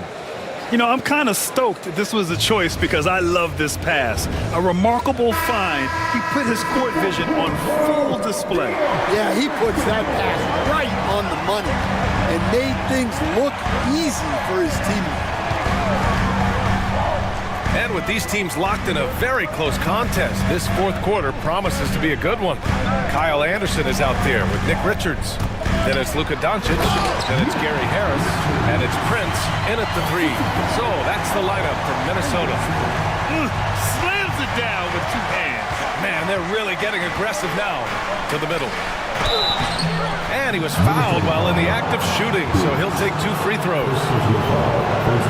Man, the defender really went after him. 2 shots. Kispert.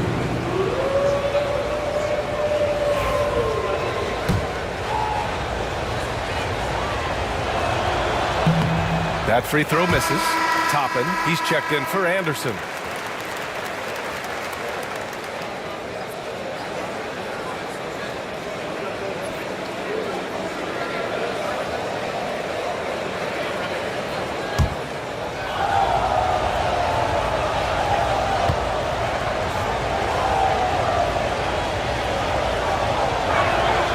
Good on the second one. Doncic with it. Pass to Richards. Harris outside. Now Doncic, pounded by Westbrook. Doncic with the bucket. And their offense tonight is Luka, Luka, and more Luka. When he's on, it's an opponent's worst nightmare. Nance with a screen on Harris. Here's Alexander Walker, and he drains it. A solid 5 for 6 now. And this is just typical of him, always making an impact at crucial moments in the game. Well, you know this is when they lean on him, and he delivers with a much-needed score. And it's out of bounds. Last touch by Zubac. He was all over that pass. That's a cautionary tale. Yeah, and you know they're tracking the tips and deflections because that tells you who's affecting the game. Thibault, he's checked in for Harris. Murray's checked in for the Suns. Leonard comes in for Kispert. Doncic is doubled. Here's Toppin. No, stop it in there. Jams it in, and he's fouled. An opportunity at a three-point play. It goes on Russell Westbrook. At the line for your Timberwolves, Toppin. 1 shot.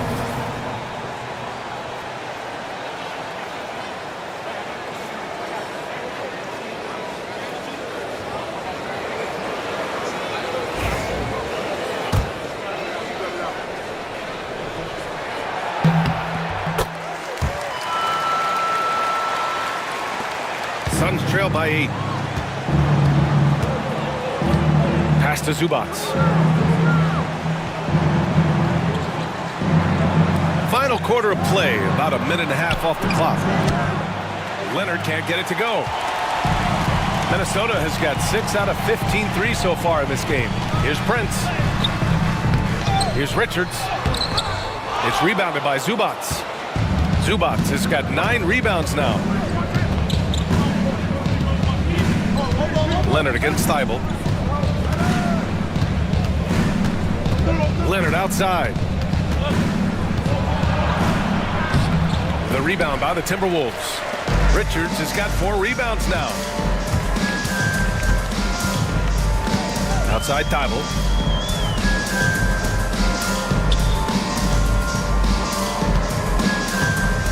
Richards with a screen.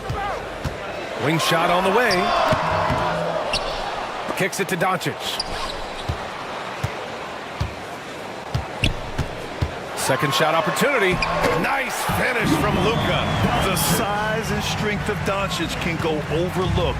I mean, he's more than capable of scoring there in the paint. Westbrook, the pass to Leonard. Zubac with a screen on Prince. Inside. Oh, deflected. And it's slammed in by Zubac. Well, if you came here looking for a scoring battle, I think you made the right choice. Yeah, and how great have these offenses been for these teams tonight? Just fantastic execution. Toppin finds Prince. And Russell Westbrook gets the whistle that time. That's his 4th foul of the contest. And that's his 4th. Getting into the danger area now. He's going to have to be a little more cautious down the stretch. Monk, he's checked in for the Suns. Thibault on the wing, covered by Alexander Walker. 6 on the shot clock. The 3 is up. He drops it from range. And the Timberwolves lead by 11. That's been typical of their performance today. They're sharing the ball and creating good shots. Murray passes to Zubac. Leonard outside. The three is up. Leonard beyond the line. Exchanging buckets from downtown. That's been a staple of tonight's game. Yeah, sometimes you get in a shootout like this, but you just hope that you can get a stop first. Here's Doncic, and he'll draw the foul. He'll head to the line for two. And this team's offensive catalyst, Doncic puts pressure on the defense every possession. At the line for Minnesota, Luka Doncic, taking 2 shots.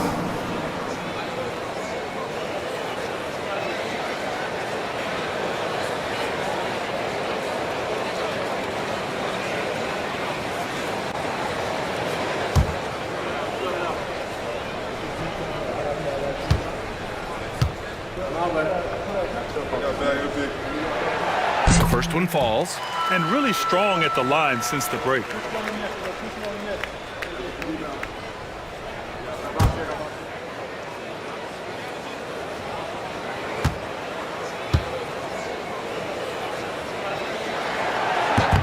Doncic hits them both. Suns trail by 10. Outside Murray.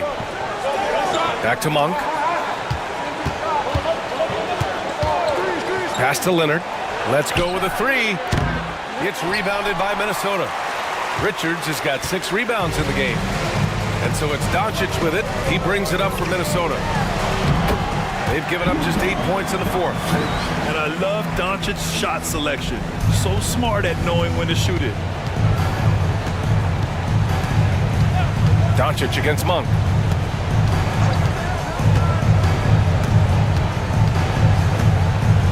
Pass to Alexander Walker. 5 on the clock. Jacks up a 3. And Toppin pulls it down. Toppin's got 6 rebounds in the game.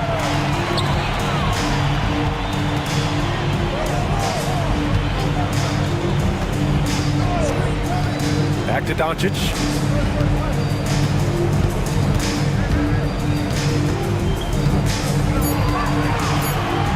Toppin outside. From downtown. Phoenix grabs the miss. Leonard's got rebound number 5 here tonight. Outside, Alexander Walker. Zubac screen to the inside. And it's slammed in by Zubac. Well, he can get you the ball in a number of ways, that time with a great bounce pass. Minnesota leading by 10. Doncic passes to Thibault.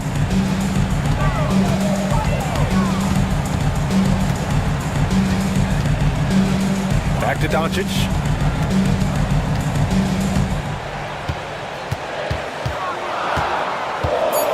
Outside Thibault. Fires from deep. It's rebounded by Zubac. Zubac has got 10 rebounds here tonight. So active. Outside Monk. Fires for 3. Hey, now 5 for 8. Shooting a pretty good percentage right now. And he was dominant in their last outing. And the same thing here tonight. He is in a terrific groove right now. Yeah, for sure. He is just oozing confidence. Thinks every shot is going in. They should just keep running sets for him. Suns trail by 7. Leonard outside. It's Monk on the wing. And Luka Doncic is going to pick up the foul. That's his 5th foul. 5th personal foul. 2nd team foul.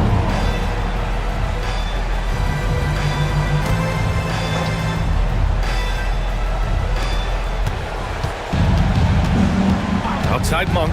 Pass to Leonard. 5 to shoot. Richards pulls it in. Richards has got 7 rebounds in the game. Here's Doncic. In the paint. Luka. relentless in his approach. He has one thing on his mind: close this game out. And the timeout called by Mike Budenholzer. He wants to make sure everyone is aligned, given the situation right now.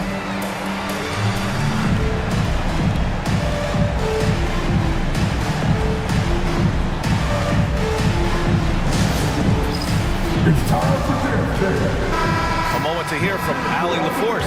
I was able to listen in on what Mike Budenholzer was going over with his team. He said to them, "You guys look defeated out there. Wake up. This game is far from over, but I need you all to believe that. I need you to fight for one another right now." Great work, Allie. Thanks.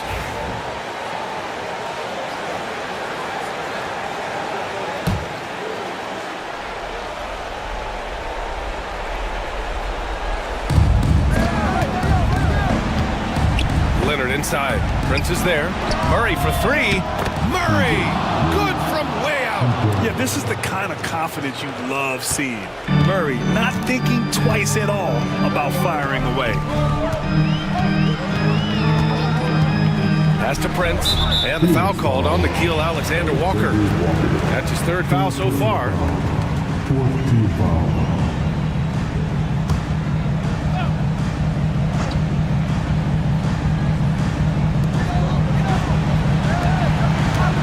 And here's Richards.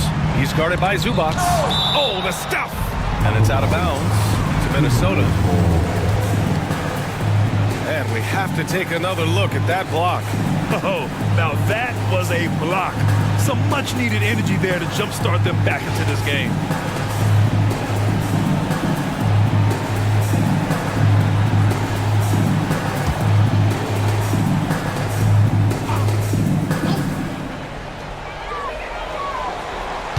Pass to Richards. Just 5 to shoot. Here's Prince. Over Leonard. Prince can't hit. It seems like every miss ends up in his hands. He's been unreal.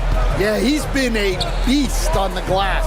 A monster night. Just looking to establish himself inside, Murray forces the defense into a foul. 2 shots. Murray.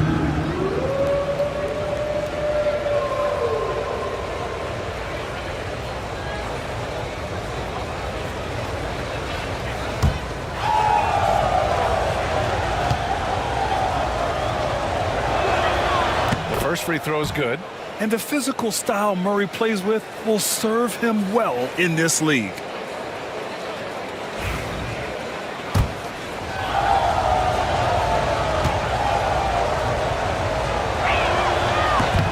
And Murray drops them both. He showed a lot of composure that trip to the line. Now it's almost a one-possession game. Now here's Thibault, covered by Alexander-Walker.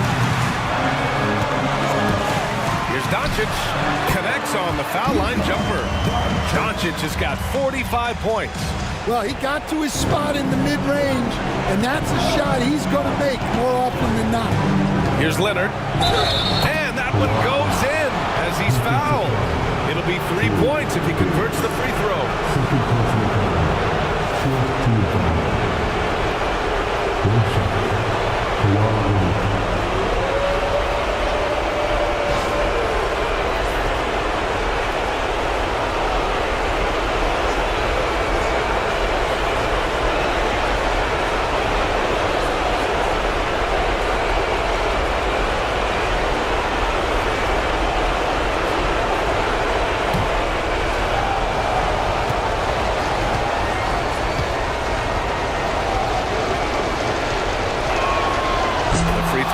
For Leonard.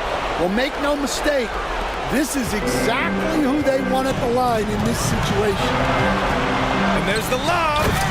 Oh, what a perfect pass to set that up. Hey, the feed might have been pretty, but the finish, that was angry. Suns trail by 5. There's a minute 34 left to play in the fourth. Here's Leonard.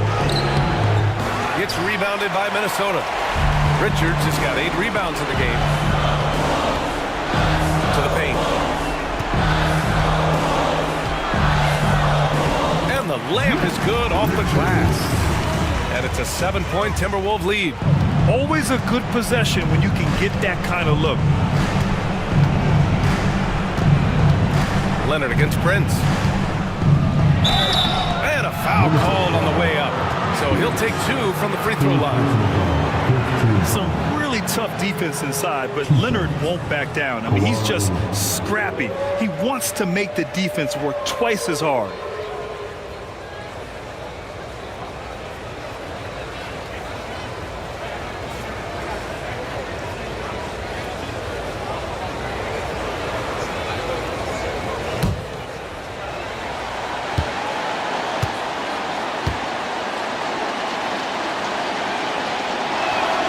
He drops the first one, and that trims the lead to 6.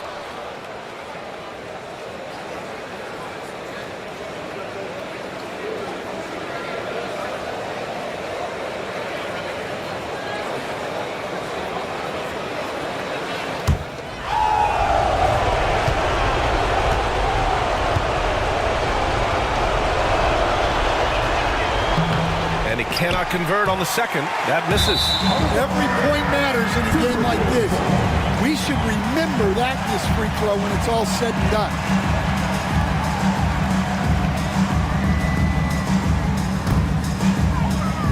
Here's Doncic.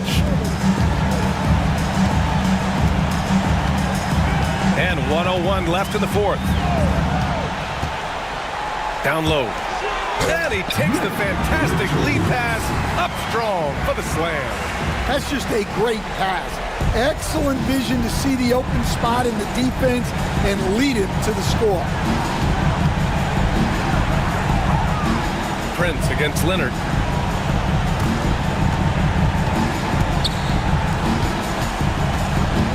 Over Prince. And there's Leonard on the assist by Zubac. Leonard's got 30. Oh, man, what a bucket by Leonard. His team counts on him when time is short because he can handle the pressure.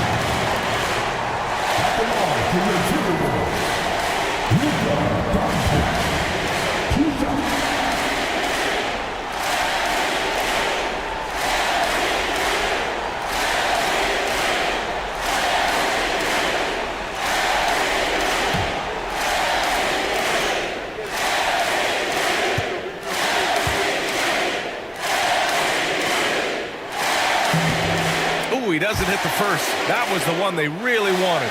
He's got one more, though.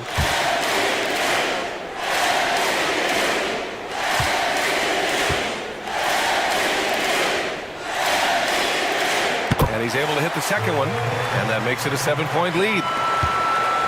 And it's Leonard with the ball for the Phoenix Suns.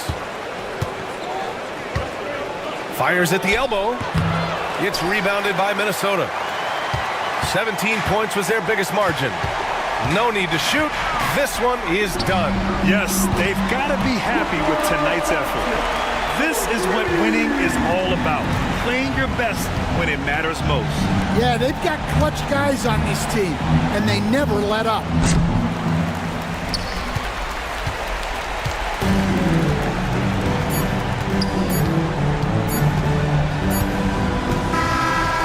We see the Timberwolves taking the W here. Even early on in this game, they appeared happy to be playing at home. And it makes a huge difference. Once they started to get into a groove, you never really felt like they wouldn't come out on top.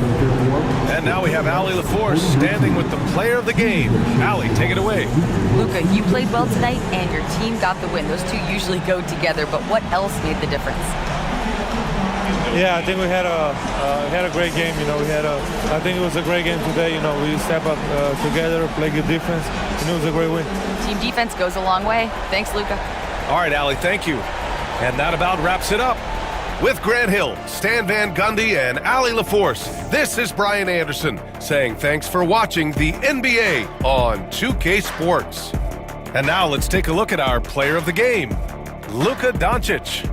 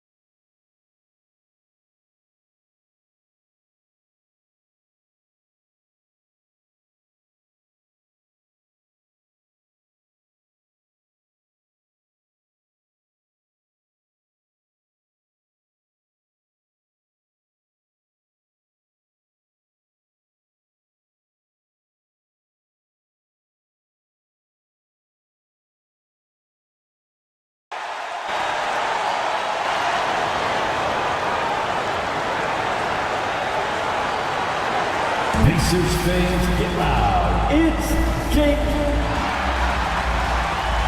There should be plenty of action.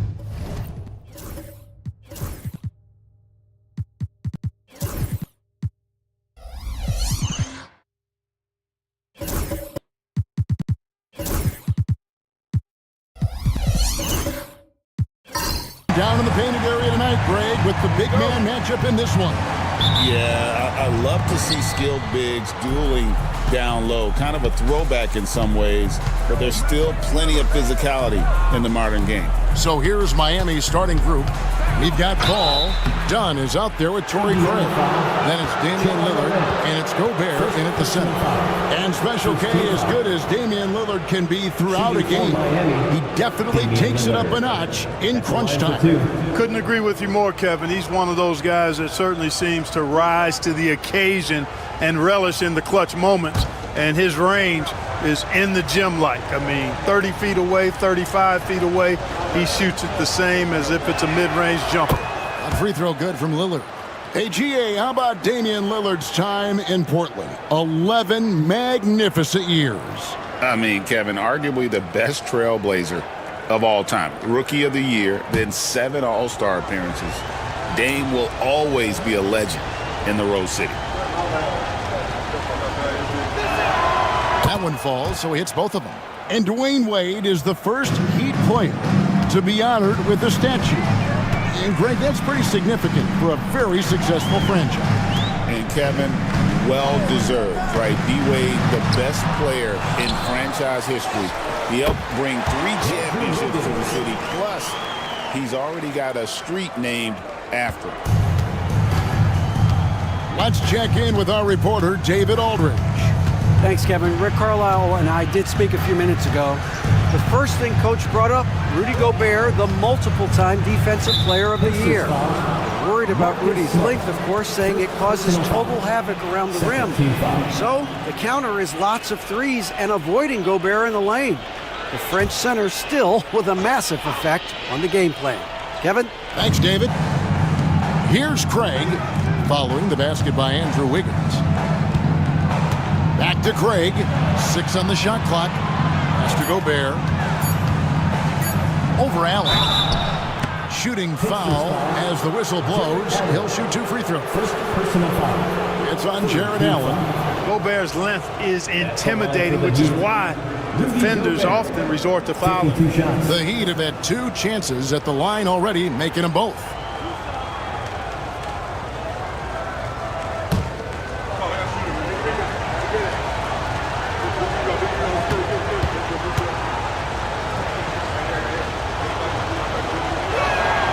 First one falls for him. You know, when Rudy Gobert is down low, it strikes fear into the opponent. This is a guy who has led the league in blocks and rebounds at different times. Inside the paint, he is just a nightmare to battle against.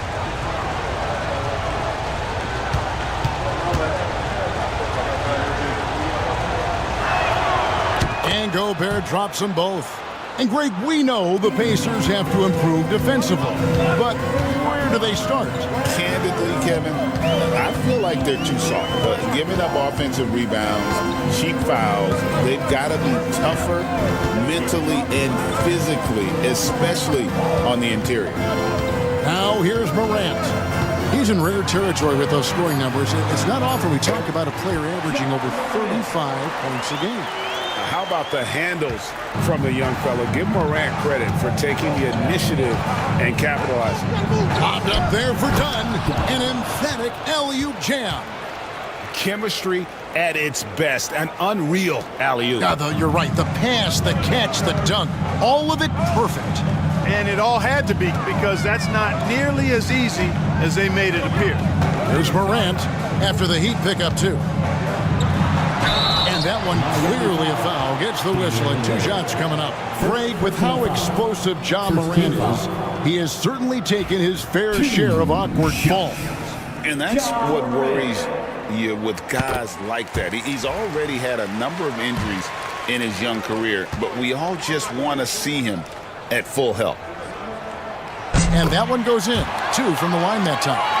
Well, Greg, we saw in the 2024 regular season that these Pacers actually led the NBA in assists. Averaging over 30 assists a game. Now that's ball movement. These Pacers really trust one another and love to share the load offensively. Love the way Lillard can contort his body ever so slightly, able to protect the ball right there. Floats it up for Wiggins, and Wiggins throws it down. And down hard, flying high for the catch and flush. Wiggins gets off the ground in a hurry. Heat on offense. Defeated by the Pacers in their last game, they'll try to put that one behind them. Yeah, I mean, on the road, their defense was just overrun. Couldn't match the intensity of the opponent, and it cost them. And you know what, guys? It just seemed like they never really had the kind of energy necessary. They just weren't comfortable on the defensive end. Now Morant following Chris Paul's three-point attempt. And Wiggins gets it to go on the assist by Morant. Wiggins has got 6 points. You know, you're going to have success when you can start out shooting 80% from the game. So early offensively, they've been great. That's the way you like to start. Now here's Dunn. A wide open look here for Craig. And the three ball is good. And that's exactly what he's looking for, draining the triple. Outside, Smart. First quarter of action, just under 3.5 minutes played. Allen with the screen for Morant. Allen right side, down to 5 on the shot clock. Gobert with the block. No surprise Gobert sent that shot back. Here's Dunn. Pass to Gobert, and it's going to be out of bounds. The Pacers will take it. And a quick look now at the best free throw shooting teams. The Heat in second. You know, it's really a team-wide talent. You want to foul to stop layups, but against them, you're not saving much. They'll make you pay time and again. Morant passes to Allen. Now Smart, defended by Paul. Lillard against Morant. Allen outside. A three-pointer. Wiggins. Rebound by the Heat. And he didn't punish them for the weak coverage there, but they can count on him to continue missing. To the paint. Here's Gobert. And slam dunk by Gobert. Gobert plays as tough at the rim offensively as anybody in the league. Morant reaches to Allen. Outside, Smart.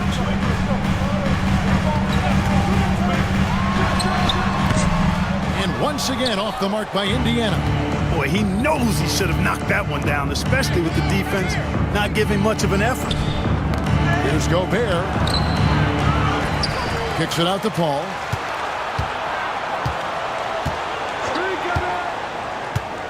Goes back up. And it's good on the layup. Exceptional focus from the point guard. Paul is no stranger to having to outwork the defense. Morant against Lillard. Can they get it? It's deflected. And so the ball out of bounds. Gobert touched it last. All right, a chance to check out stats for Jabari Smith. And the biggest takeaway when you look at his numbers is how good his three-point shooting has been the past 5 games. He's finding the open spots on the perimeter, and when he's getting good looks, boy, he is not missing. Connect, he's checked in for Indiana. Heat also with us up. Rozier's checked in. Clark, these two teams sharing the court for the second game in a row. Think we'll see any changes? You can count on it, Kevin. I mean, these coaches will be responding to what transpired in the last game, trying to find where they might be able to change things up just a bit.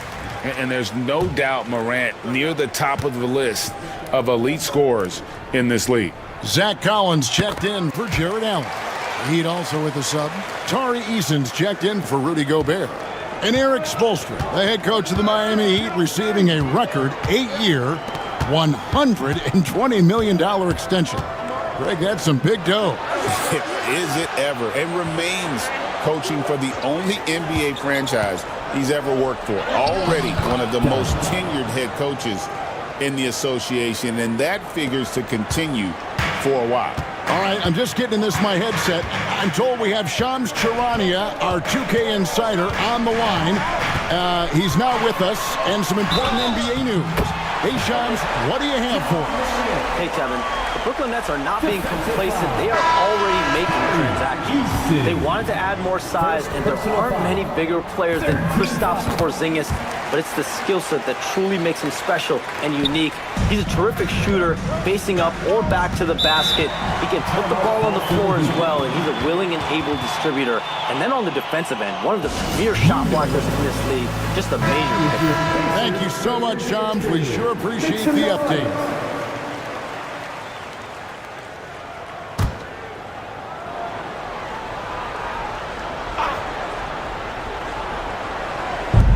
And so here is Miami. Austin the pass to Eason. Good ball movement here by Miami. Pass to Rozier. 5 to shoot. Green left side. 18 feet out. And it's rebounded by Morant. Tell you what, that is a missed opportunity from mid-range for sure. With as little defense as was shown, should have made that one. So Rozier will bring it up for the Heat. Now Green.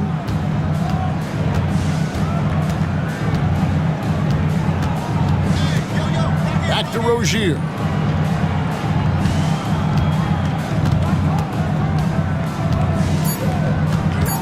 The Heat need to get a shot off.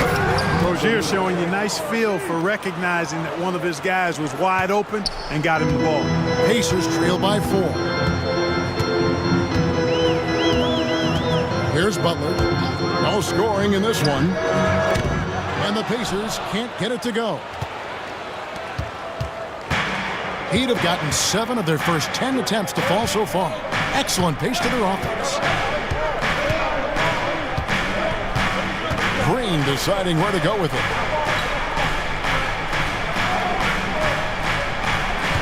Pass to Boston. Fires the 3. Good. Great play by Green to set it up. And now a 7-point Heat lead. And here's Morant. He's coming off a 40-point game against Miami. And made a big mark at the free throw line as well. He got himself to the stripe a lot and cashed in when he had his chance. And obviously his momentum from the last game has carried over here tonight. And you know that's how it goes with him. I mean, his hot streaks, guys, don't last minutes. They last days. Now, here's Rozier. 20 points for him last game against the Pacers in Indianapolis. Chalk up 2 there. And the story here, Kevin, early on is how well they've shot the basketball. Very high percentage so far. And if you want to start a game hot, that's the way to do it. Rozier with the steal. And even 3-on-3 break. Green inside. Guarded by Morant. Back to Green. Pass to Boston. On the wing, Rozier. 5 on the clock. Over Butler. And it's Rozier missing. The shot's there for him, and he's got to take it. I don't care if he doesn't convert. That's a shot he has to continue to take.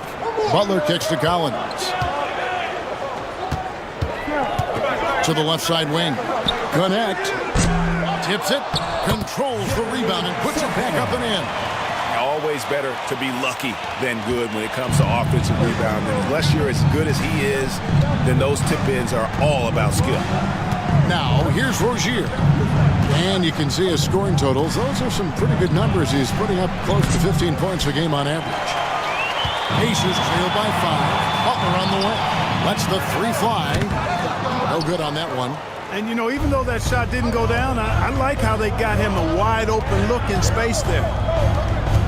Green kicks to Rozier. 26 seconds left in the first. And a beautiful feed leads to a monster jam. Rozier did a nice job seeing what was available that time. So comfortable in the pick and rolls and makes the pass that's available. Green against Morant. And he gets the bucket. Morant's got 13. and giving up some inches inside, but makes up for it with an aggressive style. Yeah, you know, with that size difference, that's not an easy shot. I mean, I don't care how close to the rim he is, that's a tough shot. And so it's the Miami Heat holding on to an 8-point lead heading into the break.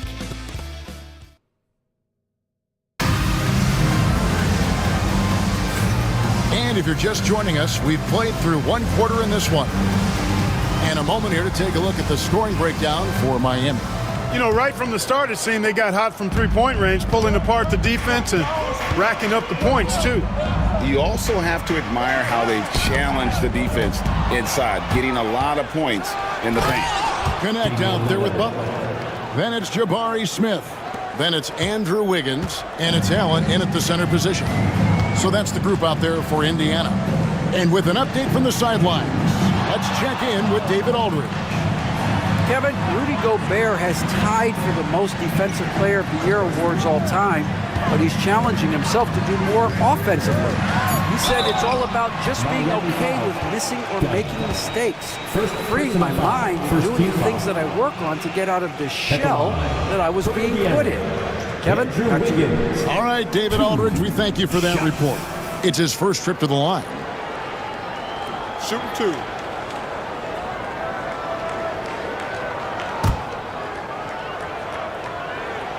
First free throw is good. And with their offensive firepower, have the Pacers' Clark maxed out at that end of the floor? There's still a lot of room for this team to grow offensively, Kevin. A low rate of free throws is something they can improve on.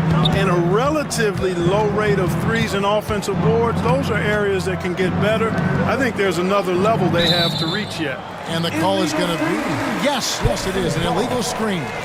Well, despite that possession, something that I've liked is they've been under control while getting out in this lead. They've kept those turnovers down. Second quarter of basketball, about 1 minute played so far. Smart puts the pick in for Wiggins.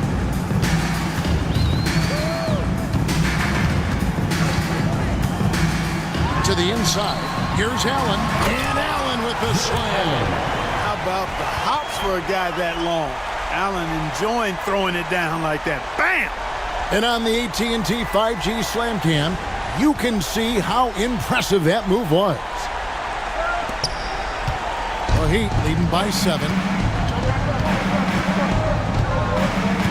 Lillard outside. Shoots from the line. A tad short, but it's good off the front iron. Lillard's got 4 this quarter. Boy, at the offensive end, his game is so impressive. I mean, he's a threat every time up the floor. Pass to connect. On the wing, Wiggins.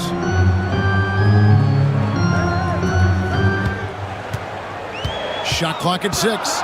Takes a 3. Another field goal for him. 4 for 6 shooting tonight. I'll tell you what, how easy does Wiggins make the game look? I mean, in the flow, excellent stroke from distance. Just fun to watch. Lillard from outside. And they hit it back. Back to Rozier. Shot clock at 5. Whistle blows. That's going to be a travel. Here we are in November, and let's see how things are going out east in the early season. Taking a look at Indiana. They're down in 9th place so far, still early in the season. And checking out Miami, a few slots below them. And so it's Rick Carlisle here calling timeout. He's made the decision. He wants to huddle up with his guys. And the Heat making a change here. Love's checked in. Pass to connect. Now here's Wiggins. Allen left side. Over Love. And it's connect at the elbow. Indiana needs to get a shot off. Smart. And it's off from three-point range. A good board there, Kevin, but overall they're getting slightly out-rebounded. And that's a good place to start if you're going to try to find your way back into this game. Get to work on the glass. Here's connect. And the Pacers can't get it to go. And so Lillard will bring it up for Miami.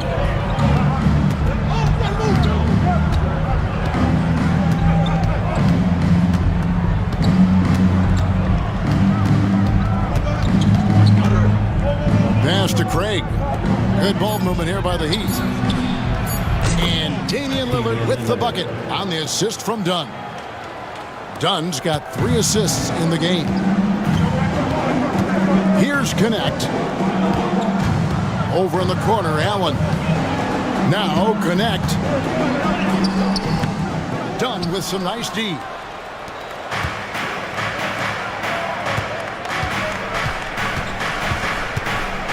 Pass to Craig. Love against Allen. Love kicks to Dunn. Lillard, right side. The second effort. He misses it. He's 4 for 7 from the floor. Pacers trail by 9. Inside. And Allen slams it in. Allen's got some old school big man in him. He's got great hands and mobility and does a good job finishing above the rim. Lillard, the pass to Love. Now, here's Rozier. Dunn kicks to Craig. Pass to Rozier. Fires for 3. And the rebound goes to the Pacers. They come in fresh off a win against the Heat. Yeah, and that one, their intensity on the offensive end was not matched by their opponent. That led to some easy buckets. Yeah, you know, you can't allow them to get into a rhythm on offense. Once that happens, then you're in trouble. And Allen impacts the game on all levels. This kid has what it takes. We know the 90s were a different era, Greg. Either win the game or win the fight. Remember that? Do you miss that physicality? Well, I will say, Kevin, it made for some great stories, but I don't think we're missing much without all the extracurriculars. And I think we have a beautiful game now.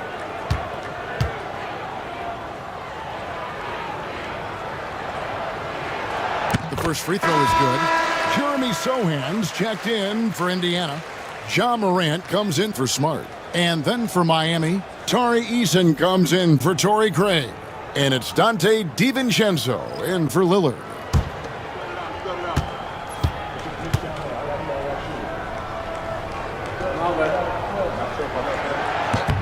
He hits both from the stripe. And timeout is called by Eric Spoelstra.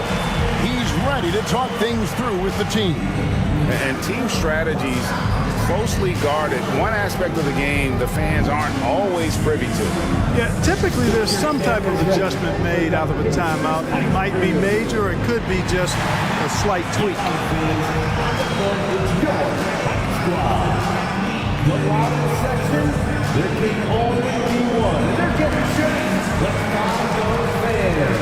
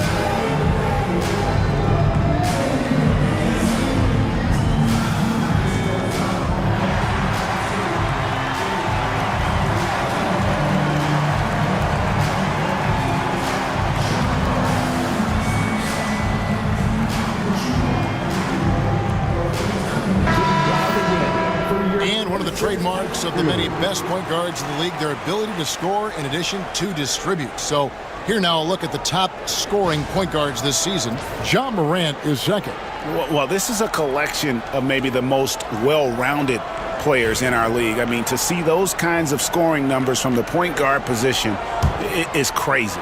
Yeah, and that's the age we're living in right now. I mean, it's not uncommon to see a point guard lead his team in scoring, which used to be almost unheard of. And these guys here are all capable of carrying the scoring load for their team on any given night. And it's Rozier missing. You know, it hasn't been his best outing, but they still find themselves in the driver's seat here. Wiggins kicks to Morant.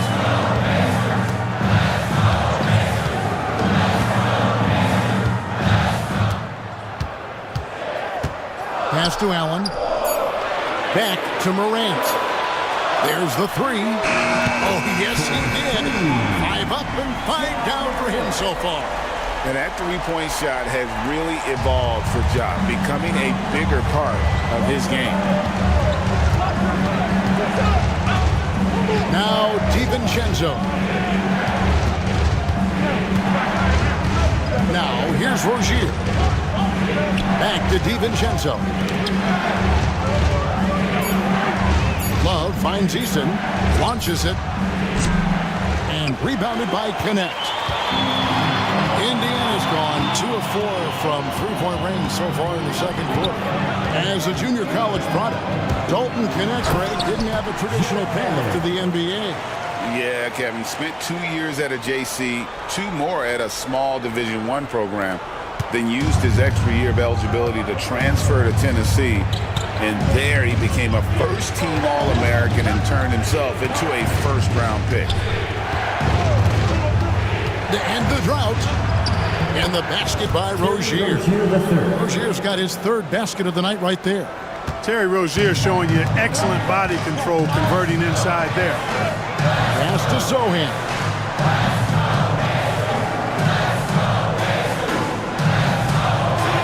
Back to Morant.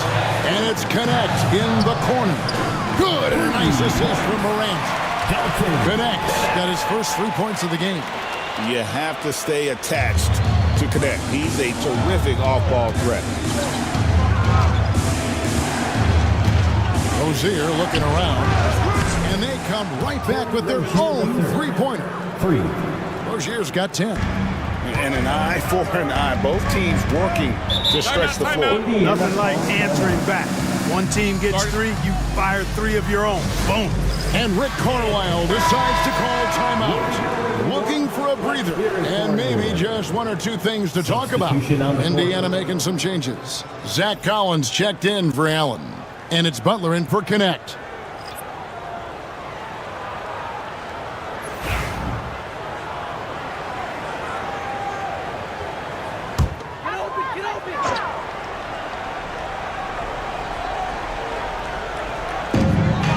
Morant outside. Pass to Wiggins. Tipped away. Here's the break. Here's Eason. And the dunk by Eason. Gotta take care of the ball. They'll punish you if you're that careless. That's right, and that's severe punishment right there. Exactly. I mean, when you're running neck to neck, those kinds of mistakes tip the scale. And that one's good. Wiggins. Getting going here in the second quarter. His second three-pointer of the game. 2 minutes. DiVincenzo against Morant. Here's Eason. 2 free throws coming up, and they call the shooting foul. First personal foul. And here's the upcoming schedule for the Heat. On Monday, they'll go back home and will be hosting the Philadelphia 76ers. Then on Sunday, it'll be the Dallas Mavericks coming into town. And looking at the schedule, it isn't ideal in terms of the upcoming games with the amount of quality teams they're going to be playing, but it's also a good chance for you to get some confidence and really see just how good you are. The Heat making a switch here. Gobert's checked in. Shot clock at 2. Miami no good on that time either. And one thing I liked in the first quarter was their aggressiveness to draw the contact, putting the defense on the defensive. Yeah, exactly. And I think they need to continue to press that advantage. They've got to get back to that. Don't go away from that. It's been working so well for them. Stay with it. And it's Wiggins missing. The Heat with the lead. Outside, Green. Oh, and there's the alley-oop. Morant with the steal. Here's Butler. And contact on the shot, so he'll be shooting free throws here. I'll tell you what, he earned his money on that foul. Yeah, if you're going to foul, then make sure that you don't give a chance for the and one. The Pacers have knocked down 8 of 9 free throw attempts. I'd say those numbers read pretty well. And that one misses. All checked in for the Heat. And the second free throw, good. 59 seconds left in the first half of the game. Green with the ball. Still yet to score. Green, the screen. Here's Boston.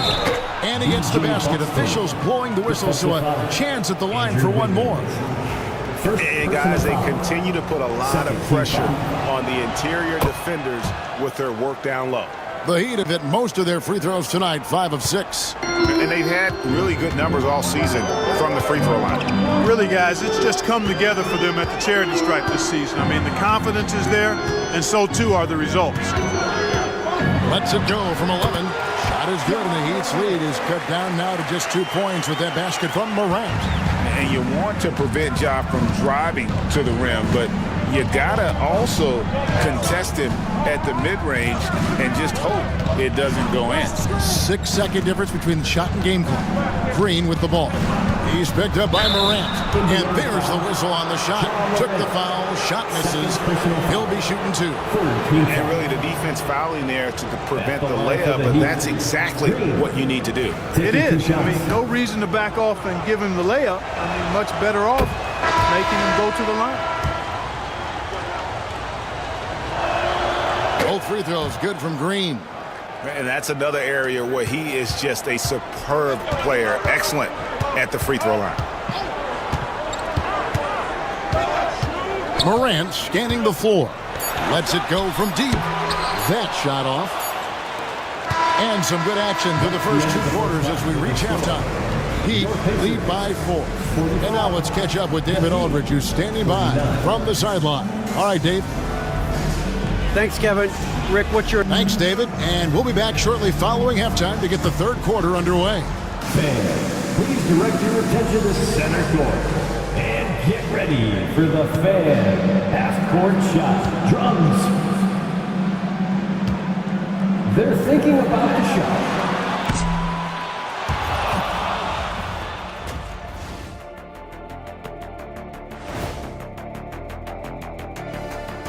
And guys, I want to talk for a sec about the talent level in this league. In fact, circling back to our featured game, the Miami Heat find themselves in a pretty even matchup. Depth has been the key for them so far. They've gotten a nice... And that concludes halftime. Now time to send it over to Kevin Harlan as the game's about to resume.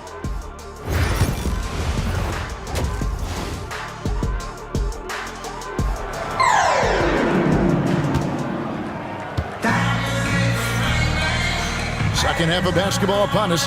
We may be in for an exciting finish based on how close of a game it's been so far. Guys, Ja Morant has been sensational. No problem fighting his way to the rim in this one. A lot of points in close. Yeah, you know what, guys? They gave him too many free runs to the hoop in the first half. I think they've got to be a lot tougher on him. Body him up. Be physical with him. On the floor for Miami, Dunn is out there with Torrey Craig. And it's Rudy Gobert, and it's Chris Paul, and it's Lillard in at the point guard position. To the middle, here's Allen, and then jammed down as he goes right over Rudy Gobert. You know, because Allen is so quick with his feet getting out of setting the screen, it makes him hard to guard in the pick and rolls. And that's life above the rim, courtesy of our AT&T 5G Slam Cam. Lillard, the pass to Paul. There's the lob to Lillard. Can't finish off the lob. That's exactly the look they wanted, guys. Right guy, right play, wrong result. Craig against Morant. No one near Smith as he lets it go. Good, and a nice assist from Morant. Morant's got assist number 5 here tonight. And a minute played as the second half gets going. To Gobert. Here's Lillard. Morant with the steal. Jumps up, and Morant throws it down. Obviously, Morant has found his flow here, finding plenty of ways to create for himself. Paul kicks to Lillard. Here's Gobert. And here is Dunn, covered by Wiggins. Dunn dishes to Gobert. Down to 5 on the shot clock. Out left to the wing. That's a 2 from Lillard. Money from the wing. And it's 13 points for Lillard. Not so unusual to see Lillard scoring in bunches like this, but he's on fire here. Wiggins outside. Outside, Smart. In the corner, it's Wiggins. And out of bounds as the Heat gain possession. Now we get a chance to view the NBA leaders in assists. Ja Morant is second. His passing has been so terrific. You can see his unselfishness really rubbing off on the rest of the team.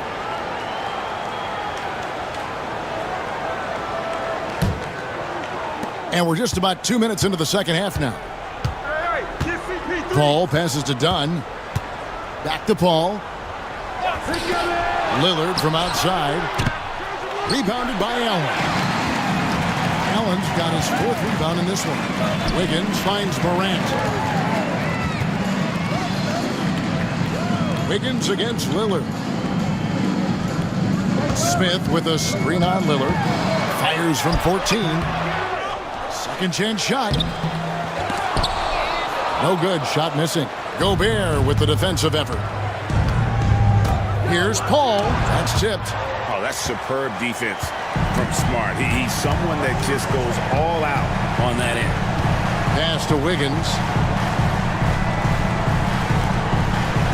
Morant against Lillard. Smith with a screen on Lillard. A 3 from Morant. It's hauled in by Dunn. And here's Dunn. He'll bring it up for the Miami Heat. They host the 76ers after this game. They'll start a 3-game homestand with that game. Paul with the 3. That's in. Coming off an assist from Dunn. Dunn's got his 4th assist in this one. Morant passes to Smith. Morant outside. Here's Wiggins. Miami grabs the miss. Third quarter of basketball here in just a little under 3.5 minutes gone by. And it's Paul missing. Well, that's a rare miss for him inside. He may have just rushed it a bit. Maybe lost concentration, too. Smart deciding where to go with it. Pass to Allen. To end the cold streak. And he lays it up and in. Allen's got it all tied up now for the Pacers. And there's a pattern starting to take shape here. They're working it inside and getting good shots from close range. Well, I agree with you. 4 of their last 5 baskets have been exactly of that variety. And timeout is called by Eric Spoelstra. He wants to talk to his guys. The Pacers making a change here. Connects checked in.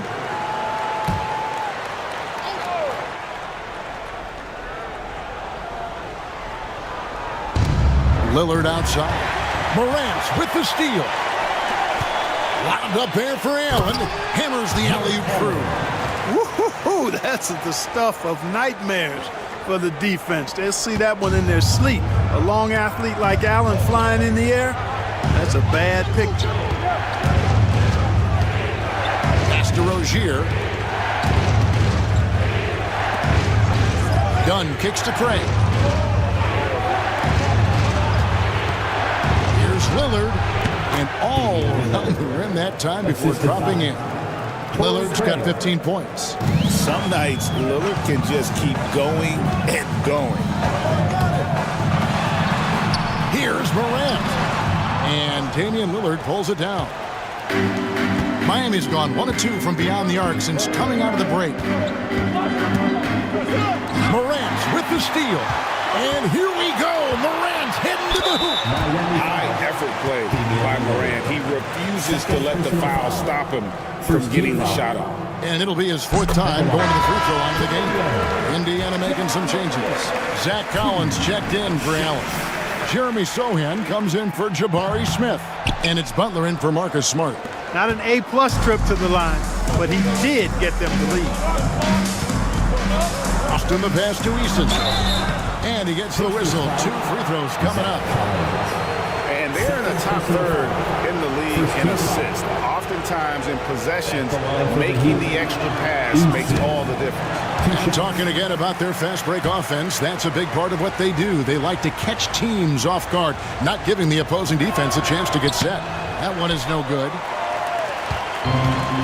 Pacers have gone even 5 of 10 on shot attempts in the third. And the Pacers can't get it to go. You know, after connecting on one three-pointer in the first half, he hasn't netted another one since. Here's Boston. And again, it's the Heat missing. Indiana leading. Here's Connect. A second chance effort. And the call on the shot that sends him to the line. First personal foul. A young man who knows how to use his strength. Connect doesn't let the foul stop it. Connect. And he knocks down the first one.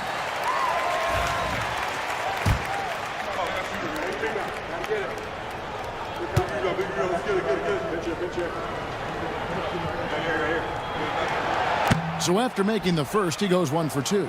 Well, Connect started his NBA journey at a community college, grew 3 inches while he was there, eventually transferred to a major program and turned himself into a first-round pick. Shot by Eason, no good. You can't look at the result of that shot. They'll take that whenever they get it. Well, you know, I hear you. That's a good look, but when you're that wide open, I think you got to knock it down. And that one's good, Morant. And no problem for Morant that close to the hoop. Once he gets inside, he makes it look easy. Rozier against Morant. Baseline try. That's in, and the Pacer lead is cut down now to just 2 points with that basket from Rozier.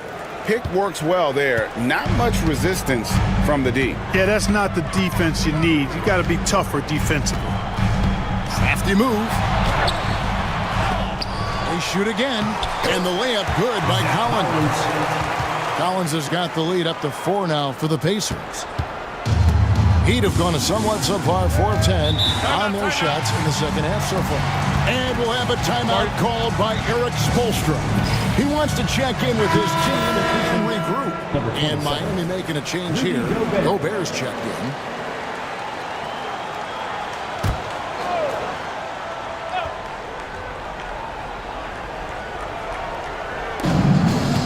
Austin the pass to DiVincenzo. Here's Eason. Back to DiVincenzo. And there's the whistle. 3-second violation. And let's take a moment here to see some of the numbers for Ja Morant. Averaging around 35 a clip, 7 assists and 3 rebounds. And he's such a big part of what they do offensively. Yeah, he's just got that nice feel, that sixth sense, knowing where to be on the floor to help his teammates generate points. And that one drops. And now a 6-point Pacer lead. In focus there from Morant. He just takes them all on and stays locked in on the basket. DiVincenzo passes to Boston. Shooting foul as the whistle blows. He'll shoot 2 free throws. Alton Connect picks one up. Let's take a moment here to get your guys' take on scoring so far for the Pacers. I love the way they're finishing, penetrating, getting downhill, taking the game to their opponents. They've been the aggressors, and that's been impressive. And also, got to be impressed with their interior play, getting it in the paint and figuring out ways to score. Pass to Sohan. Here's Morant. The shot will not fall. Gobert with the defensive effort. Something that's kept this game close is the fact that the rebound stats for both teams are almost identical. The battle to a standstill on the boards has really been something to watch, and the game's not over yet. We'll see if one of these teams maintains more energy than the other going down the stretch. Not a lot of resistance on the inside, and they're taking full advantage. The play in the paint has gone almost entirely all their way. DiVincenzo kicks to Gobert. 2 minutes. Outside Rozier. Rebound by Butler. You know, you'd like to see a little more effort there defensively, but maybe they wanted him to take that shot, baited him into it. And leave it up to Morant to put on a show. What a spectacular dunk. Morant against Rozier. We've got 1:28 left here in the third quarter. And slam dunk by Gobert. Excellent mobility right there. I like when Gobert rolls to the rim with that aggression. And Rick Carlisle decides to call timeout. He wants a minute here to get things straightened out with his team. Green, he's checked in for Dante DiVincenzo. Here's Morant. He has 29. Too long in the paint. He's hit with a 3-second violation. He's getting his first free throw attempt of the game here. And you know what? The work he's put in at the line starting to pay off. How about 78% on the season? And fellas, I think you have to like his improvements over his free throw numbers from a year ago. It's not a significant number or a huge amount, but it's improvement nonetheless. The Heat trail by 5. Austin the pass to Green. Eason the screen. Pass to Boston. Outside Rozier. And so the ball out of bounds. Gobert touched it last. The story of rebounding. Now a look at the league's best players on the boards. Fifth is Rudy Gobert. And you can't win games without rebounding the basketball. That's what has made him such an important part of what they do. The Pacers making a change here. Wiggins is checked in. And here is Butler. Currently averaging almost 6 points a game. Here's Sohan. Boston grabs the miss. For Miami, they've gone 6 of 14 since halftime. A little cold from the field.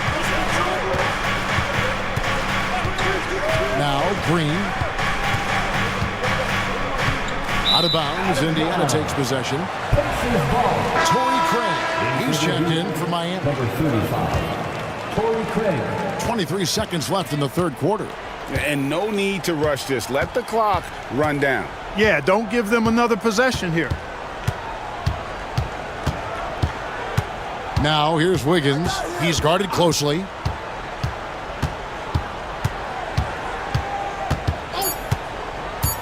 Lets it go with a 3. Knocks down the 3-ball. Wiggins has got the lead up to 8 now for the Pacers. John Morant has been leading the charge, guys, for the Pacers. He comes away with 11 points in the quarter. And now let's take a look at our assist of the game presented by State Farm. Yeah, a terrific, unselfish play right here. Set up his teammate. And how about the setup this way? Yeah, and as a 2-guard, he's typically not a reluctant shooter. So it's really nice to see him orchestrating for a teammate instead. And this is it. Glad to have you along for this fourth and final quarter. Butler out there was smart. Then it's Wiggins. Then it's Jabari Smith. And it's Allen in at the pivot spot, manning the middle. That's the Pacers 5. Here's Wiggins. It's hauled in by the Heat. Now here's Green. Lillard surveying the D. That counts. He's put up 13 shots, and he's had 8 of those go in. Lillard is tough in there, muscling that one home.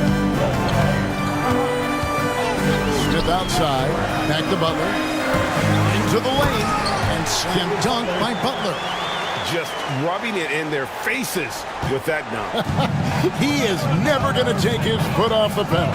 And that's terribly demoralizing for a defense, guys. I mean, they know he's going to keep coming and coming and coming, and that they may not have an answer for it.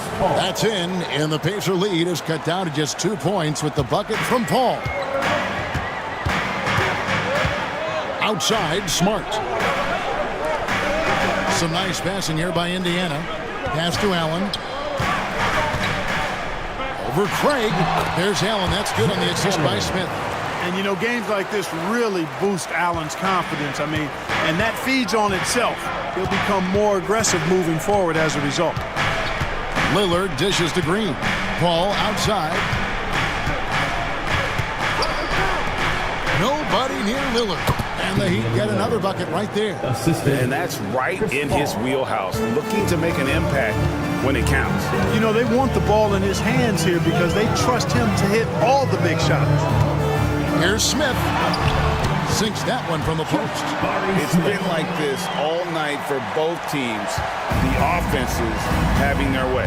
Any lull in the action so far has been short-lived because there have been nothing but buckets in this one. Green against Wiggins. Clock at 6. Here's Paul. It's rebounded by Indiana. Allen's got 6 rebounds in the game. Butler in the corner. His 3-pointers off the mark. You know what? They're winning, though, despite the fact that he has just been really off. And he's going up for the alley-oop. Butler with the steal. Here's Smart. And slam dunk by Smart. Always ready to make the hustle play. Smart rushes back on that fast break. Smart against Paul. Eason with it. Outside, Green. Green with a screen for Lillard. Over Butler. Out that one, the Indiana lead has been cut down to 4 on the bucket from Damian Lillard. Dame Lillard doing what he does, getting to a spot and cashing in. Here's Smith. And Smith with the stuff. Sharp pass to set up that high percentage shot in close. And so it's Paul with it, bringing it up for the Miami Heat. Lillard outside. Smart with the steal. Fast break. Here comes Indiana. Here's Butler. Lillard with the rebound. The Heat trail by 6.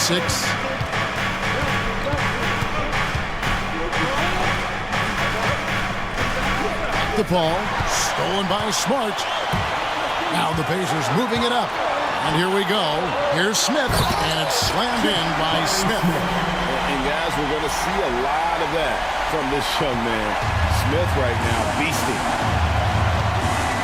And Lillard kicks to Craig. Pass to Eason. Ball outside. They get a hand on it. Stolen by Smart.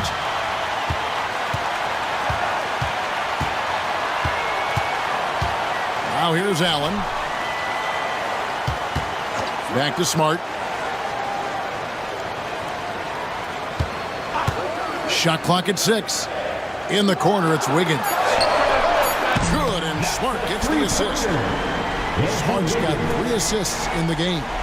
And with that 3, his second of the half, he's equaled his total from before the break. Paul against Smart. They need this. Whistle blows. Bucket is good. He'll have a chance at the line to make it a 3-point play. You know, this has been a totally different half for him. He definitely looks more comfortable now, guys. John Morant, he's checked in for the Pacers. Gobert, he's checked in for the Heat. Dunn comes in for Green.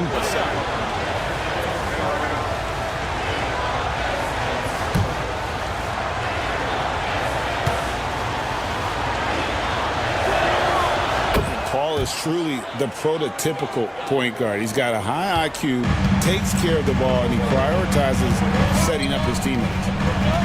Outside, Smart. Allen surveying the D. Morant with a wide open look. They get it back. Wiggins. Gobert with the defensive effort. The Heat trail by 8. Down low. He shoots again. Rebounded by Allen. Allen's got his 7th rebound of the game with that last one. With the floater, Gobert pulls it in. Gobert's got his 8th rebound here tonight. Lobbed up there for Dunn. Throws down the alley-oop slam. And maybe that'll trigger them. Impossible not to get pumped up after that. Yeah, well, you can see the immediate reaction of the guys on the bench. They are pumped up. And that's what those alley-oops will do for a team. Ignition switch ignited. Well, Wiggins is totally capable of running up the scoreboard, just has to get his shots. Lillard, the pass to Gobert. Here's Lillard. Heat moving the ball around. Back to Paul. Played in with a nice touch off the glass. Paul's got 8 points here in this quarter. Paul knows exactly which angle he wants to take on that shot inside. That just comes from great awareness. Back to Morant. Wiggins against Lillard. Smart on the wing. To the paint. It's stolen by Gobert. Smart against Paul. And foul on the shot. He'll shoot 2 at the free throw line. Second personal foul. Hey, regardless of the team, if anybody is a captain, it's going to be Chris Paul. The first one falls. And Miami making a change here. Boston's checked in.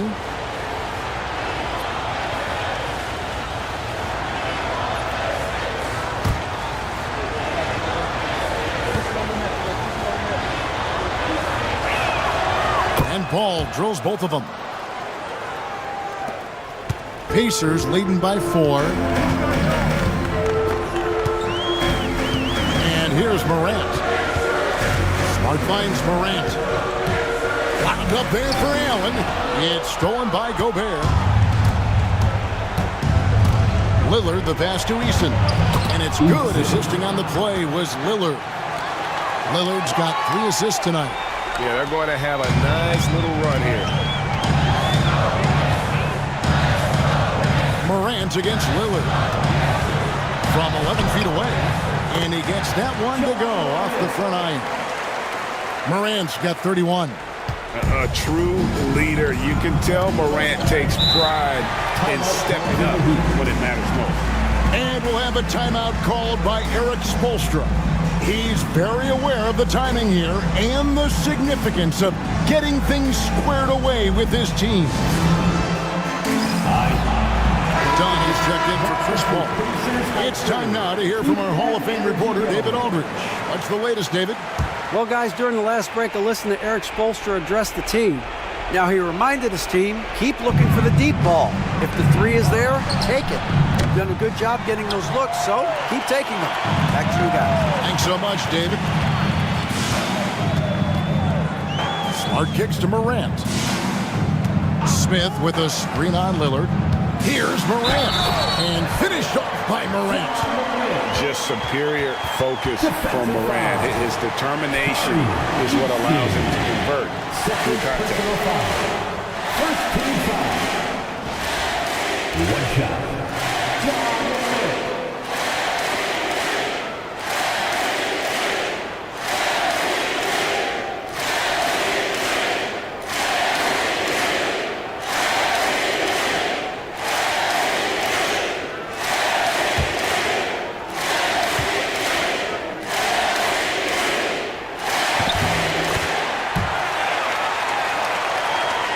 Here's Lillard. 2 minutes remaining in the game. 2 minutes.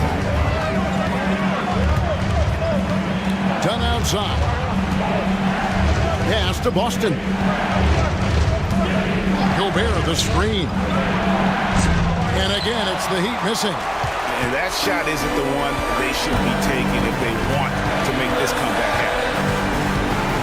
Wiggins passes to Morant. Outside. Just 5 on the clock. Here's Wiggins for 3. Smith. That ball's ice feed that time from Wiggins. Wiggins has got 3 assists tonight. Supreme confidence. Smith really stretches the floor with his ability to shoot. Morant against Lillard. Can't cash in on the 10-foot jumper. And here are the Pacers now. Good momentum, 8 straight points. And it looks like just playing the last bit of this one out in what should be a nice win here for the Pacers. They never settled for mediocre shots. And Kevin, they had great penetration this time. And now, for the year, this is going to take him to 7 wins. as we get set to put this one to bed, a one-sided season series thus far. They've won 2 straight. Yep, but 2 more to go before the end of the season, and they'll obviously be very confident heading into those 2 games. The one player that really stands out, of course, in this one, it was a dazzling game for Ja Morant. Every time he shot it, it seemed like it was going to drop in, and if it didn't, everyone was surprised. And foul on the shot, so he'll get a chance at the line. 3rd personal foul. 3rd team foul. Shooting for Miami. So the first one drops, and that brings them within single digits.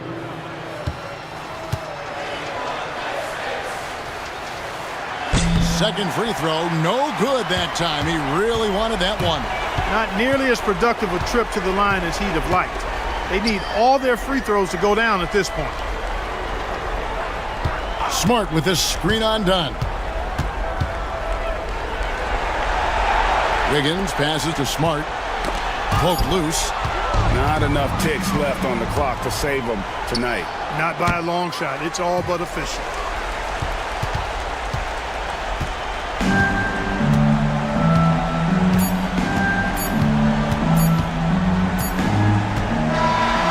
So the Pacers take the win. Some good moments throughout this one, but they have the clear advantage down the stretch. Yeah, I mean, I love the way they executed on both ends of the floor, completely under control for the vast majority of the game. And whenever there was a misstep, they just didn't allow it to fester, and that's why they're going to walk away with the win. And now, let's check in with David Aldridge reporting from the sideline for our player of the game. David, take it away. Thanks very much, Ja. A lot of swag on this team tonight. Who's responsible for that confidence? I feel like we all talk to each other, even the coaching staff. Coach let us play with a lot of freedom. Everybody have the green light, so I mean, there's no reason to lack confidence when you have a coach who believes in you every step of the way and just let you go out there and play your game. So we always just preach, keep shooting, make or miss, and we behind you. So. You all look like a confident bunch, man. Congrats on the win. Back to you. Thank you for that, David. And that about wraps it up. For Clark Kellogg, Greg Anthony, and David Aldridge, this is Kevin Harlan thanking you for watching the NBA, presented by 2K Sports. But as we go, let's take a look at our player of the game, Ja Morant.